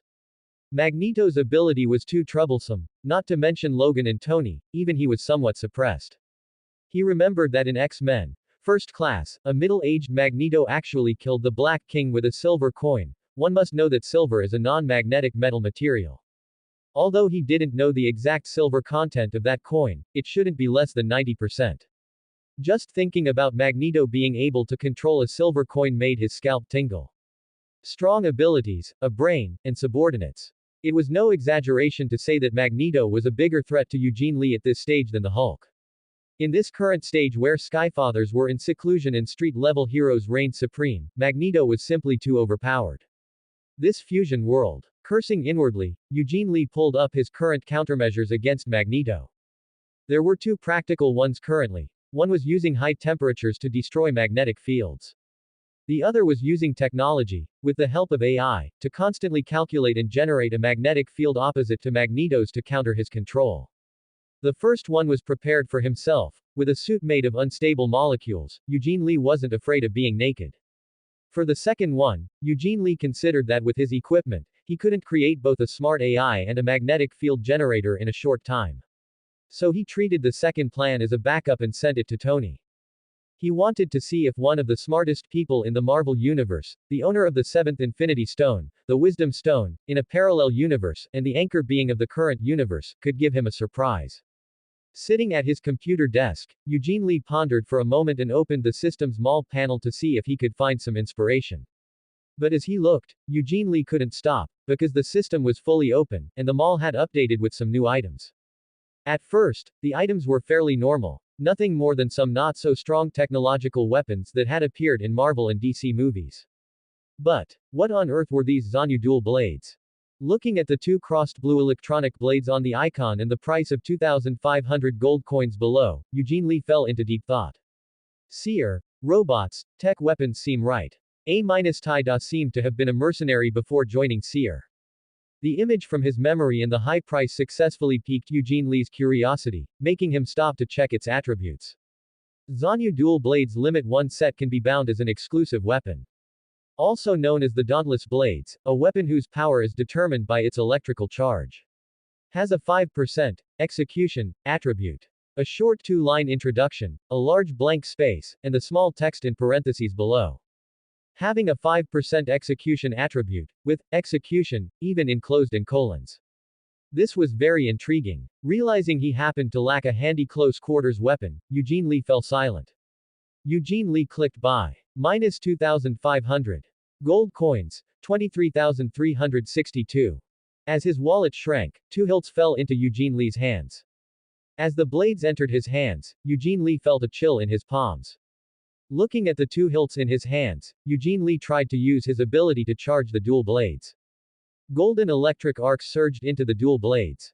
With a hum, laser blades sliced through the air and popped out from the hilts, emitting a shimmering blue light. Surprisingly, the light emitted by the blades didn't feel sharp. Instead, it felt soft.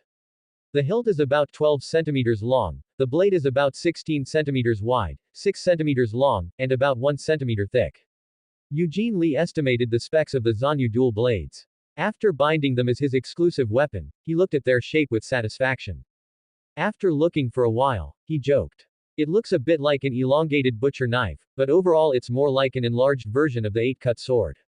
After playing with them for a moment, Eugene Lee stopped supplying power to the Zanyu dual blades and threw them into the exclusive weapon space unlocked by binding the exclusive weapon. Next, let's look at the skill category. I haven't checked it since it was unlocked. Thinking to himself, Eugene Lee waved his hand to switch the system panel from weapons to skills. Although it was a newly unlocked category with only a few skills, they all seemed quite high in terms of practicality. Berserk, Flash, Teleport, Interfere, Heal, Purify. Eugene Lee read the explanation for each skill one by one and then fell into deep thought again. Because the introduction for each skill looked familiar and was very short, for example. Flash. Flash 20 meters in a specified direction. Cooldown. 120 seconds. Eugene Lee raised an eyebrow and skipped over a large number of skills, focusing on a skill called Blade Control Tracking.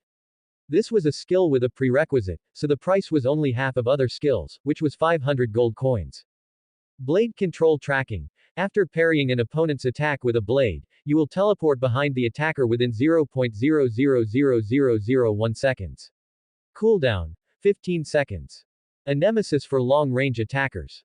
If Old Wan touched him then, he would flash behind Old Wan. With Old Wan's body and reactions only slightly better than an average person's, he wouldn't be able to react at all. He was originally wondering whether to let Magneto kidnap Rogue like in the original story so Rogue could absorb Magneto's powers. And then he would step in while Magneto was weak. With this skill, there was no need for that. With Blade Control Tracking in hand, Old Wan was a piece of cake. His originally tense heart relaxed at this moment. Eugene Lee didn't hesitate to spend 500 gold coins to buy Blade Control Tracking. Gold coins, 18,362. Perfect. Magneto was no longer a threat for the time being. Eugene Lee stood up, stretched his body, and sat down again. Since Old Wan was no longer a threat, it was time to plan how to exploit this incident. This trip to Xavier's school for gifted youngsters made Eugene Lee realize one problem: he still had too few friends. For this incident, he only had 2 friends he could use. Since he decided to make friends, he should make as many as possible. He was no longer the same as before.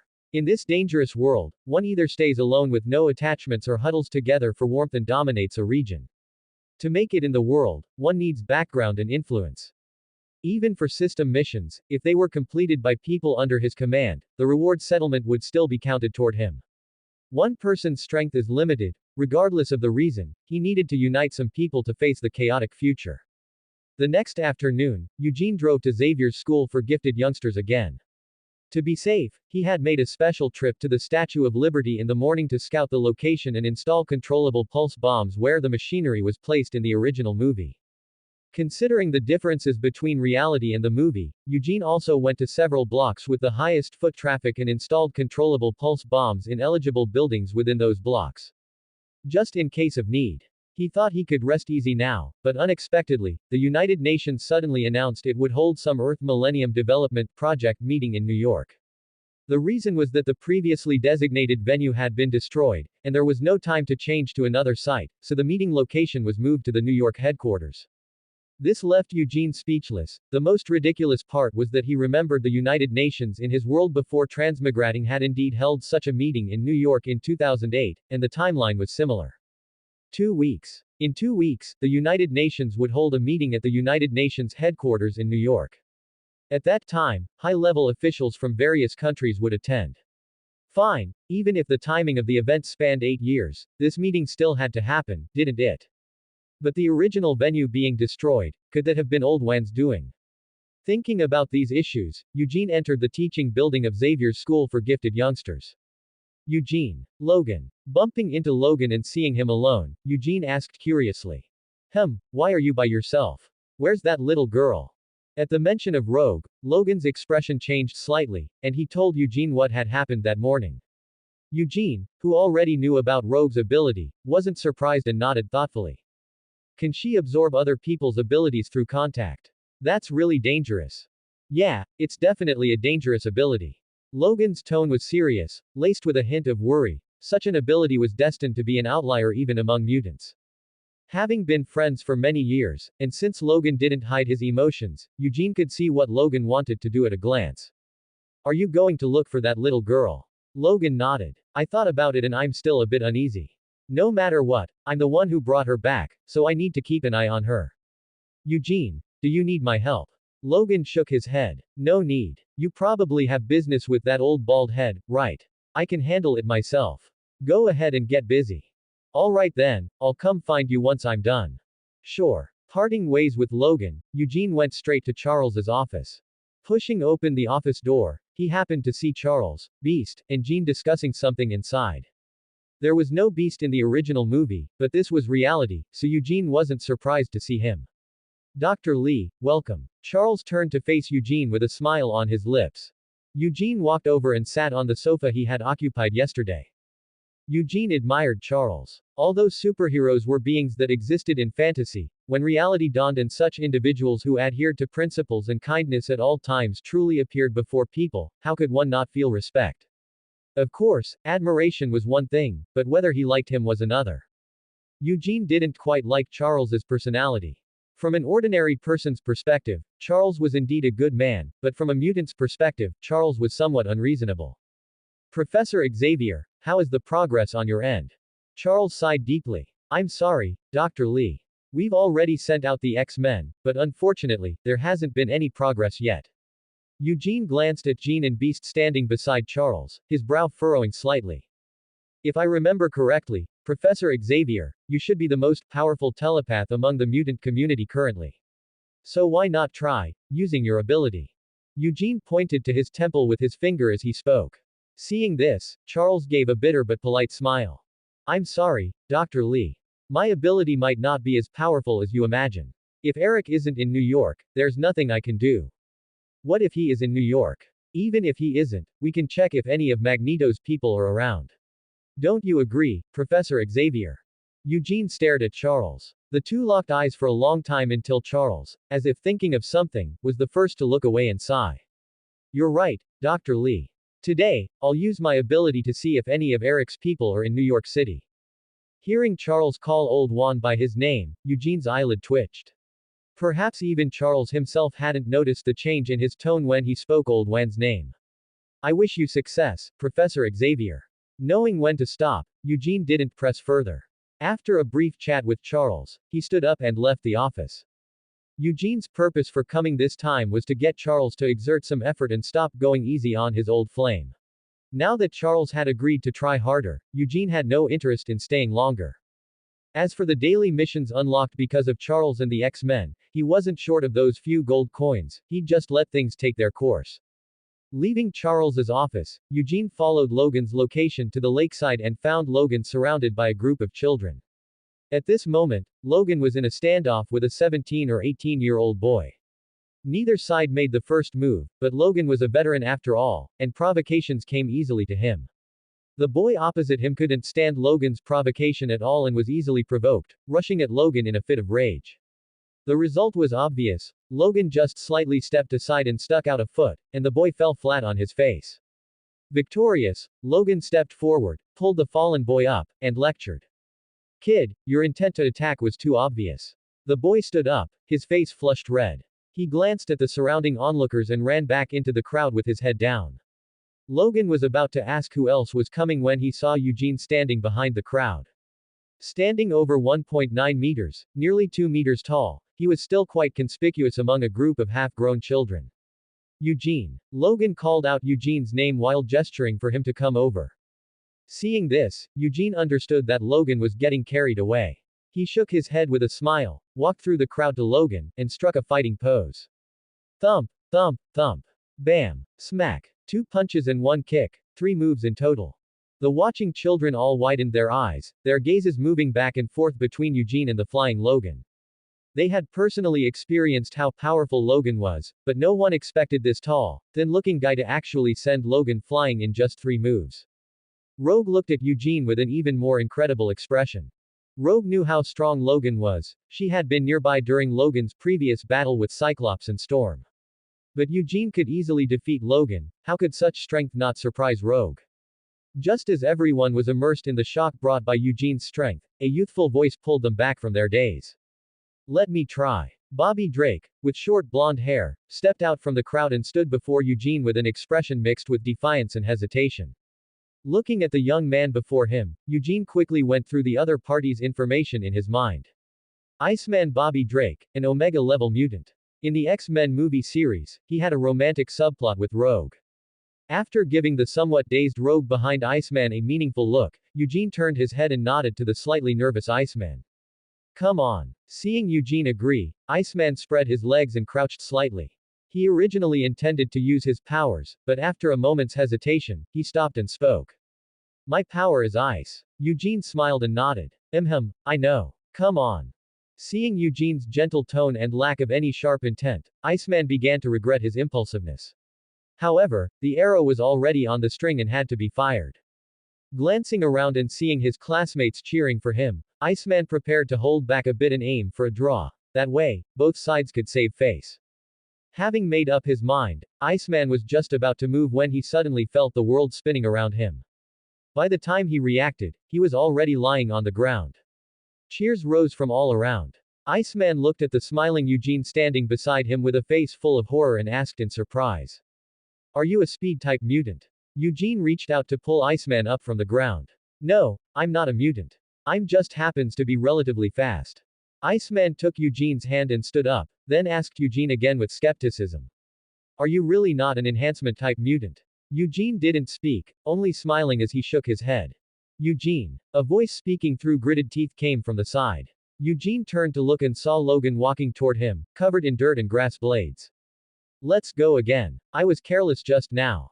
Looking at Logan who had walked up to him, Eugene waved his hand to pat the dirt off Logan's body and said. Next time, Logan. I have something to do right now. We'll have a proper battle another day. Hearing Eugene say this, Logan couldn't very well keep pestering him. He could only give a cold snort and say. Then it's a deal. Of course. Well, I'm off then. See you around.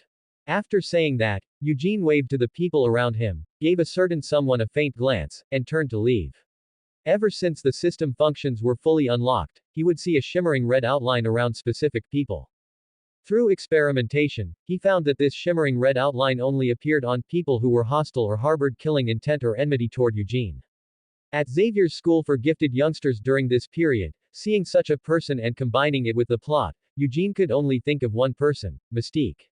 He didn't know what Professor X was thinking. In the plot, Mystique had already infiltrated the school and he still hadn't noticed. Of course, it was also possible he had noticed but simply didn't want to deal with it. After all, the relationship between Mystique and Professor X was quite unusual. As long as it didn't affect him, Eugene didn't want to meddle in someone else's family matters. Who would want to exert effort when they could just follow the plot and easily get rewards? Therefore, Mystique was not important to him. What was important was that when he defeated Iceman just now, the achievement template spoke up. First defeat of an Omega-level mutant. Reward. 1 ability gacha draw. Ability gacha. Eugene raised an eyebrow when he saw the reward. He had thought achievement rewards were all attribute points and gold coins. But the regular gacha already had a probability of granting abilities. What was this ability gacha? Curious, Eugene clicked on the functional explanation. Ability gacha. Guaranteed to obtain 1 ability. The ability will originate from this universe, related universes, or any profession-related source. High probability. Spines, acid spit. Medium probability. Bioelectric field, healing factor. Low probability. Kryptonian bloodline, Viltrumite bloodline. After obtaining an ability, there is an extremely low probability of obtaining the original master's inheritance. Looks pretty good. Eugene slammed on the gas and returned home at top speed. Sitting in his garage, he rubbed his chin while looking at the system description, especially the last line. There is an extremely low probability of obtaining the original master's inheritance. Generally speaking, drawn abilities default to level 1, but if this effect is triggered, the ability level will be raised to the original master's level. Not only that, if he were to draw the bioelectric field and trigger this effect, what he would obtain would not just be the level of Superman's bioelectric field. Instead, it would be all of Superman's abilities, the Kryptonian bloodline, combat experience, the Codex of Life, and so on. Having understood this, Eugene looked at the gacha page with a burning heart. Although he knew it was unlikely to get a top-tier ability and character inheritance, a man has to have dreams, right? Seeing no one around, Eugene immediately bought a bundle of incense from the mall, lit it, and then pressed the draw button. Watching the rewards flash across the panel, Eugene held the incense high above his head and chanted silently in his heart. May the 3 pure ones bless me to draw a slightly better ability so I can live well in this world. If I draw it, I am willing to punish evil and promote good every day to accumulate merit. Daily quest. Punish evil and promote good, do good deeds or punish villains. Reward. Slightly increases winning probability. Eugene felt that his current expression was just like Tom the cat looking at a newspaper. He was just looking for a bit of psychological comfort. Before Eugene could react, the speed at which the reward icons changed began to slow down. Slowly, it looked like it was about to stop on the Kryptonian bloodline. Unexpectedly, the gacha system seemed to glitch, suddenly skipping right over the Kryptonian bloodline with a ding. Congratulations to the host for obtaining the ability, Qigong LV.1.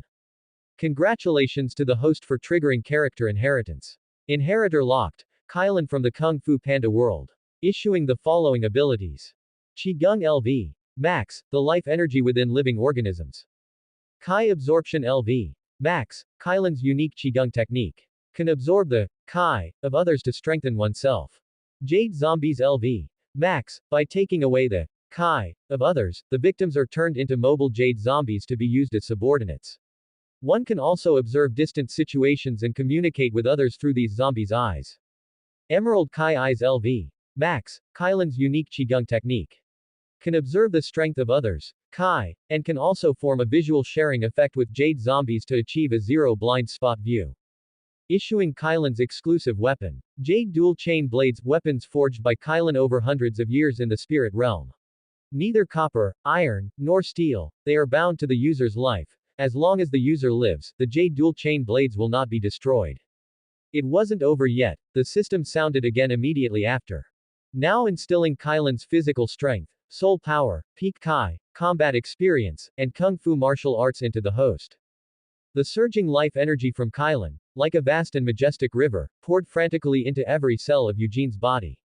It activated Eugene's own Kai and merged with it, causing Eugene to be enveloped in two types of Kai, emerald green and radiant gold.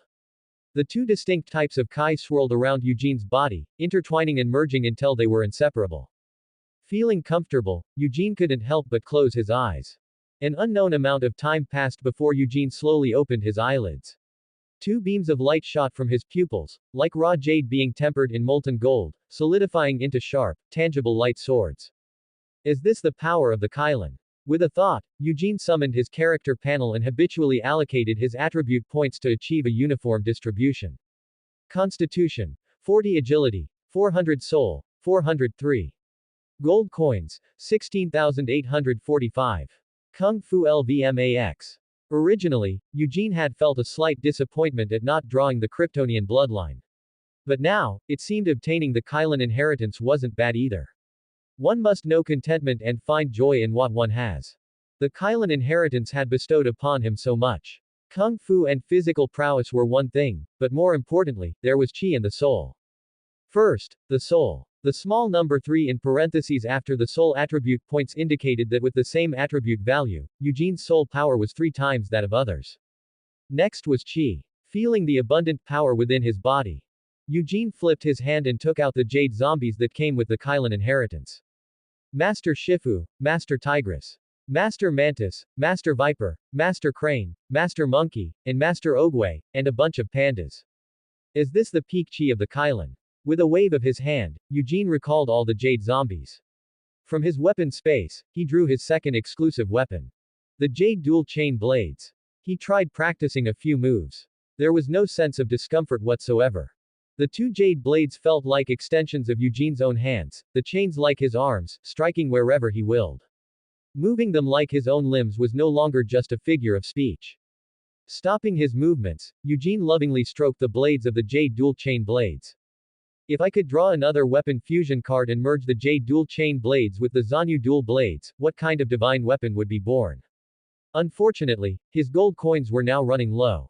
Items like weapon fusion cards, obtainable only through draws, were too reliant on chance. It was better to wait until he had more money. Thinking this, Eugene shook his head and stored the Jade Dual Chain Blades back into his weapon space. Setting aside the matter of weapons for now, Eugene, through his newly acquired abilities, recalled that the Marvel Universe also had the concept of Qi, and couldn't help but ponder. In the Kung Fu Panda world, Qi was the energy flowing through all living beings in the world. It referred to an innate essence, the inner self, and the uniqueness of an individual. It was the ultimate fusion of life, soul, will, and matter. Without the system's help, if I had tried to fuse with the Kylan's chi and accept its vast self alone, I'd probably have gone insane. Ending up fragmented and paranoid like the Kylan. In the Marvel Universe, chi referred to the bioelectric energy possessed by all life forms. Martial artists could master chi through cultivation, using it to enhance their minds and bodies, gaining superpowers like rejuvenation and super healing. The two had similarities, yet were vastly different. Eugene looked down at his own body. The Kylan's chi was powerful, yes, but unfortunately, it was too chaotic, containing two Manise elves, making the Kylan's chi somewhat scattered. Perhaps this is also why the Kylan, despite possessing the chi of all the masters in the spirit realm, couldn't defeat Po. Eugene had a feeling that if he could digest and sort through theseselves within the chi, he would achieve a tremendous leap forward. As if blessed by a sudden insight, the very next moment Eugene had this feeling, the system's voice rang out. Main quest. The self sort, digest, clarify the self, affirm the true heart. Reward. All Kylan inheritance advancements once, one weapon fusion card. Aren't main quests only triggered by anchor points? Eugene looked at the newly issued system task with confusion. It seems my understanding of the system is still not deep enough. Sighing inwardly, Eugene stopped delving into why the quest had triggered and instead focused on the quest itself. To be honest, looking at this quest gave him a peculiar feeling. Let's first try to sort through this chi. Take one step at a time. Shaking his head, Eugene cleared a clean area and sat down, imitating the Kylan's meditation posture from the inheritance. Empire State University. In a dimly lit laboratory, a relatively tall young Caucasian man, wearing the lab's standard white coat, was conducting experiments alone. A full beard stubble, hair like a bird's nest, dark circles under his eyes, dull eyes, and movements as stiff as a zombie. It was hard to imagine this person was one of the era's top geniuses. Click. The laboratory door opened. A man in a black suit glanced at the dark room and raised his hand to turn on the lights. Noticing the young Caucasian man conducting experiments pause in his movements, the suited man grinned, casually activating a signal jammer, and said, "Dr. Richards, we meet again." Richards. That's right. The young Caucasian man conducting experiments was indeed Reed Richards, the man hailed as the smartest on Earth. Reed ignored the man, continuing his experiment on his own. The man wasn't angered by this. He simply walked closer and said, "I heard Ms. Susan Storm Lee recently gave birth to a boy. That's truly wonderful news." The man smiled playfully at Reed, his tone sincere. When saying Susan's name, he deliberately used her full name, emphasizing the Lee with particular weight. A heavy silence fell. Reed's hand, holding an experiment, froze in midair. Bang! A flame suddenly ignited in Reed's previously dull pupils. His neck turned red, veins bulging on his forehead. He spun around violently, grabbing the man by the collar, and slammed his forehead hard against the man's nose. "What the hell are you trying to say?" Reed glared, furious, at the man before him. The man didn't immediately respond to Reed. Instead, he wiped his nose with his hand, saw blood on his knuckles, and burst into laughter. "I'm here to help you, Dr. Richards. If you join us, we can help you deal with Eugene Lee." Then Susan Storm Lee could change her name to Susan Storm Richards. A flash of anger crossed Reed's eyes. He shoved the man away and said sharply, "I will not collude with shady characters like you. Get out. We are not to meet again. Next time, I will expose you to the public." The man had just steadied himself. Hearing Reed's words, he laughed even harder. "Ha ha ha. We're shady. Reed Richards, where exactly is your high ground? Can't win her fairly, so you plan to take his wife into space, creating a confined space for a month-long interaction. What kind of plan is that? Only you could think of it. Besides, we've collaborated many times already, Dr. Richards. You can't escape. We have what you want, and we can help you get the woman you love. What more could you be dissatisfied with? Stop struggling. Think it over carefully, oh great genius." Having said his piece, the man stood up, wiped the blood from his nose, straightened his clothes, and strode away. Reed stood in place, watching the man's departing back, his face as dark as thunder. Turning his head to look at the photo of Susan on his desk, Reed slammed his fist onto the desktop in frustration. He had noticed Susan the moment she arrived at Empire State University. My God, I've never seen such a beautiful girl in my life. She was like God's favorite, the embodiment of perfection in this world. That beautiful face and perfect figure captivated him. He could never forget that day. That day, that perfect girl walked towards him. He thought they would have an equally perfect beginning and prepared to step forward to talk to her. But that perfect girl walked right past him, rushing excitedly towards a man sitting on a bench behind him, lost in thought. Logically, if it were just this, Reed wouldn't be so obsessed with Susan. It was just a brief encounter, they had no real interaction. But since that day, he always had dreams about him and Susan. These dreams had a great impact on him, making him unable to resist indulging in them. Reed, if the space project fails, stop. Just be a bystander from now on. I believe you can do it. Learn to let go, Reed. Muttering repeatedly, Reed patted his cheeks, flipped Susan's photo face down on the desk, turned to the lab bench, and continued his unfinished experiment. The day after Eugene visited Charles, Charles used the Cerebro to understand Magneto's plan.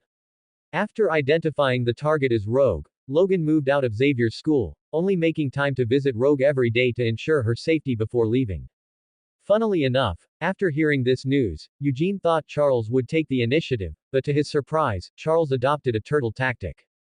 He recalled all the X-Men to protect Rogue until the United Nations conference ended. At that time, Eugene burst out laughing. But thinking about it, it was quite in line with Charles's style, avoiding combat whenever possible. Regarding Charles's tactics, Eugene neither objected nor agreed. The impact of the battle under Stark Tower last time was still too small. Despite the heated arguments online, it was actually too far from people's lives. Most people just had a mindset of watching for fun, seeing it as a spectacle or a marketing stunt. There was no sense of crisis. He needed a man of the scene to make a bigger scene, break the information cocoon, and bring superhumans into the open. It would take time for the man of the scene to arrive, and since he needed to organize his chi, Eugene had been staying at home these past few days. Scooping a spoonful of bone broth, Eugene tasted it, felt it was about ready, turned off the fire, brought the pot to the dining table, and shouted toward the living room. Dinner's ready, everyone. Susan, Johnny, and Logan, wearing slippers, shuffled into the kitchen and sat around the table. After scooping a bowl of soup for Susan, Eugene sat down next to her. Logan took a big bite of meat, showing a satisfied expression, and commented, "Your cooking is still the best. The food that little fool Johnny makes tastes as bad as mushrooms growing on socks on a rainy day in March." What the fool? Hearing Logan insult him, Johnny couldn't hold back. He immediately put down the meat in his hand and snapped back. "No matter how bad my cooking is, it's still better than your Canadian muffins. You should just eat dog food. Actually, compared to dog food, I think tobacco suits you better. After all, with the amount you smoke, it's no different from eating it." Logan shook his head with a smile, put down the meat, and said, "Motherfooler kid, you really have a sharp tongue." Johnny wasn't afraid of Logan at all, his tone even a bit proud. "Speaking of sharp teeth and claws, how could I compare to Wolverine?" "Right." The two argued while eating, but Eugene and Susan, sitting opposite them, had no intention of stopping them. Given Logan and Johnny's personalities, it would be a problem if they didn't argue one day. Placing a piece of meat in Susan's bowl, Eugene checked the time. If he remembered correctly, today was the day of the United Nations meeting. He wondered when Old Juan would kidnap Rogue. Buzz tilde. Speak of the devil, and he shall appear. Just as Eugene was wondering when Magneto would act today. News came from the X-Men's side. Eugene opened his phone and saw the message sent by Cyclops. "Dr. Lee, Rogue has been captured, the professor is unconscious, come quickly." Looking at the message on his phone, Eugene's eyes sharpened. Susan noticed the change in him and asked softly, "Did something happen?" Eugene informed everyone of the situation, and Logan stood up with a bang. "What? Didn't those fools say she'd be safe there?" Logan cursed and turned to run out the door. Initially, his meeting with Rogue was indeed brief, but after spending these few days together, Logan could vaguely see a bit of himself in Rogue. The same loneliness, the same wandering, even the foul-mouthed way she acted had a bit of his past self. This similarity made Logan start to view Rogue as a junior. Now that Rogue was captured, how could he not be anxious? Seeing this, Eugene reached out to grab Logan and said, "Go to the underground room." Although Logan didn't understand Eugene's intention, out of trust for Eugene, he could only suppress his inner anxiety and change direction toward the underground room. Seeing Logan follow his words, Eugene turned around and leaned over to kiss Susan's forehead. "Goodbye, wait for me to return." Susan raised both hands to cup Eugene's cheeks and said seriously, "Go and bring that child back safely." Although she hadn't met Rogue, Susan had pieced together a general idea from her chats with Logan these past few days. She was a poor child. Eugene nodded and looked up at the dumbfounded Johnny nearby. Protect your sister and Franklin. After saying that, Eugene turned and ran to the underground room. Logan, who had been waiting for Eugene in the underground room for a while, wanted to ask what Eugene was doing there. As it turned out, Eugene didn't give him a chance to speak. After a series of operations on the wall, he pressed a mechanism. With a clunk, the wall separated from the middle and slowly pulled open to both sides. A yellow suit with a metallic luster appeared before their eyes. This was made by Eugene according to Logan's suit in Deadpool 3. Eugene had made one for Logan before, but it wasn't as high-end as this one. Logan looked at the familiar yellow suit and turned to look at Eugene in surprise. Noticing Logan's gaze, Eugene patted his arm and said, "What are you standing there for? This is the new suit I made for you. Put it on quickly."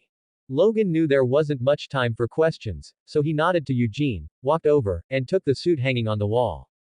Seeing Logan put on the new suit, Eugene also changed into his updated suit. After obtaining the unstable molecule, Eugene had been thinking about how to enhance it to create a stronger suit. After a series of screenings, Eugene ultimately chose the adamantium beta in Logan's body. This was a special metal that only existed in certain Wolverines, born by accident.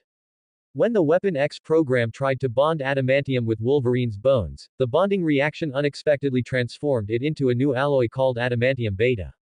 Subsequently, this new alloy reacted with the healing factor, perfectly integrating the metal and bone. Since then, the self-healing bone and metal had merged into one. This allowed Wolverine's adamantium claws to regenerate even if they were broken. Fortunately, the Logan of his universe happened to possess this metal. Interestingly, Eugene initially just wanted to study Logan's healing factor so that the unstable molecule would have self-repair capabilities. But one day while chatting with Susan, a sentence from her awakened his deepest memories. "Honey, you say Logan's claws are metal. What if his claws break? Did they just make a new pair and stuff them back in?" This sentence immediately made Eugene think of the special metal that could regenerate Logan's claws. Adamantium beta. Inspired, Eugene immediately began his experiment. First, he took the Antarctic anti-vibranium he had occasionally purchased from Ulysses Clow and fashioned it into a special drill bit. Then, with Logan's consent, he extracted adamantium beta from Logan's bones. Finally, after a series of studies, the second-generation unstable molecule was born. This new material preserved the instability of the unstable molecule while gaining self-healing capabilities and a strength slightly inferior to adamantium. It greatly enhanced the protection of the combat suits. Now, both Eugene's and Logan's combat suits were made of this second-generation unstable molecule. After changing into his suit, Eugene sent a message to Tony and drove Logan toward the location given by Cyclops. When the two arrived at Xavier's school, they felt a mournful atmosphere as soon as they stepped out of the car. "Oh shit, this place feels like a medieval vampire's castle right now," Logan grumbled, turning to look at Eugene. The two shared a glance before stepping into the school. Just as they entered the teaching building, they ran straight into Bobby the Iceman, who was waiting in the lobby. Seeing Eugene and Logan, Iceman rushed forward anxiously. "Thank God you're finally here. Quick, follow me." With that, he turned and signaled for the two to follow. Led by Bobby the Iceman, Eugene and Logan met Storm, Cyclops, Beast, and Jean, all dressed in black skin-tight combat suits. Seeing Eugene and Logan arrive, Cyclops said with a serious expression, "The professor fell into Magneto's trap. Now Jean has located Rogue's position, she's at the Statue of Liberty." Logan was already furious over Rogue being lost at Xavier's school. Seeing Cyclops still rambling, his impatience reached its peak.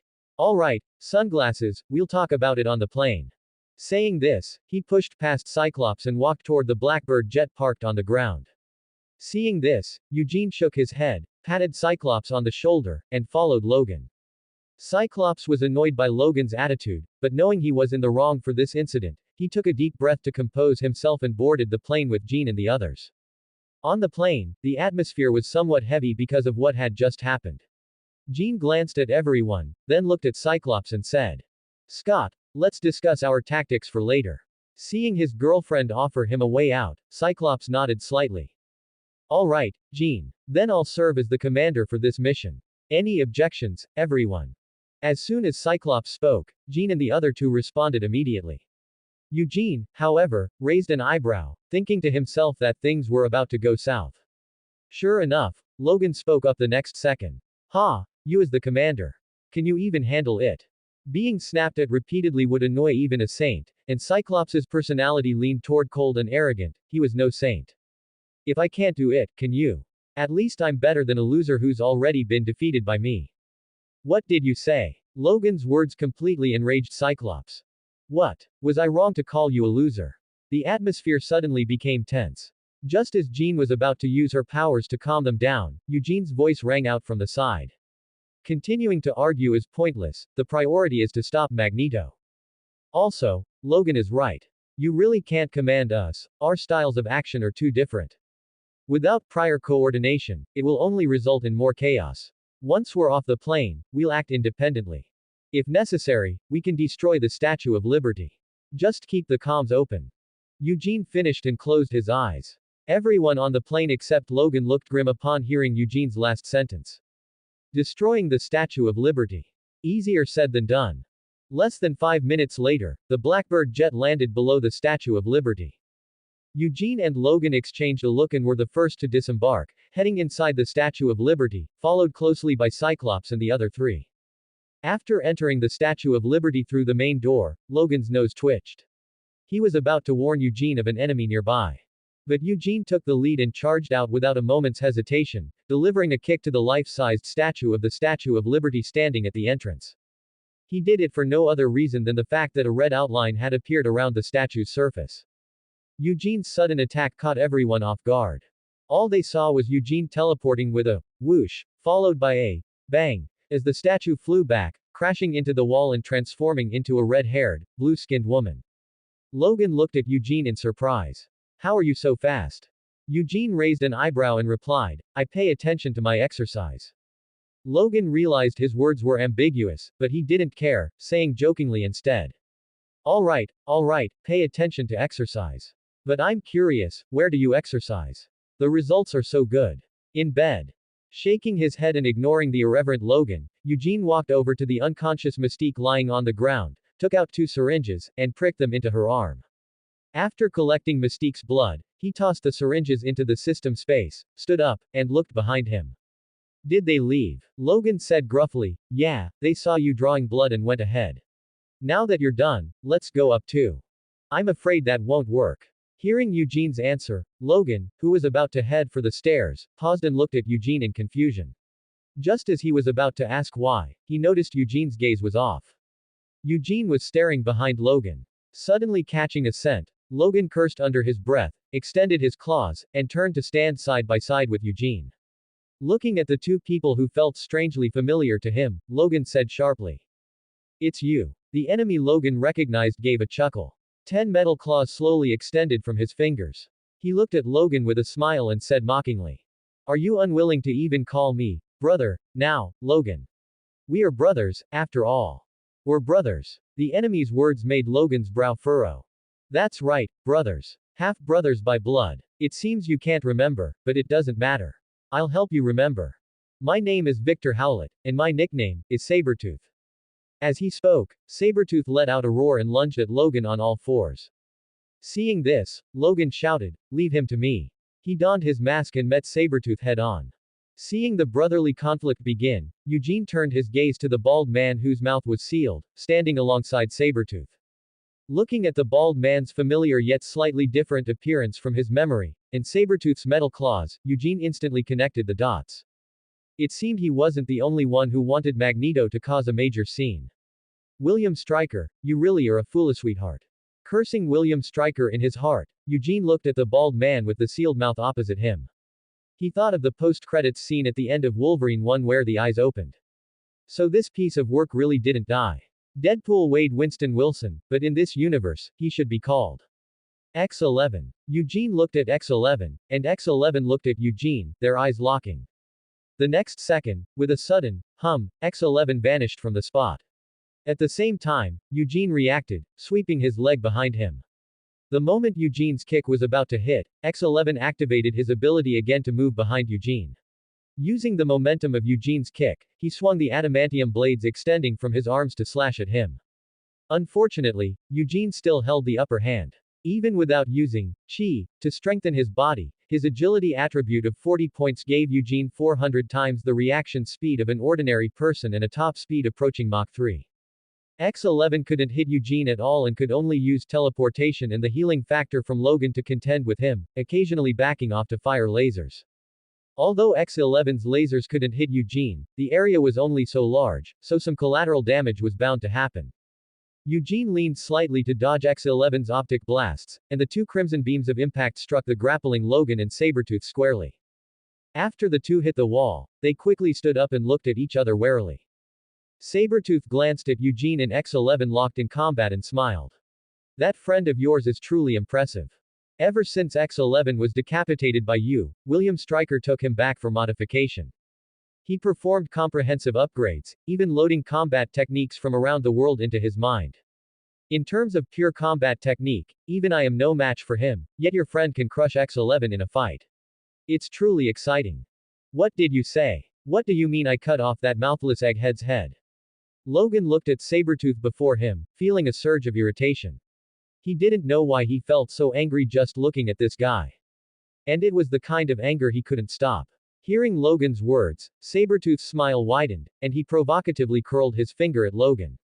Want to know? If you want to know, follow me. With that, Sabretooth turned and ran upstairs. Seeing this, Logan gritted his teeth and gave chase. The two fought all the way from the bottom to the top. Logan, relying on the advantage of his suit, easily suppressed Sabretooth. Seeing he was about to catch up, Logan leapt forward to pounce on him. Sabretooth grinned at this sight, a smile that made Logan's heart tremble. His beast intuition screamed a warning, but it was too late to dodge now. Just like that, under Logan's shocked gaze, a purple, irregular portal opened where he was about to land, and Logan plunged straight into it. After Logan jumped into the portal, another portal opened beside Sabretooth, and a purple-haired Asian girl ran out from it. She went to Sabretooth's side and helped him up. Father. Sabretooth reached out to pat the girl's head with a ferocious grin. Well done, Clarice. Truly my daughter. Let's go, the battle isn't over yet. This is a long-awaited reunion. After speaking, Sabretooth turned and jumped into the portal Logan had fallen through. The Asian girl called Clarice followed closely behind. Logan fell through the portal and quickly scanned his surroundings upon landing. He saw Magneto, Rogue, and the X-Men quartet locked in battle with a large number of Sentinel robots. Just as Logan was about to step forward to help, Sabretooth's roar echoed in his ears. Logan. In this high-pressure state, images suddenly flashed through Logan's mind. He roared back at the pouncing Sabretooth. Victor, don't get in my way. Eugene against X11, Logan against Sabretooth, each had their own opponent. This caused the X-Men quartet, who were hoping for Logan and Eugene's support, to feel a chill in their hearts. While heading up the stairs, the quartet had instantly neutralized the mutant toad who tried to block them. Then, the four of them advanced triumphantly to the top floor.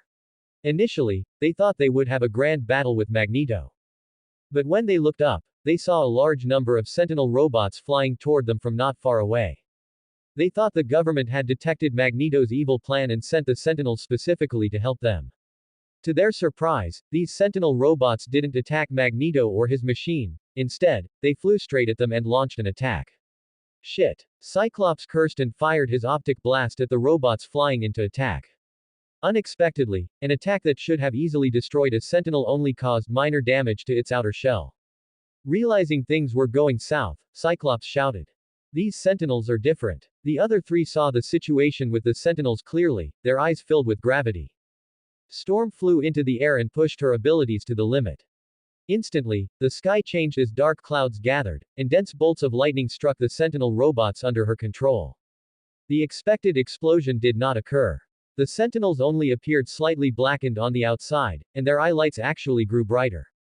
The new Sentinel robots could absorb a certain amount of electrical energy. This discovery sent a chill through the hearts of the X-Men quartet. Now, the only one who could deal effective damage was Cyclops, but there were simply too many Sentinels. Whether Cyclops could even win was one thing, let alone stopping Magneto.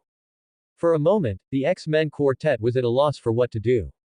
Magneto looked down at the people caught in the melee and chuckled. These Sentinel robots were not controlled by him. He didn't understand these newly developed Sentinels, so he couldn't manipulate them. However, since they were here to help him, he didn't care to interfere. HMPH, foolish and greedy humans. Prepare to be hoisted by your own petard.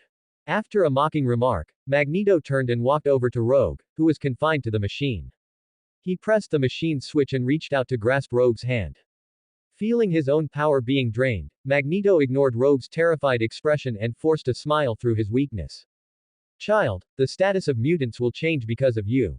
Before he could finish, Magneto let go of Rogue's hand, stumbled back a few steps, and collapsed. At that instant, the machine roared to life, fueled by the power of Magneto surging within Rogue. A white force field gradually enveloped Rogue and the machine, slowly rippling outward. Seeing this, Logan and the X-Men quartet became frantic, their attacks losing all coordination. The scene was utter chaos. At the same time, in the assembly hall below the Statue of Liberty, high-ranking officials from various countries attending the meeting noticed the chaos at the top of the statue.